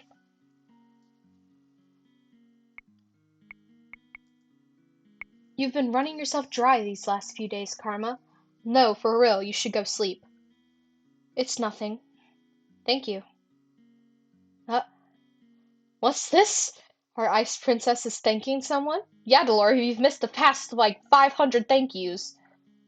Why is that something so strange? Oh, come now, she's not so icy. Peak is more fire than anything. She's filled with unbridled passion and confidence. Confidence that has gotten me nowhere so far. Don't look so dour, Peak. You've become quite the accomplished woman. Are we still on chapter 5? Oh, wait, no. We're on chapter 6. We're on chapter 6. We're fine. We're on chapter 6. Chapter 5 felt so long. Gosh, okay. Karma gestures towards me and I flush, unsure of what he is talking about. Then I notice Delora's eyes are on me too. Oh, Parfait, do you see that? Oh, what are they looking at? LOL, I know! I reach down to grab my necklace and then pause. I cannot stop the gasp that leaves my lips. We got a good deed! Wait, what was our good deed? What was the deed? When did this happen? Princess, you didn't realize there was an extra piece to your necklace? Congratulations, Princess Peak, you're a step closer to breaking your curse. I feel proud. I only ever felt this way around Mother. She did me a great favor yesterday. If not for Peak, I might have been suffocated beneath a pile of very excited women. Oh, so it was when we were running away. Got it. Wait, helping Karma escape was a good deed? She was selfless. He's not even mentioning the injury he got protecting me. Parfait and Delora are both smiling, but the cheerful mood does not last long. What were you talking about? What were you all talking about before I came down? About your kidnapping. Well, kidnappings. Both of them. It looks like we have a serious problem on our hands. What do you know about this? What does Waltz know that I don't? Princess, it's more about what everyone else knows that you don't. What everyone else knows? I begin to feel anger simmer inside of me. Even though he looks apologetic, he says it so casually. What are you all hiding from me? Let's gather everyone later, shall we? I think Waltz might want to be here for this too. What does Waltz have to do with any of it? Be patient, Princess. You've already waited this long. What's another few hours? I have no choice but to agree when Parfait and Delora refuse to say any more, but I am not happy about it. I mean, I wouldn't be either. Hold on.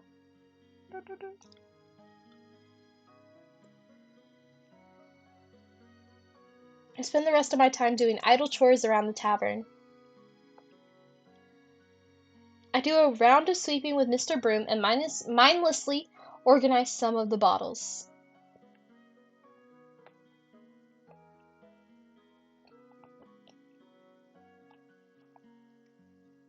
I cannot believe everyone knows something about me that I don't. But now I find out the entire story. Maybe it will answer some of the questions I have.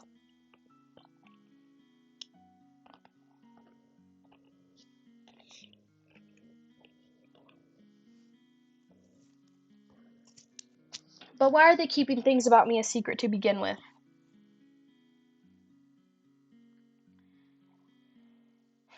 Delora gathers everyone in the tavern to discuss the kidnappings. I decide to sit between Waltz and Karma. So we have a story to tell. Story time, huh? I don't suppose this would be a romance, would it? How can you... Sorry. How can you stand to make comments like that constantly? How can you stand to live a lie? So, they're so petty. The two glare at each other across the table, but Dolores silences them. Yeah, guys, shut up. Dolores starts with the story about the Great War, one that I have already heard so many times I can recite it myself. What does any of this have to do with me? Because of the fairy tales, witches like myself were punished for simply existing. Our leader, the Tenebrarum bearer, was a kind witch that was overtaken by the grief that our people suffered. She was driven so far into madness that she created the fairy tale curse to punish humans and make them suffer as the witches had. And when that wasn't enough, she committed the ultimate taboo. She killed a human. Who? I tried to stop her, but by the time I thought to act it was too late. Knowing that Delora and Parfait were involved in the Great War makes it seem more real. It wasn't the Tenebrarum bearer killed? But wasn't the Tenebrarum bearer killed? How can the fairy tale curse continue to spread if she's dead? I believe that the Tenebrarum bearer sacrificed the last bit of her life to continue powering the Tenebrarum, all to ensure that the remaining witches could continue spreading the fairy tale curse. Is none of this ringing a bell for you?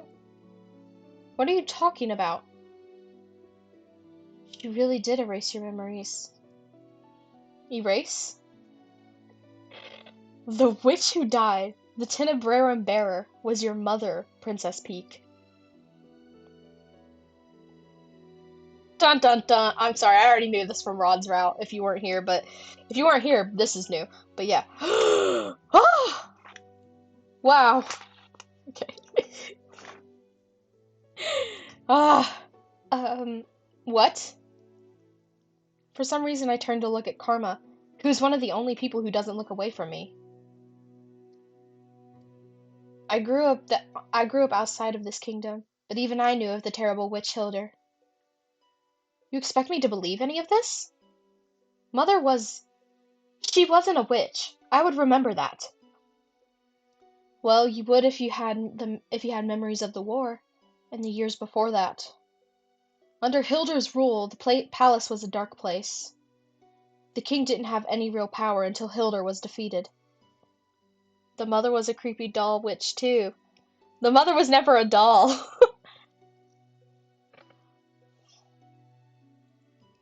That goes for the rest of us, too. We were slaves to Hildur. Delora's eyes flickered to Waltz. It's the truth. Waltz knows because he is also a witch. He experienced Hildur's command over the witches firsthand as well. Waltz is a witch? Oh, wow. I did not see that coming. Sorry for keeping it a secret, Princess. It's not as if I can use much magic anymore anyways. Not when I'm cursed. I didn't know witches could get cursed. Huh. This is just another secret of many. It seems everyone is hiding something. I can't speak. Everyone was freed after Hildur's reign, witches, fairies, and humans alike. The king was even able to marry Ophelia, the woman he'd always truly loved. So it has always been Ophelia that he truly loved? Was that the reason I never felt any love from him? Because I was my mother's daughter? He gave up on me. No, dear, I don't think he gave up on me. My voice is too loud in the reception area. I feel it crack beneath the pressure, and suddenly I want to cry. Oh. But Mother told me so many times not to cry. The king gave up on me. But Mother didn't. Mother would tell me this was all a lie. She would tell me not to trust anyone. They must be lying. I turned to Karma. For some reason I trust him more than I trust Delora or Parfait. Is this the truth?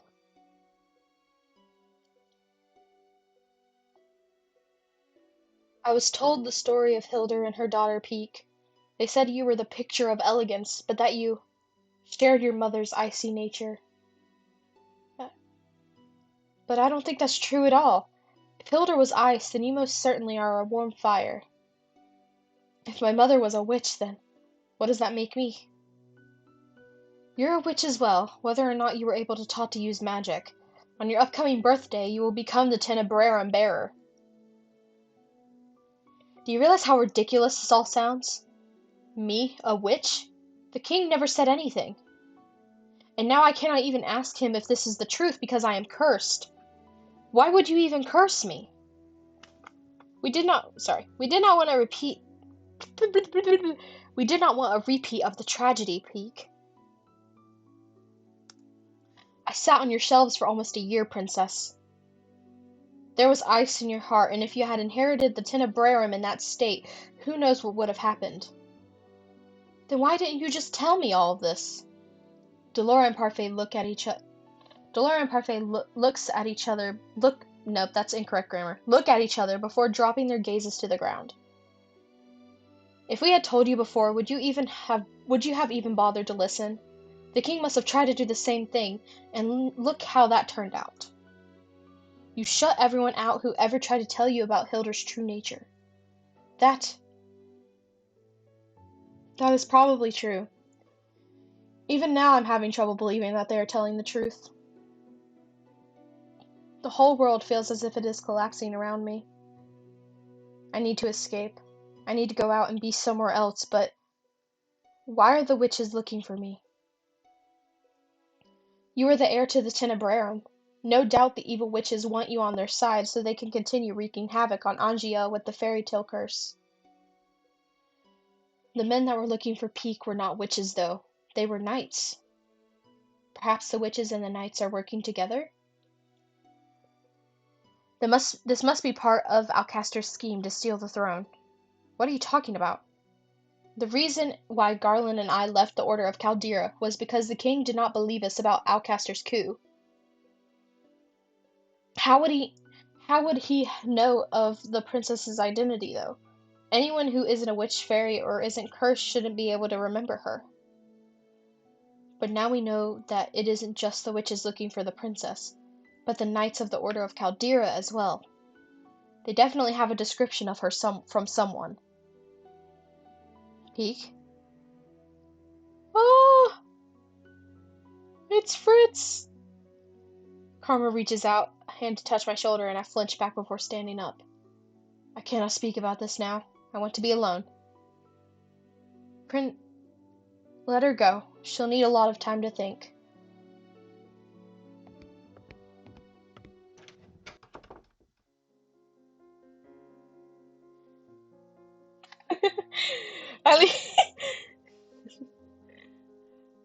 Sorry. I leave everyone sitting at the table as I try to process the whirling thoughts in my mind. Hildur, my mother, the only person I ever thought loved me, was the Tenebrarum bearer, a witch, the first witch to kill a human. That witch started the fairy tale curse. The witch that started the fairy tale curse. All this time I thought Mother was the only one who cared, but what if she never did?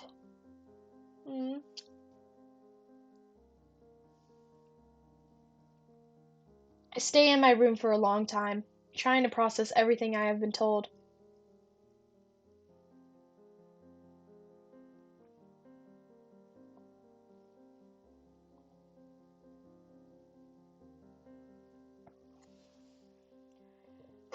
Sorry, taking a deep breath. Okay. Days go by before I decide to leave the tavern again to watch Karma practice with the knights. These last few days I've felt hollow. Maybe seeing the normal practices will help me feel better.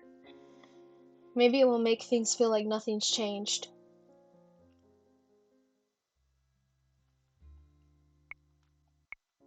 Okay, there we go. I was making sure I didn't miss anything. When I arrive at the forest, however, only Karma is standing in the clearing. He's staring through the trees as if he sees something there, but his expression is solemn, almost sad.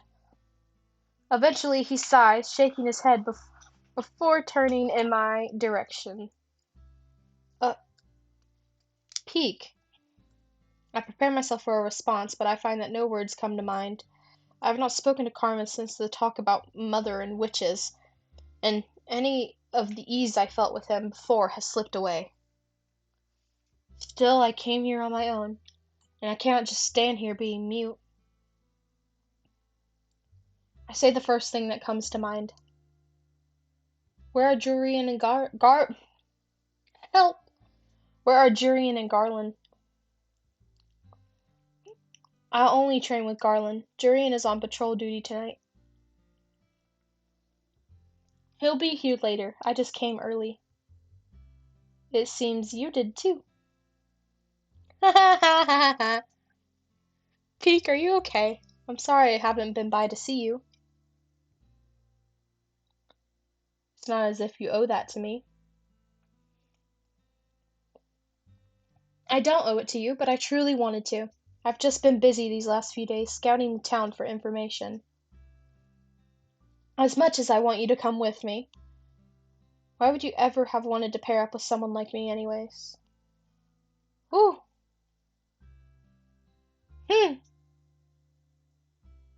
Why, Princess, that's because I am bitter and cold, and even though I want to change, all I can think about is myself.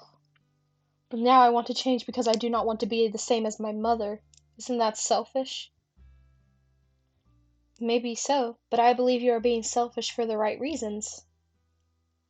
Did I click too much? Okay, we're good. I keep doubting myself. Okay. An entirely selfless person can't survive in this world. Before we can make others happy, we have to be happy ourselves. Happy. Ourselves? Yes. An angry person holds resentment towards anyone, and it mars whatever good deeds they seek to do.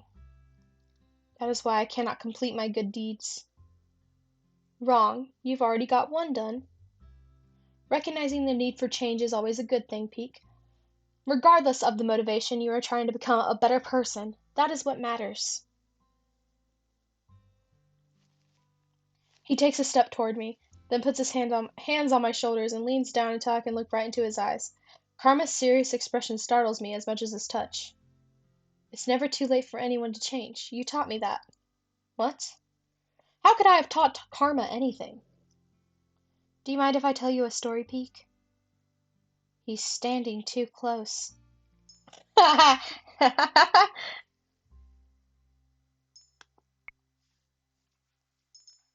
Okay.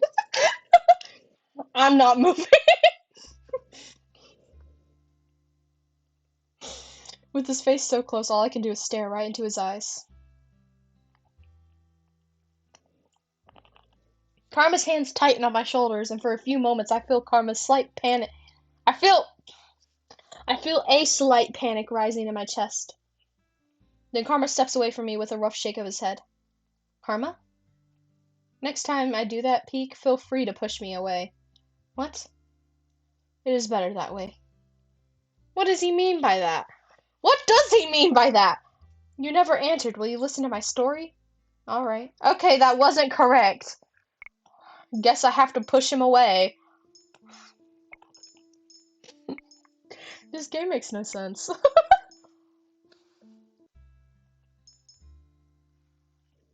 I take a step away from him and Karma's hands fall from my shoulders. He sighs out. The story better just be as dramatic as mine. Thank you, Peek. For what? For agreeing to listen. And for what you just did. Stepping away from him? Was I distracting him? I don't know at this point. Once upon a time, in a land far, far away, there lived a crown prince from a kingdom called Brugantia. Yep. Brugantia is one of the neighboring kingdoms, so this isn't make-believe? His name was Claude. Oh! Claude Adric Rinaldi Mateus Almonte.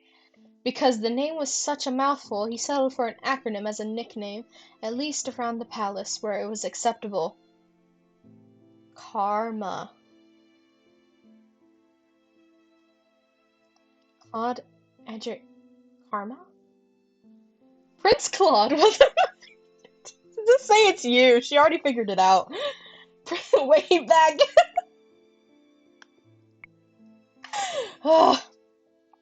Prince Claude was a man who flaunted his beauty and talents to all that he met.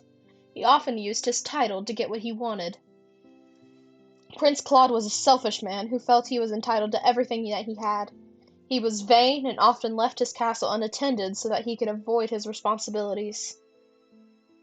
Then one day he chanced upon a beautiful maiden in the town square. He led her around the whole day, being as charming as he possibly could. And then at the end of the day he asked the woman to be his lover. She agreed, but their time together did not last long.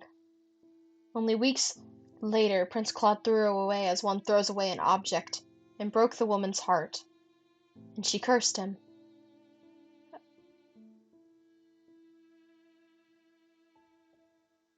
Karma!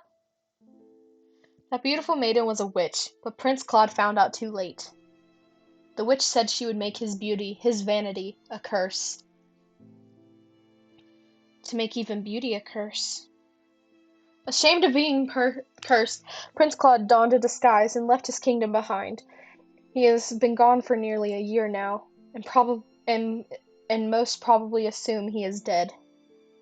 But in truth, the prince had come to Angiel seeking a way to break his curse. He had heard of a young lady named Peak who on her 18th birthday could dispel any curse. Karma. He looks so sad. I don't know how to comfort him. Claude? Sorry. Karma. Claude turns a startling red as he stares at me for a few moments. He does not speak.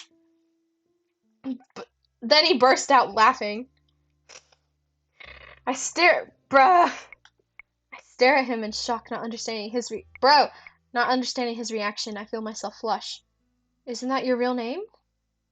No, darling, it is, but hearing you say my name, well, it sounds so much softer out of your lips. I'd rather like it. My cheeks are working. I'm sorry. So funny to me. How I'm so unserious. I'm trying so hard. Serious moment. Serious moment. Serious moment. No laughing. How is it he is always able to make me feel this way? I will call you by that name if it makes you so happy. Let's make it a secret between the two of us. I'm still Miss Karma here. I almost laughed. I'm so serious. I'm so serious. Okay. Besides, I'd rather you kept that name for my ears only. It makes me feel more special that way. Tofu. Tofu, that was perfect. More special? At that moment, Garland shows up for practice and Claude politely excuses himself. I watch the two of them trade blows. Claude favors his other hand, but his blows still come quickly, even with his injury. The more Claude tells me, the more I realize that he's like me. A noble curse for being selfish. But how do I help break his curse? Why can't he tell me? As practice is drawing to a close, Claude asks Garland the usual question. Are you going to tell her yet? Have you confessed to Jurian yet? What do you think? Garland only shakes his head in reply. Garland has me frustrated, man. Just tell her. Just tell her. The worst that happens is she says no. Literally. Okay. Wow, I've been streaming for 5 hours, plus the one this morning. Huh. Oh well. The two men sheathe their swords. Garland looks almost sad as he turns to make his way to the tavern. He likes her, and yet he won't say anything. Why is that frustrating me so much? Because you want them to get together, like I do. I have been waiting this whole time for Garland to man up and confess, and he's like, I'm too scared. Bruh. Garland. Yes, princess? You have to tell Jurian.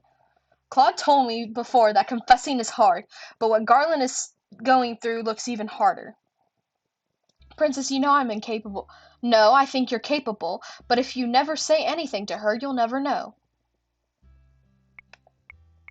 If I say something wrong, I risk losing everything that I already have with her. And if you say nothing, you risk losing what you could have with her. Peek is right. Finally. Maybe you should really tell her, Garland. But before Claude was adamant that Garland shouldn't confess to Jurian, what changed? If I mess this up, let's try looking at it through another lens. Imagine that Jurian is Peek. How do you think she would like to be confessed to? I frown at the two men, arms crossed. Excuse me? Oh no. Gonna be a practice dummy. Well, you and Jurian are very similar. You're both very straightforward. Confess to the princess? My my eyes move to Claude, but only fleetingly before they are once again on Garland. You just need to do something simple, Garland. Something that will not rub her the wrong way. A maiden's heart is ever fragile, and each woman is different. Claude is wearing an amused smile on his face, but he is looking at me, not Garland. I feel my face flush and I have to look away. Peek, you're a tomato again. It's adorable. Shut up.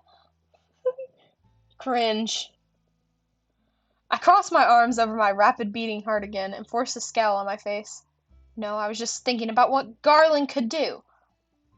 Something simple, like when Karma kissed my hand. Oh, but you can't say that!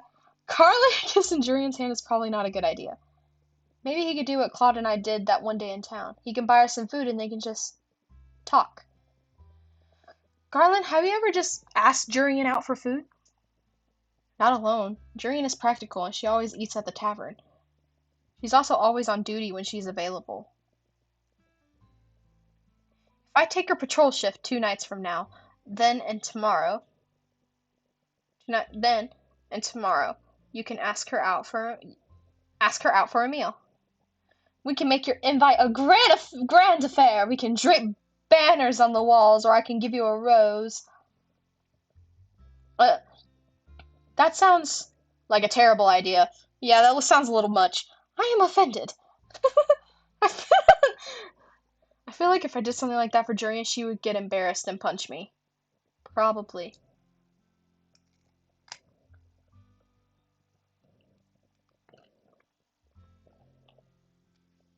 Sounds like another lady I know.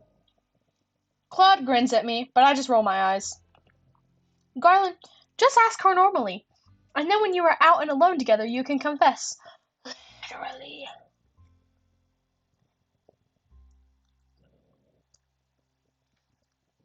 And we'll make sure you have the time to do it. I'll purposefully come late to practice tomorrow night so you can ask her out for that date. How does that sound? You two really think I can do this? You just have to ask the question. Whatever follows will...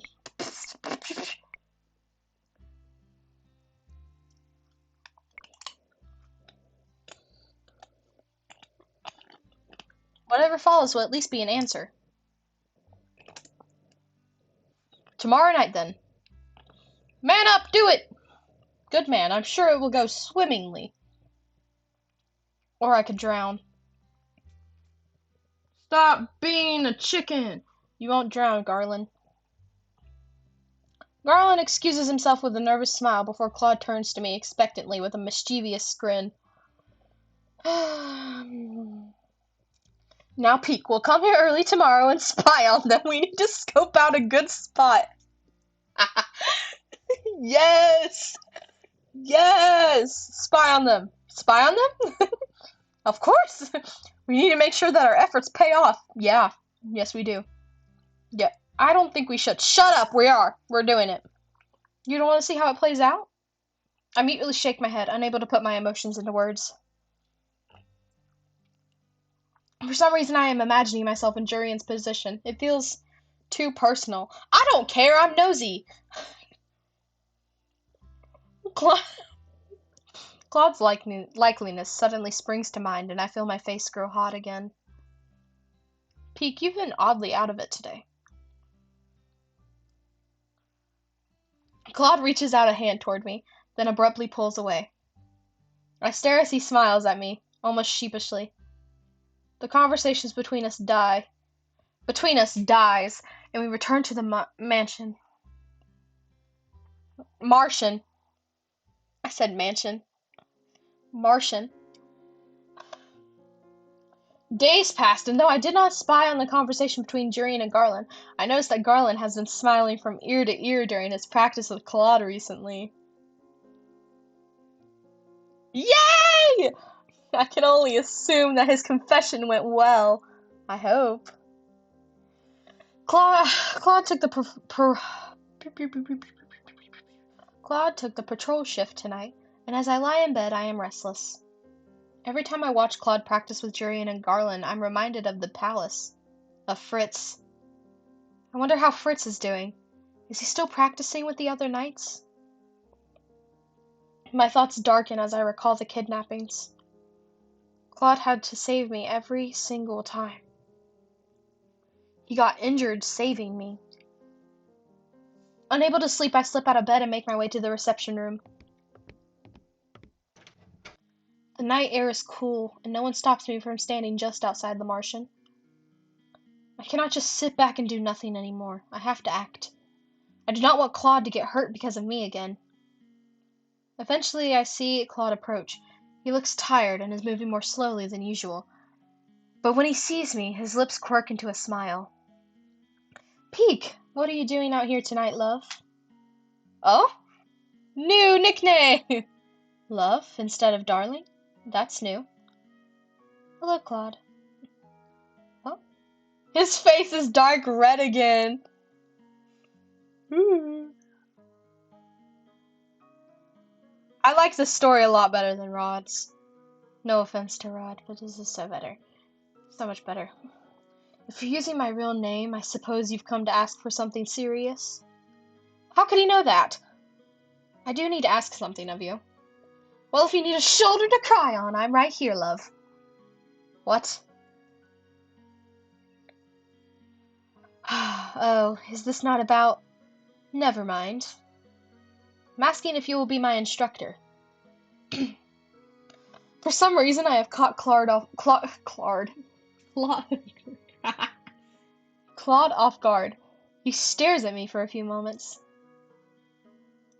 I turned Australian for a second there. Claude. What? I want to learn how to use the sword, and I want you to be my instructor. Claude's expression becomes uncharacteristically serious. I'd rather you didn't learn how to use a sword.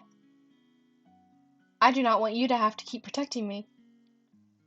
I don't mind protecting you. Dang, he's flirting hard. I do. Is she that oblivious? He is flirting so hard. And it's like serious flirting too, and she's just like, whoop, right over her head, like she just doesn't realize. Whatever. Princesses shouldn't be using swords. I want to be able to stand on my own 2 feet. You are. I do not want you to get hurt again when I could do something about it. Teach me, please. Claude. Once again he flushes. It seems to be an instant reaction, and it is both amusing and endearing. It won't be easy. I wasn't expecting it to be. Claude stares at me for a long time before letting out a heavy sigh. Fine, I'll train you. Yes! You won't learn in a day, but I can teach you the essentials. You can use one of the knight's training swords. Thank you. Music to my ears. Meet me in the clearing in 10 minutes. 10 minutes? Tonight? You just got off patrol. Go to bed. What? You said you wanted to train, so we will. Don't expect me to go easy on you. But aren't you tired? Literally. He looked exhausted when he came in, and now he wants to train? Already trying to get out of training? I am not. Claude shakes his head, but he is smiling. I will see you there in a few minutes, love. Bro, he needs to sleep. He's not slept well. Moonlight spills through the leaves, illuminating the forest with gentle light. Long minutes pass, and as I stand in the clearing, I begin to feel restless. It isn't like Claude to be late. Is he tending to his injury? I hear a rustling in the leaves and turn immediately to see what the disturbance is, but the minute I do, I am pulled back by a strong force and my world goes dark. Oh shit. Before I can scream, I hear a gentle voice in my ears. Lesson 1, Peak. When apprehended by an enemy that you can't see, remain calm and use your 5 senses to judge how best to get the upper hand. This voice is coming from right behind me.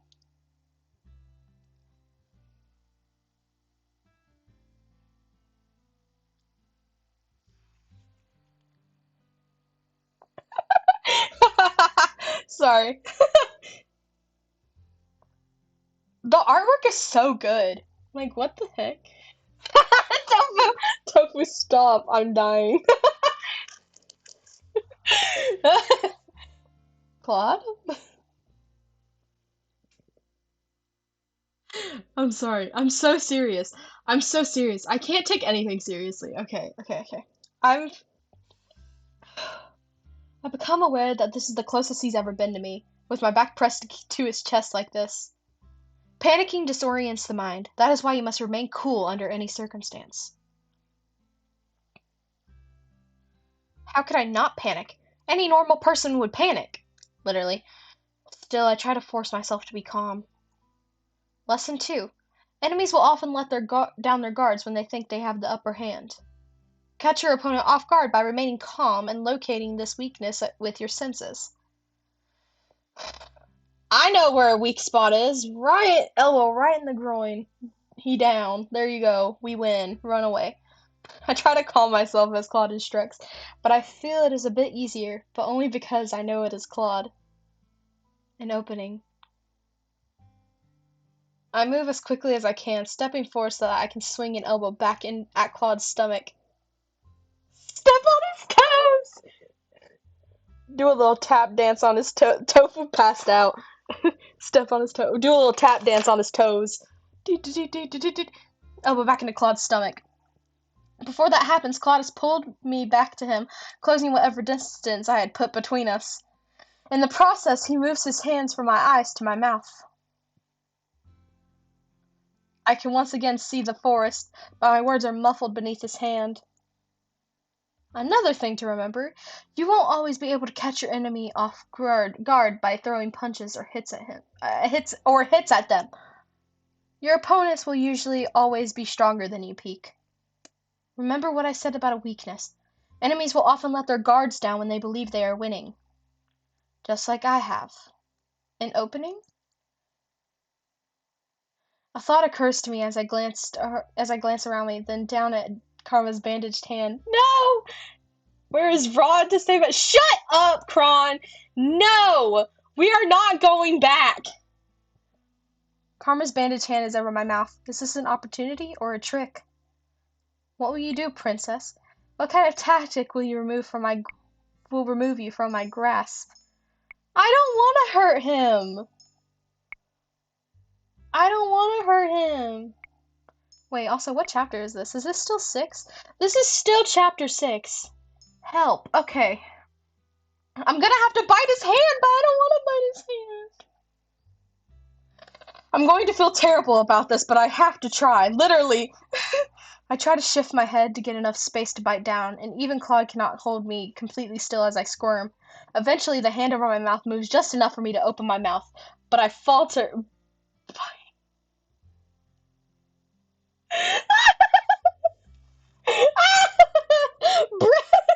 Bread!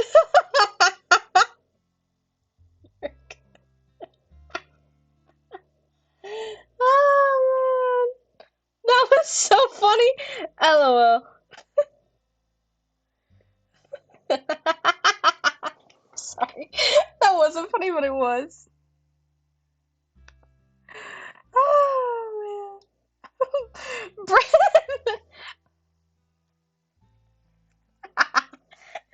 Bread, that was so funny. Oh, man. Okay, eventually the hand over my mouth moves just enough for me to open my mouth, but I falter. I cannot bite the hand that I injured. No. Unable to do anything else, I mutely shake my head and hear Claude groan. In one swift motion, he pushes me down to the ground, pinning my hands above my head as he frowns at me.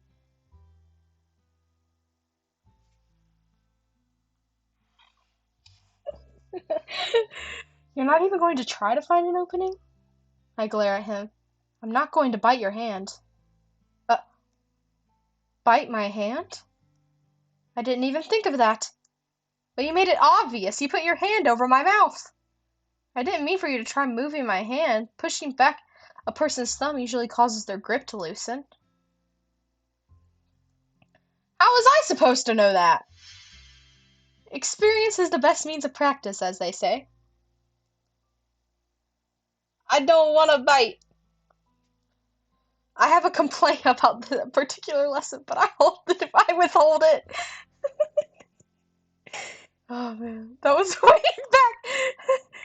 That was a pretty good attempt, love, but not good enough, I'm afraid. I wasn't expecting you to come at me like that. I was expecting sword practice. You weren't expecting a man to kidnap you in the alleyway, were you? I glare up at him, unable to say anything because he is right. You're oddly quiet. It is hard to find an opening to hurt you when you are not really my enemy. He does not move, but continues to stare at me. His face is close to mine, close enough to... Close enough to what exactly? I'm so dramatic. Ugh, this is why I do theater. Peek, do you trust me to protect you? That's not the point. I need to be able to protect myself. Because you're planning on investigating the witches on your own? No, I want to be able to protect myself because I do not want you getting hurt protecting me. Wait, hold on. My brain didn't process that. That's not... My brain can't process. Brain, do you... Peek... Wow, help! Okay. Peek, do you trust me to protect you? That's not the point. I need to be able to protect myself. Because you're planning on investigating the witches on your own? No. No, I want to be able to protect myself because I do not want you getting hurt protecting me. Stop. This is so cute. Woo! Claude leans down, and I can feel his hair at my cheek. For a few moments, everything slows to a stop, and all I can hear is my heartbeat and his slow breathing. Okay. Once you set your mind to something, you don't let go, do you? Claude pulls away from me before I can respond, and he's standing again, offering me a hand. Dang! Let's get started with some sword work, then. The pleasant smile is back on his face. I can never tell what he's thinking at times like these. What are you really like, Claude? Chapter 7? Yeah! Chapter 7! Thorny Rose. Okay. Hold on. I'm gonna take another break really quickly, and I will be right back.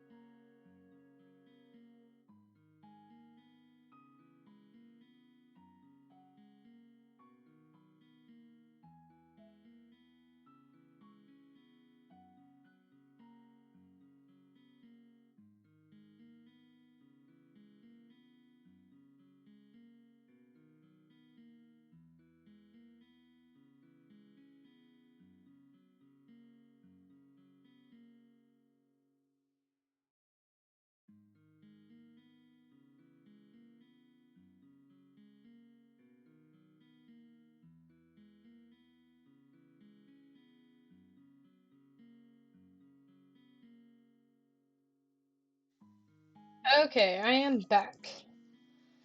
Continue reading. Man, this has been a lot of reading tonight, y'all. Goodness gracious. When I return to the Martian later that night, my hands are scratched and I think I might have bruises on my arms. Oh! Hold on, it's lagging. I'm gonna give it a second. Claude was not joking when he said he would not go easy on me. Hold on, I believe. If it crashes, we'll just load it up. Wait, don't crash! Don't crash, I've not saved. Oh my gosh, don't crash. Don't crash, don't crash. We're good, okay. But he did compliment me more than once. I'm saving because I'm nervous. Sorry, I'm saving because I'm nervous. I'm nervous it's gonna crash. Reading is good for you. It is good for you. Peak, I've hit you quite a few times and you haven't uttered a single complaint. Impressive. Crying is for the weak. Though everyone should be sleeping, I noticed that the light is still on at the tavern. I see Jurian and Garland up at a table, speaking with each other and laughing. Ooh. If Claude had come back with me, he would be happy to see this. Hashtag Jarlin. Hashtag Jarlin, yes.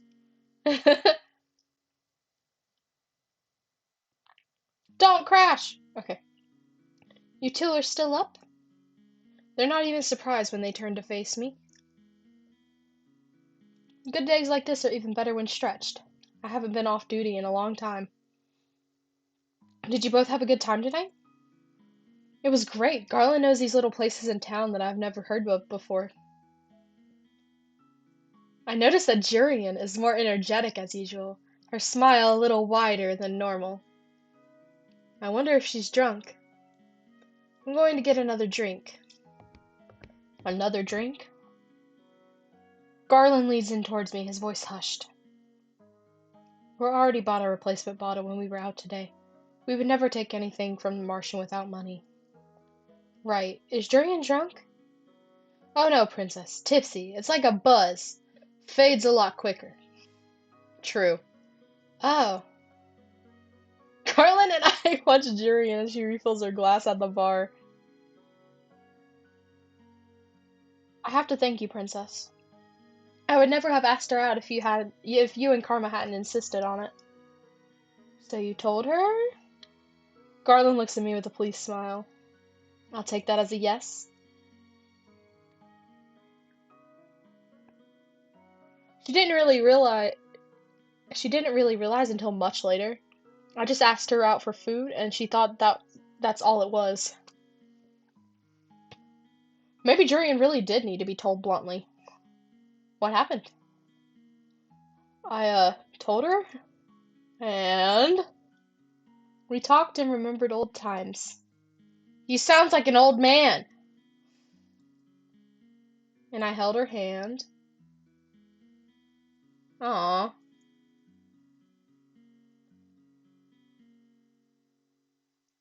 Sorry.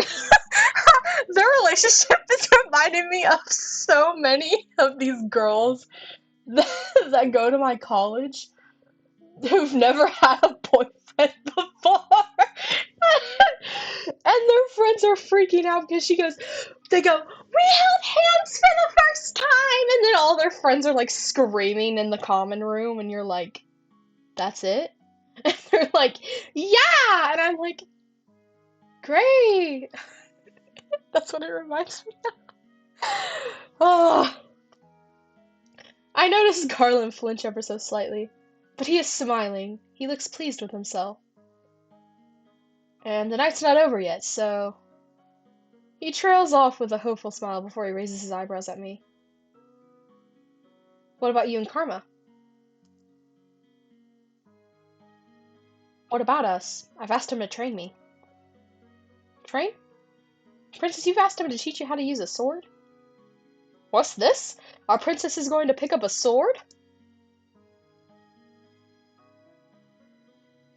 Jurian returns to the table, but I am too tired to properly join in the conversation.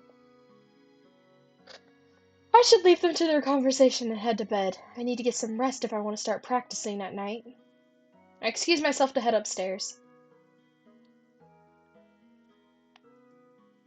Alright, kids, don't get rowdy.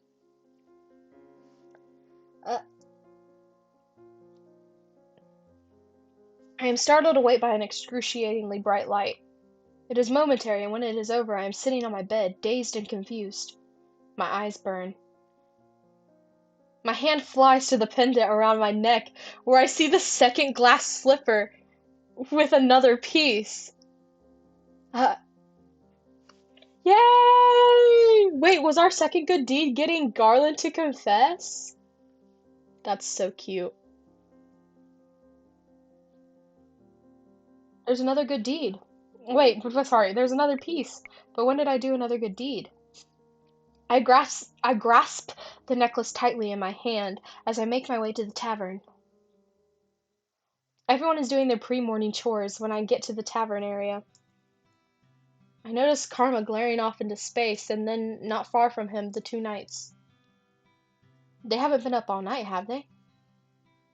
I make my way slowly over to them. Even back then when you were like some kind of shadow, weren't you? You don't have to hide it. It was obvious you were telling me back then. It was only because I was worried about you. I realized you really didn't have to follow me, Lan. But I'm glad you did. Lan? Jurian. Oh, shush. Fritz used to call you that, too. Lan is Garland's childhood nickname. He still gets embarrassed when I call him that. I see. So what are you two talking about? Oh, we were just reminiscing. Mm. Sorry. I look at the two of them critically for a few moments, waiting for them to say something. They both exchange a glance before looking at me confused. Well? Well, what? How did your date go last night? Garland makes a sound and turns beet red. Jurian's eyebrows quirk and then she laughs. Oh, that? It went well, so well, in fact, that you can see that the two of us are still very much enjoying each other's company. Jurian is usually busy taking her rounds around the Martian with a scowl on her face. She looks happier being here with Garland, more relaxed. You might even say that we're dating. Garland's face! Ah, isn't it funny how red he gets? Yeah. You were blushing just as much yesterday when I... One more word, Lan, and I swear I'll punch you. Whoa! Wait, what did they do? Ooh. Two of them are blushing now, and the scene is oddly comical. Who knew that the two great knights of the Order of Caldera could be so easily undone? Both of you are amusing to watch. Two of them stare at me, suddenly solemn-faced. Suddenly remember that one conversation the knights all had at the castle. They were talking about how they all had personal reasons for being knights, despite the fact that they all served the king. I had always thought Jurian and Garland were stoic and honorable, that their only reason for becoming knights was a sense of justice. Seeing them here, though, without that stoic facade, they feel more like people. My curiosity is piqued. Do you mind if I ask what your reasons were for becoming knights? Oh, my father was a knight. He put his life on the line for this kingdom. Jurian's father was a living legend in his own right, and he had the medals to back it up. My father wasn't around a lot, but I always admired him. Judging by the look on Jurian's face, it is clear to me that she really loves her father. My mother died when I was young, and because my father couldn't be around all the time to take care of me, I ended up practically living with Lan and his family.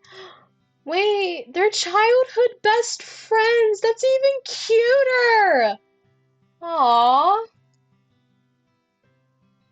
Lan always got annoyed when I called him my brother, probably because he had a crush on you then, too. Now I know why. Tyrion wanted to follow in her father's footsteps. And why did you join the Knights, Garland? Because he wanted to watch over me. I I never knew you blushed so easily, Garland.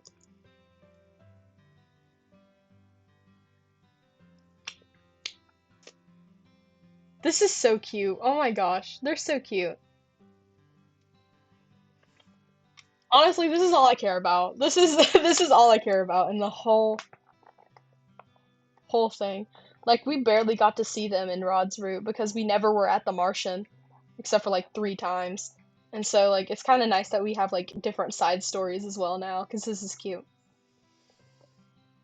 Garland seems to blush even harder at that, and Jurian's laughter becomes infectious. I feel amusement begin to bubble up as I watch the two of them. But a cold voice cuts through the laughter and the atmosphere like a hot blade through ice. Could you keep it down over there? Whoa. I turn and see that Claude's eyes, normally so warm, are cold. His usual smile is gone, replaced with a deep scowl. Oh, we're sorry. Claude, what the fuck? He's still glaring at the two of them. Oh, I can tell him about the necklace. Karma, I got another piece of my necklace, another good deed. Claude turns his gaze to me, but the frown doesn't disappear. That's nice, darling.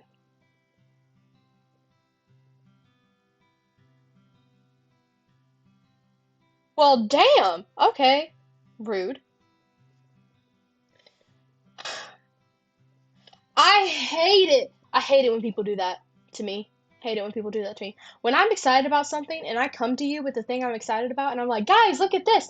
Don't dismiss it and be like, that's cool. That drives me insane!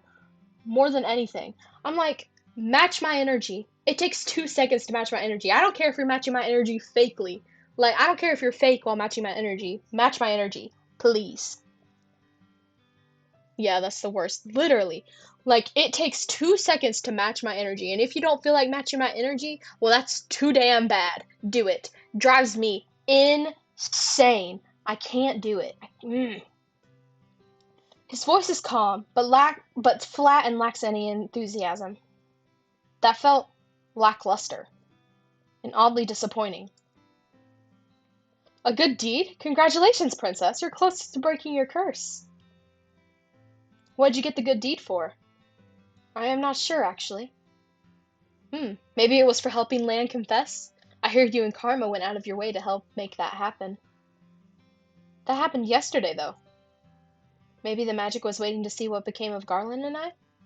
Claude makes a dismissive hand gesture from his table, frowning. If you two insist on being so affectionate, you should get a room. Karma, what in the world is going on? Affectionate? Jurian's smile has faded away into a dangerous scowl. Where Garland looked confused, Jurian looks notably irritated. The shadow is still there on his face. Claude does not look okay at all. What is happening? Why is he so mad? It doesn't matter if something's bothering him, it isn't like him to be so rude. Irritation is no excuse for rudeness. Fine, I apologize. Happy? What the fuck? He looks at me for a few moments, his expression twisted into a defiant scowl, but it doesn't hold long. Moments later, his expression softens and he looks away, almost in shame. I'm sorry. This apology sounds real. But still, why do I feel so disappointed? That was correct! Woo! Silence descends for a few moments before Claude abruptly stands up from his table. Excuse me. Claude turns briskly and heads upstairs, leaving me with the two knights. What's wrong? I wonder what's wrong with him. Yeah, literally. You think we've been running him too thin because of practice? Maybe. I don't think it's you two. I get the feeling that Claude holds himself back from saying what he means sometimes. Sometimes he acts strange, distant. And recently he's been getting more and more moody. Maybe it's because he's not getting enough sleep? Princess? I look over at Anise, who is smiling apologetically. Sorry to interrupt, but Mr. Broom is getting kind of restless. Time to sweep, I suppose. Well, maybe cleaning will help me get my mind off things. The rest of the day goes by slowly. I'm stuck cleaning most of the day and then serving later. At one point, I speak with Delora about the knights that had attempted to kidnap me, and she tells me that she and Parfait are meeting later to discuss their suspicions. I still do not understand what their suspicions are. Mr. Alcaster cannot possibly know who I am.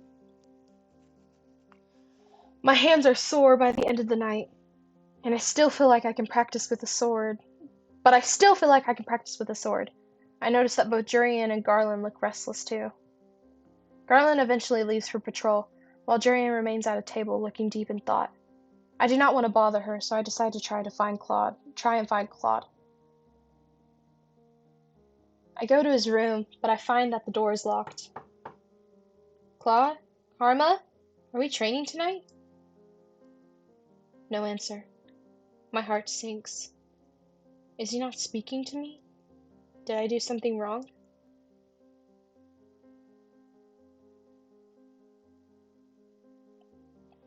For days, Claude stayed in his room, only leaving when he had to be on patrol. A few times I saw Parfait go into his room, but she refuses to talk about what is bothering him. I feel so useless. What the heck? What is wrong? Ugh! What is wrong? When Claude did appear in the tavern or out in town, he still had that terrible grimace on his face. Look, I really don't want to talk right... Bro! Look, I really don't want to talk right now. If you're so frustrated with me, why not just ignore me?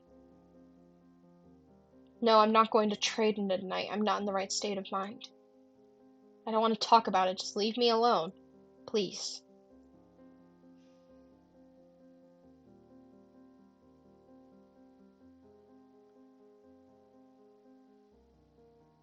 That's so sad.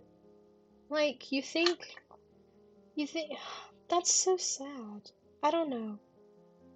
That, man. That bothers me too. Like, ugh.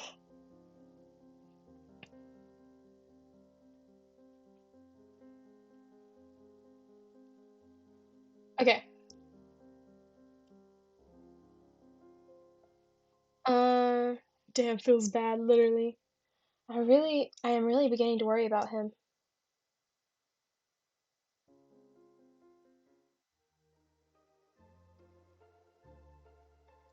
Today I'm in town running errands for Waltz for with Waltz for Parfait. It has almost been a week since Claude started acting so strangely, so I thought I needed to do something fun for him. Something for him! Not something fun, something for him. I know he likes dresses, and he told me once that he likes roses. But can I really find something that will cheer him up? Perhaps he would like some jewelry? Waltz, do you remember what jewelry store Karma likes? I love how we struggle to just say Karma every single time. I don't go there very often, so unfortunately, no. Princess, is this a good deed? Hmm? What you're doing right now, do you think it would be a good deed? Good deeds need to be selfless, right? Generally, yes. I doubt this will count as selfless. I am doing this to cheer Karma up. That sounds pretty selfless. But it's also so that he goes back to teach me how to fight instead of sulking in his room. Heard that Karma has been teaching you how to use a sword. Why do you want to learn how to fight? Because I want to be able to protect myself, and it's not like I can use magic. At least sword fighting gives me an advantage. I'm sorry, Princess. I wish I could teach you magic, but it doesn't work when you're under a curse. But on your 18th birthday, when you become the Tenebrarum bearer, you'll be able to use magic. I'll instruct you if you want me to. That would be nice. Though that does not solve my current problem. What would cheer Claude up? Walt starts chuckling beside me, and I turn to look at him confused. Karma is important to you, isn't he? Maybe. He's my partner, and he's helped me. He's also been patient with me, and smiled even when I've said some really inconsiderate things to him. Girl! I'm glad, Princess, that he's your friend. My friend. Claude does not feel like a friend. He feels like something else. Wink, wink, nudge, nudge. Oh, Princess, is this the one you were searching for? Waltz points to a peddler sporting different kinds of jewelry, and I instantly make my way toward it. There are all kinds of glittering things displayed, and for a few moments I feel myself drawn to everything. Then I notice the price tags. I barely have any money left from when the king gave me that pouch. I cannot afford any of this. Maybe we should do our errands first, then look for a gift. Maybe we'll find something as we look through the stores. But if I don't get Claude's gift today, I may not be able to give it to him tonight. Princess? I think we should do our errands first. I feel like it would not be good if we just do that. Like, no, let's do errands. Waltz has a good point. We might find something while we do the errands, and then we can get them out of the way. Besides, it's not right for me to put Claude above everyone else. Yeah. We spend a few hours gathering the supplies needed for the tavern, and only then do we start looking for Claude's gift. Princess, I can hold more of those bags for you. It's fine, I'm used to carrying lots of bags. Does Karma make you carry them around? Princess, you should really tell him off. I could never. He does lots of other things for me, but next time I think I will. As long as he gets out of his room sometime soon. I really hope he does. Hey, Princess? But now the problem is finding something that he'll like. What does Claude like? Princess! There's no reason for you to shout. Walt shakes his head at me, but he's smiling. Let me offer you a deal. A deal? If you help me set up one of my puppet shows, I'll pay you. You earn money from your puppet shows? I get tipped. So what do you say? I won't go easy on you, though. Yes, I'll help you. Huh? Why do you seem so surprised? I was just thinking that everyone's right. You've really changed, Princess. I accidentally clicked earlier, but I read it, so we're good. Maybe having Karma as a partner really was a good idea.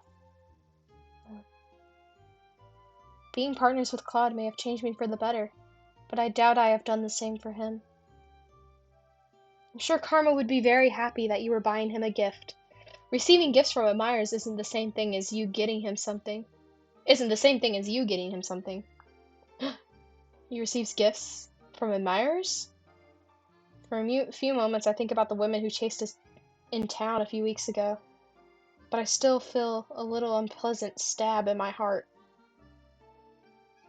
Small things. A man will treat him to a dessert every so often. I saw a lot of it when we did errands together. I always make Karma accept those gifts without killing the man. Killing the man? It's dramatic, but sounds like Karma. He punched Rumple when he asked him to marry him, joke or not. Karma wears his disguise to be convincing, but then gets angry when people fall for it. He is still very much a child.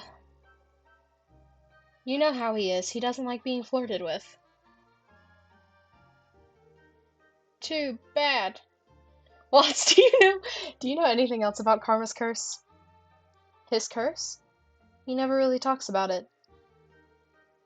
Claude may be even more stubborn than me if he's not letting anyone help him with his curse.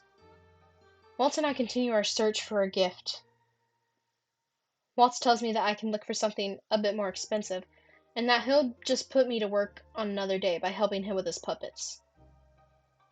I run to the jewelry peddler we found earlier. Hello, madam, sir. What can I help you with today? Do you have any sort of rose-shaped jewelry here? The man refers to The man refers me to a box full of many different rose-shaped earrings, then shows me necklaces, and I realize belatedly that it is as if I am searching something for Miss Karma, not Claude. My eyes scan the glass, nearly defeated, before a little rose catches my attention in the back of the display window. It has a chain connected to it, but it doesn't seem long enough to be a necklace. What is that one? That is our simple rose pendant, madam. It comes with a chain, but it can also be pinned on the chest. The man takes it out of the display case so I can look at it. Yes!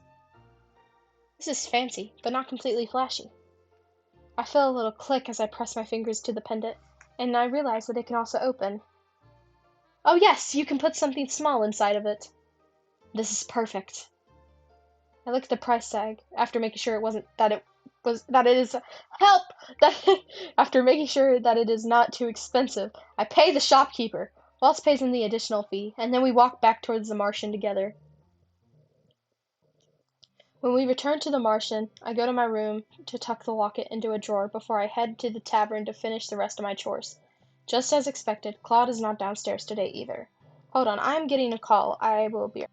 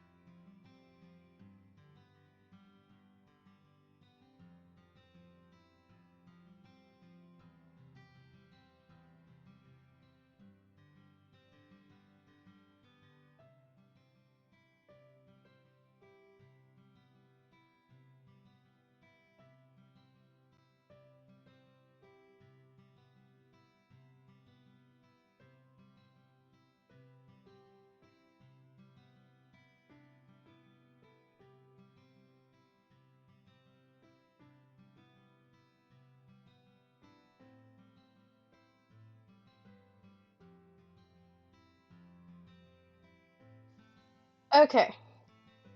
Sorry, guys. I think I'm gonna try to see if I can finish this chapter, and then I'll probably end stream because it's getting kind of late. But yeah. Wait, no, I didn't finish. I didn't read. Sorry. Oh, but yes, I did. Yes, I did. Just like expected, Claude is not downstairs today either. I'm good. Durian and Garland have taken to training with each other, though they seem agitated that Claude is not helping them. At the end of the day, I hurry to my room, where I write a few words on a piece of paper. Okay, fair enough, lol. I hurry to my room, where I write a few words on a piece of paper that I put into the locket. A normal rose would have withered, so I offer this one instead. A heart in heartfelt thanks. That's cute. I hold the locket tightly in my hand and start toward Claude's room. Why is my heart beating so fast? I'm just giving him a gift. I pause at Claude's door, remembering the last time I entered his room. I'm sure it's okay if I just go in. I open the door to Claude's room, which is thankfully not locked, and step inside. Girl, just knock! Knocking takes 2 seconds! Claude is sitting motionless in front of his mirror, shoulders slumped as he stares at his reflection. He's shirtless, and there's that tattoo. It seems different. Claude does not notice me at first. I notice that his hand goes to the tattoo over his chest, and then I hear him heave a heavy sigh. Slowly, I close the door behind me. It clicks, and that is when he suddenly turns to look at me. At first, there was just shock on his face, and then suddenly anger. Again? Why do you do this again, Peek? Why are you mad? Stop being mad. I came to speak with you. I came to give him something, but I also wanted to speak with him. I haven't seen Claude in a while. Why, because you're doing everything by yourself lately? You came to complain? No, I wanted to check on you. Princess, can you not read the mood? You could have at the very least knocked. What the fuck? Dang. Why is he so pissed? In no time at all, Claude is suddenly right in front of me, his hands outstretched on either side of me, pinning me to the wall against the door. His face is so close, his expression so fierce that I cannot even bring myself to think of a way out. The only thing I can do is stare at him levelly, without getting angry, without crying, I will not show any weakness. Why? Why aren't you struggling or screaming at me? That's the Peek that I know would do. Then do you know me as much as you think you do? And you know nothing about me. I already have a retort prepared when I stop, realizing that he is right. I barely know anything about him. But I'd like to. Why do you insist on poking your nose in others' business? Dang! He's so harsh. We're partners. That's the only reason it has to be. I'm supposed to help you, so why do you keep secrets from me? Help me? His lips quirk, but his smile is sardonic. Claude, I want to help you. In the silence that descends between us, I find that I cannot help but look at Claude's tattoo, at the thorns twirling around the rose. It's beautiful, but it also seems so lethal. When I glance at Claude again, he looks crestfallen, his eyes glittering like he might be on the verge of tears. Secrets are secrets for a reason, Princess. You should know that. If I could speak about them, I would, but I can't. And you bursting into my room without any notice only makes it harder. Dang. Harder for what? Princess, you can't imagine what this all feels like. What is he talking about? Yeah, what are you talking about? And that woman, I thought we were meant to be. She was so lovely, her smile as bright as the sun. Claude's eyes were far away. That's why, never again. But then you ruined everything, Peek. You cut me down like... I pushed my hands against Claude's chest, catching him off guard and forcing him to stumble back. I cannot take any of this. If I've ruined everything, then I'll just leave. You can have all the time in the world to yourself then. He was alone in his room. You keep bursting him. It was his alone time. Shut up, Gron. Shut up. To be fair, she should have knocked. Legit. She should have knocked. I don't know why she didn't. It was kind of stupid. But yeah. The locket I'd bought for him burns in my hand, and I end up throwing it at his feet. Peek, wait. I ignore him as I run from the room. When I return to my room and lock my door, I feel too hollow inside for tears. It hurts to breathe when I think of Claude. A princess does not knock. Obviously not. I eventually manage to fall asleep, but only have snatches of restless dreams when my eyes finally close. Ooh, is this a mother flashback? It is! Mother, are you and father in true love, like the fairy tales? I thought I forbid you to speak of fairy tales. Have you been reading them? No, mother. I overheard someone in the palace talking about them today. Then I shall have to find that person and make sure they know what an appropriate topic of conversation in the palace is. But, mother, the true love in fairy tales sounds so nice. Do you think I can fall in true love with a prince? Dearest one, true love like that does not exist. But the love between a mother and her child is the truest kind. It cannot be replicated by anything else. All other kinds of love is an illusion. My love is all you will ever need. Do you understand me, my heart? Yes, mother. Her mother is absolutely horrible. I hate her. The Lost Prince.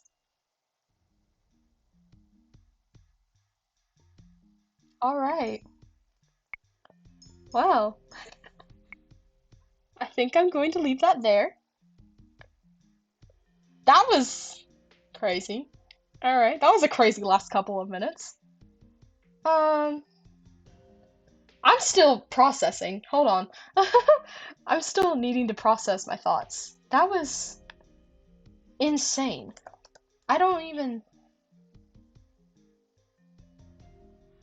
I just...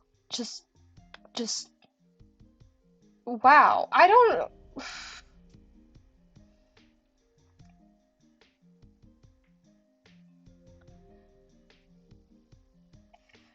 LOL. Yeah, bro. That was crazy. That was just so much in, like, a few minutes. I don't... I don't know. I don't know how I feel about it. Um, yeah, I don't know how I feel about it. I, yeah. I really don't. I'm trying to think, and I don't know how I feel about it. That was kind of crazy though, because it was just a lot of like screaming in the last couple of minutes, and I was just like, wow, okay. Um, but yeah. Thank you guys for thank you guys for watching the stream and hanging out with me for these past couple of 0 to 100 real quick. Literally, he literally like pinned her up against the wall and was like, you are ruining everything." And I'm like, "Dang, bro. Like what do you mean she's ruining everything? Like she's trying her hardest. She's trying her best."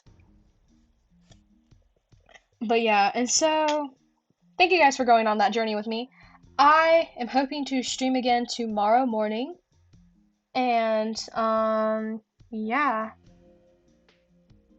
But thank you guys for coming with me on this journey. I hope you guys enjoyed it, and I hope to see you guys next time.